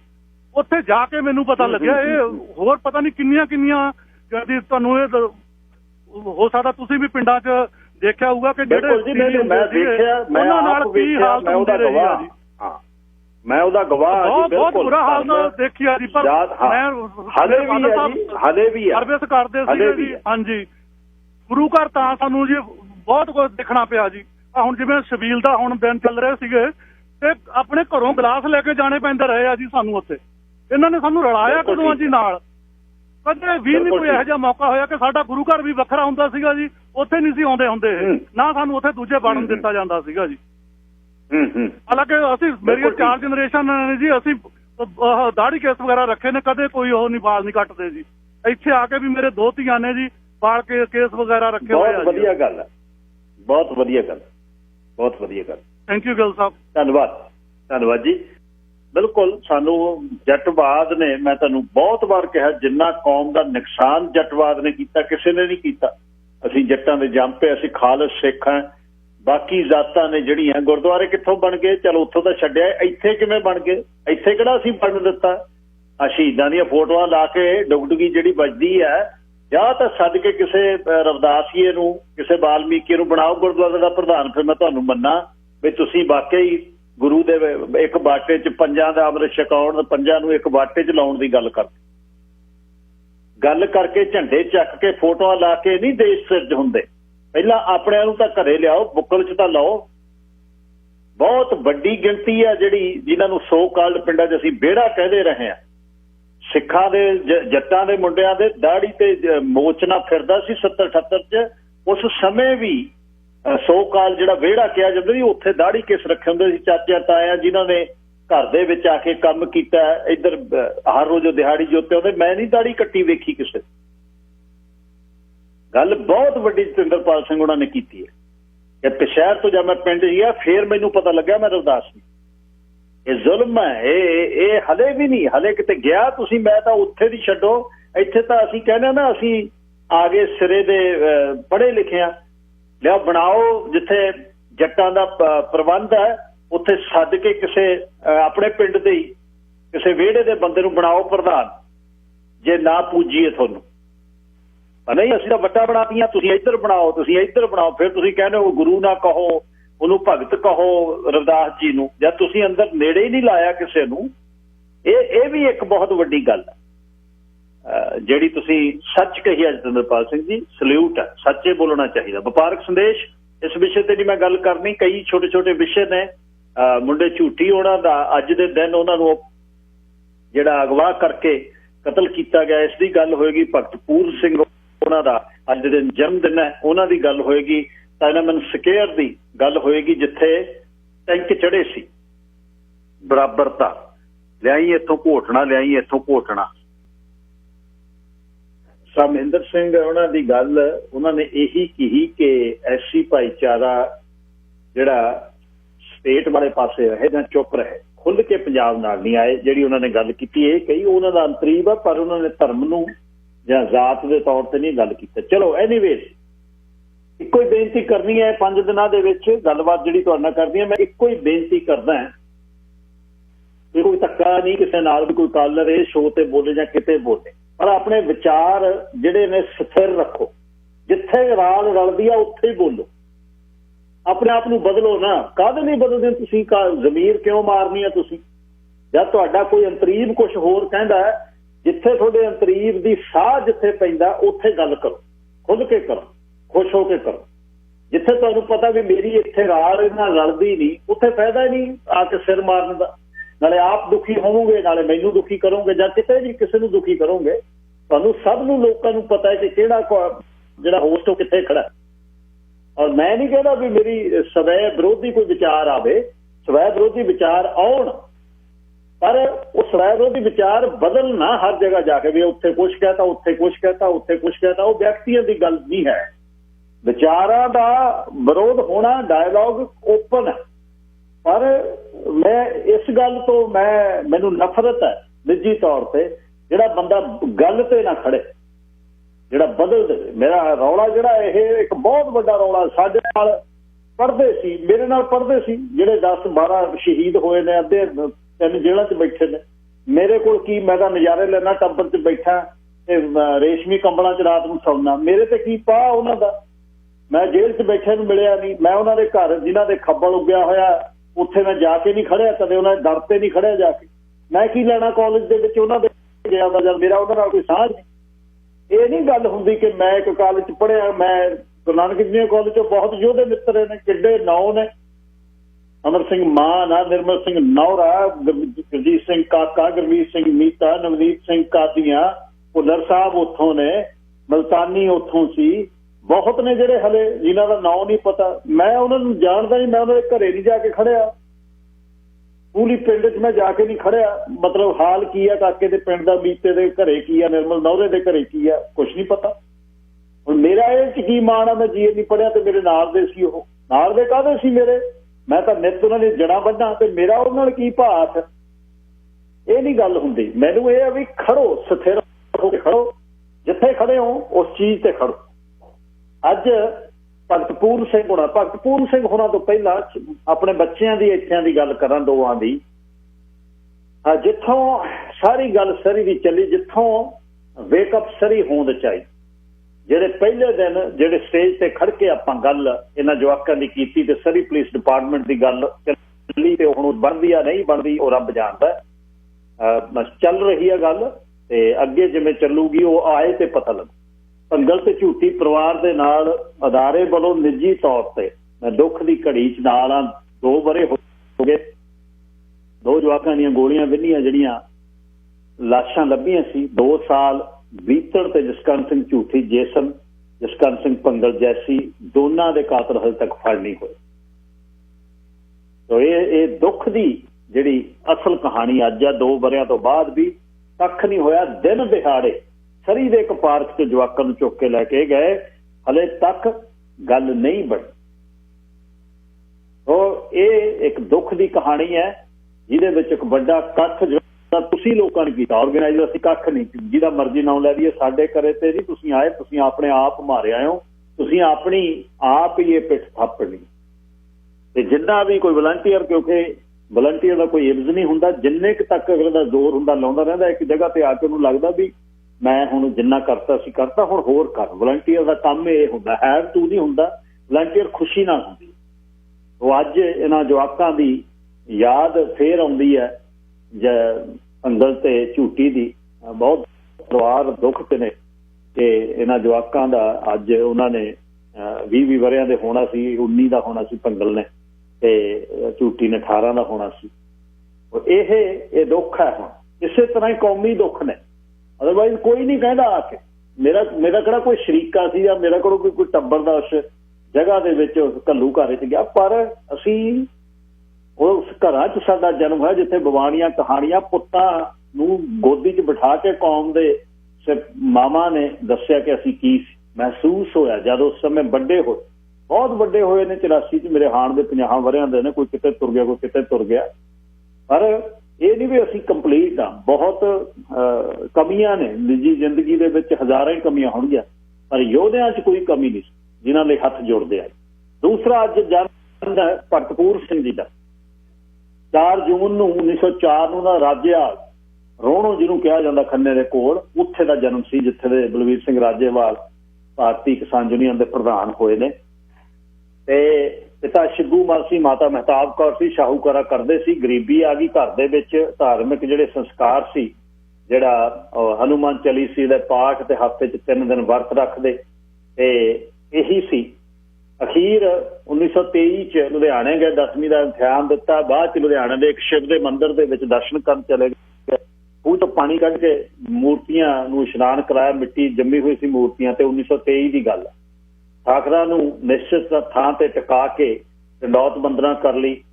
ਤੇ ਉਸ ਤੋਂ ਬਾਅਦ ਮੰਦਿਰ ਦਾ ਪੁਜਾਰੀ ਆਇਆ ਤੇ ਉੱਥੇ ਦੇ ਪੜ੍ਹਨ ਵਾਲੇ 5 ਵਿਦਿਆਰਥੀ ਹੈਰਾਨ ਹੋ ਗਏ। ਰੋਟੀ ਦਾ ਵੇਲਾ ਹੋ ਗਿਆ। ਰਾਮ ਜੀ ਦਾਸ ਨਾਂ ਸੀ ਭਗਤ ਪੂਰਨ ਸਿੰਘ ਦਾ। ਉਸ ਸਮੇਂ ਖਾਣਾ ਖਾਣ ਬੈਠੇ, ਪੁਜਾਰੀ ਨੇ ਬਾਂਹ ਤੋਂ ਫੜ ਕੇ ਠਾ ਹੋ ਗਿਆ, ਤੂੰ ਕਿੱਧਰੋਂ? ਇਹ ਸਾਡੀ ਲਾਈਨ ਹੈ, ਤੂੰ ਕਿੱਥੋਂ ਆ ਗਿਆ?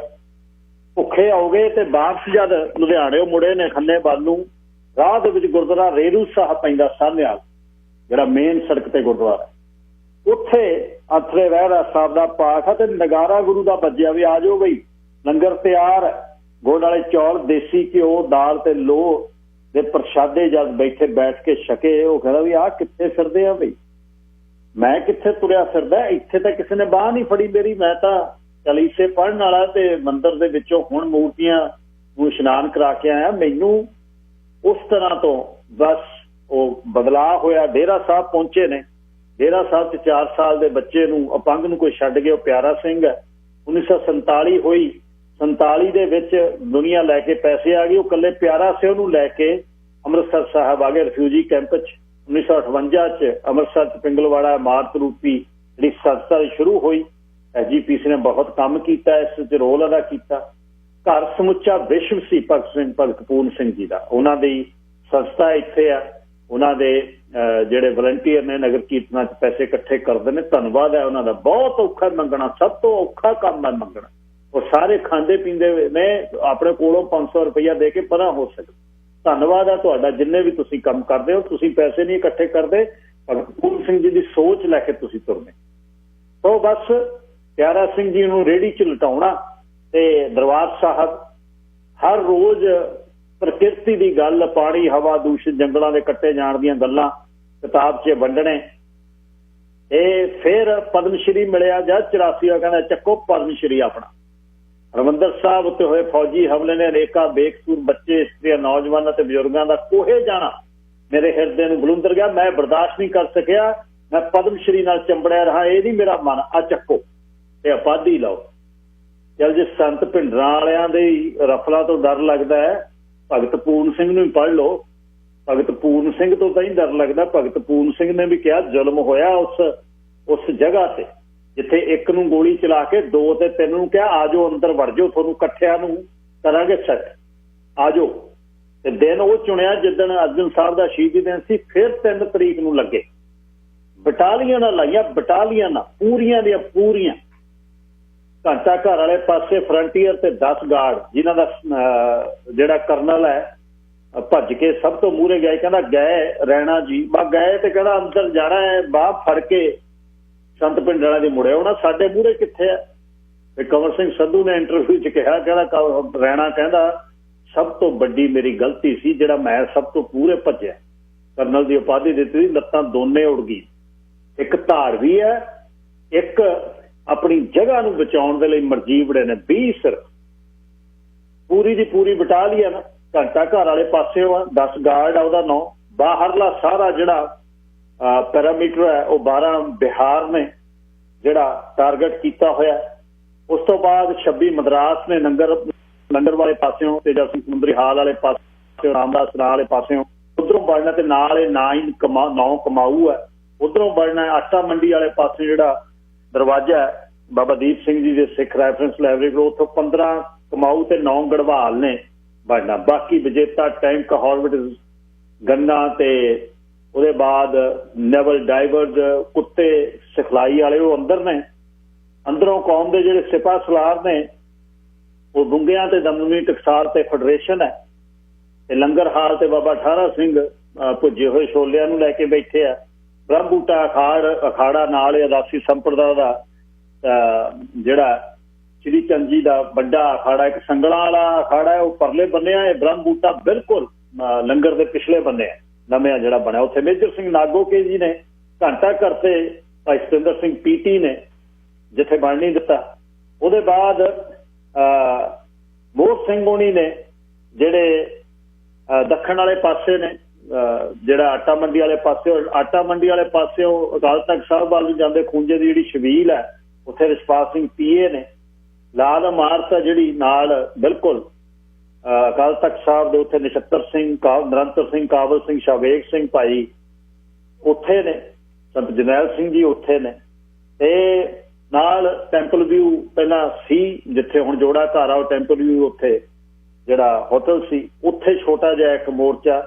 ਅਕਾਲ ਰੈਸਟ ਹਾਊਸ ਸਿੰਘੜੀਆਂ ਨੇ ਜਿੱਥੇ ਹੁਣ ਗੁਰੂ ਅਰਜਨ ਸਾਹਿਬ ਦੇ ਨਾਂ ਦੀ ਸ਼ਾਇਦ ਜਿਹੜਾ ਸਰਾਂ। ਸੋ ਇਹ ਹੈ ਸੈਟਅਪ। ਬਟਾਲੀਅਨ ਦੀਆਂ ਬਟਾਲੀਅਨ ਨੇ, ਚੇਤਕ ਹੈਲੀਕਾਪਟਰ ਉੱਪਰ ਨੇ। ਜਦ ਬਣਨਾ ਹੋਇਆ ਸਿਸਟਮ ਇਹ ਸੀ ਵੀ 4 ਦੀ ਰਾਤ ਨੂੰ 3:12 ਵਜੇ, ਹੁਣ ਉੱਥੇ ਸਵੇਰ ਹੋਣ ਲੱਗਿਆ। ਆਹ ਟਾਈਮ ਹੁਣ ਜਿਹੜਾ ਯੁੱਧ ਹੋ ਰਿਹਾ ਜ਼ੋਰ ਦਾ, ਤੇ ਬਸ ਬਣਨਾ 12 ਵਜੇ ਬਣਨਾ, 2 ਵਜੇ ਤੱਕ ਫੜਨੇ ਨੇ, 2 ਵਜੇ ਤੱਕ ਕਲੀ ਕੂਚੇ ਵਾਲੇ ਆਉਣੇ ਨੇ, 4 ਵਜੇ ਜਦੋਂ ਸੰਗਤਾਂ ਨੇ ਆਉਣੇ, ਜਦ ਤੱਕ ਕੂਚਾ ਕਲੀ ਕਰਕੇ ਸੰਤਾਂ ਨੂੰ ਬਿਠਾ ਕੇ ਪੂਰੀ ਵੀਡੀਓ ਕੈਮਰੇ ਵਾਲੇ ਦੇ ਲਿਜਾ ਕੇ ਦੂਰਦਰਸ਼ਨ ਤੋਂ ਤੇ ਉਹ ਬਸ ਫੋਟੋਆਂ ਬਣਾ ਕੇ ਵੀ ਆ ਬੰਨੀ ਆਉਣੇ ਆ, ਆਹ ਸੀ ਤੁਹਾਡਾ ਸੰਤ, ਤੇ 4 ਵਜੇ ਨੂੰ ਨਿਬੇੜ ਦੇਣਾ। ਜਦ ਫੋਟੋ ਬਣਾ ਕੇ ਮਾਡਲ ਤੇ ਹੱਥ 'ਚ ਕੁਲਦੀਪ ਬਰਾੜ ਦੇ ਸੋਟੀ ਸੀ, ਲਾ ਕੇ ਦੱਸ ਰਿਹਾ ਸੀ ਬਸ ਇੱਥੋਂ ਗਏ ਤੇ ਇੱਥੋਂ ਗਏ ਤੇ ਇੱਥੋਂ ਗਏ ਤੇ ਇੱਥੋਂ ਗਏ। ਝਾਕੀਆਂ ਨਿਕਲਣੀਆਂ ਸੀ ਨਾ, ਜਿਹੜੇ ਇੱਥੋਂ ਗਏ ਤੇ ਇੱਥੋਂ ਗਏ, ਬਈ ਘੋੜਿਆਂ ਤੇ ਖਚਰਿਆਂ ਤੇ ਬਿਠਾ ਦੇਣੇ ਨੇ, ਬਣਾ ਲੈਣੇ ਨੇ ਤੇ ਚਿਹਰੇ ਮੋਹਰੇ ਬਦਲ ਕੇ ਤੇ ਗੇੜਾ ਪਿੰਡ 'ਚ ਦੇ ਕੇ ਲੈ ਆਉਣਾ। 4, 5 ਤੇ 6 ਸਵੇਰ ਨੂੰ ਹੌਰਵਿਟਜ਼ ਜਿਹੜੀ ਤੋਪ ਹੈ ਉਹਨੂੰ ਖੜਾ ਕੀਤਾ, ਜਿੱਥੇ ਹੁਣ ਤੁਸੀਂ ਦੇਖੋ ਜਿਹੜੀ ਨਵੀਂ ਬਣਾਈ ਹੈ, ਜਦ ਅੰਦਰ ਨੂੰ ਵੜਦੇ ਹੁਣ ਤਾਂ ਜਾਣ ਨਹੀਂ ਦਿੰਦੇ, ਮਤਲਬ ਘੰਟਾ ਘਰ ਤੋਂ ਪਿਛਲੇ ਵਾਲੇ ਪਾਸੇ ਜੱਲਿਆਂ ਵਾਲੇ ਬਾਗ ਤੋਂ ਉਰੇ, ਉਹਦੇ ਨਾਲ ਘੰਟਾ ਘਰ ਦੇ ਉੱਪਰ ਅਕਾਲ ਤਖਤ ਸਾਹਿਬ ਦੇ ਉੱਪਰ ਤੇ ਬੁੰਗਿਆਂ ਤੇ ਸਭ ਤੋਂ ਪਹਿਲਾਂ ਜਿਹੜੀਆਂ ਗੰਨਾਂ ਉਹ ਕੀਤੀਆਂ। ਮੁੜ ਕੇ 7 ਵਜੇ ਤੱਕ ਟੈਂਕ ਨੇ, ਕੋਈ 9 ਕਹਿੰਦਾ, ਕੋਈ 3 ਕਹਿੰਦਾ। ਚਸ਼ਮਦੀਦ ਜਿੰਨੀਆਂ ਮੈਂ ਪਿਛਲੇ ਦਿਨਾਂ 'ਚ ਸੁਣੀਆਂ ਨੇ ਇੰਟਰਵਿਊ 'ਚ, 7 ਕਹਿੰਦੇ ਨੇ, ਜਿਹੜੇ ਦੱਖਣ ਦੀ ਬਾਹੀ ਤੇ ਮੰਜੀ ਸਾਹਿਬ ਗੁਰਦੁਆਰਾ ਸਾਹਿਬ, ਮੰਜੀ ਸਾਹਿਬ ਦੀਵਾਨ ਹਾਲ ਤੋਂ ਐਂਟਰ ਹੋ ਕੇ ਬਾਬਾ ਦੀਪ ਸਿੰਘ ਦੀ ਉਹਨਾਂ ਦੀ ਸਮਾਧ ਦੇ ਕੋਲ ਦੀ ਆਟਾ ਮੰਡੀ ਵਾਲੇ ਪਾਸੇ 7 ਖੜ ਕੇ ਪਜੇਤਾ ਟੈਂਕ, ਉਹਨਾਂ ਤੇ ਪੂਰੇ ਫੁੱਲ ਸ਼ੈੱਲ ਜਿਹੜੇ ਨੇ ਉਹ ਜਿਹੜੇ ਗੋਲਾਬਾਰੀ ਕੀਤੀ ਹੈ। ਤੇ ਫਿਰ ਵੇਖ ਲਓ ਵੀ ਅਸਾਮੀ ਲੜਾਈ ਤੇ 48 ਘੰਟੇ। ਤੇ ਕਹਿਣ ਵਾਲੇ ਜਰਨੈਲ ਸਿੰਘ ਕਹਿੰਦੇ ਆ, ਸੰਤ ਜਰਨੈਲ ਸਿੰਘ ਜੀ ਖਾਲਸਾ ਪਿੰਡਰਾਂ ਵਾਲੇ ਨਾਂ ਸੀ ਉਹਨਾਂ ਦਾ। ਤਾਂ ਗੁਰਦਰਸ਼ਨ ਸਿੰਘ ਗਰੇਵਾਲ, ਉਹਨਾਂ ਦੇ ਪੁੱਤਰ ਸਹਿਜਪ੍ਰੀਤ ਸਿੰਘ ਗਰੇਵਾਲ ਦਾ ਪਿਛਲੇ ਦਿਨੀ ਬਰਥਡੇ ਸੀ, ਤੇ ਮੈਂ ਮਾਫੀ ਚਾਹੁੰਦਾ ਜੀ, ਉਸ ਦਿਨ ਵਧਾਈ ਨਹੀਂ ਦੇ ਸਕਿਆ। ਬਹੁਤ ਬਹੁਤ ਵਧਾਈਆਂ। ਪ੍ਰੋਗਰਾਮ ਬਲਦੇਵ ਸਿੰਘ ਜਿਹਨੂੰ ਜੋਧਪੁਰੀ ਵੀ ਕਹਿੰਦੇ ਆ, ਉਹਨਾਂ ਨੇ ਲਿਖਿਆ, ਕਹਿੰਦੇ 3 ਟੈਂਕ ਸੀ, ਕੋਈ 7 ਵੀ ਕਹਿੰਦਾ, 3 ਤੇ 1 ਬਖਤਰਬੰਦ ਗੱਡੀ। ਉਹ ਵੀ ਬਹੁਤ ਵੱਡੀ ਗੱਲ ਹੈ, ਜਿਹੜੀ ਛੋਟੀ ਨਹੀਂ ਹੈ ਉਹ। ਤੇ ਇਹ ਸੀ ਅੱਜ ਦਾ ਪ੍ਰੋਗਰਾਮ। ਕੱਲ ਨੂੰ ਆਖਰੀ ਕੜੀ ਹੋਏਗੀ ਇਸ ਘੱਲੂ ਘਰ ਦੇ ਤਹਿਤ। 5ਵਾਂ ਦਿਨ ਹੋਏਗਾ। ਅਖੀਰ 'ਚ ਮਾਲ ਸਿੰਘ ਕਮਿਸ਼ਨ ਤੁਹਾਡੇ ਲਈ ਚੜ੍ਹਦੀ ਕਲਾ 'ਚ ਰਹਿਣਾ। ਗੁਰੂ ਅੰਗ ਸੰਗ।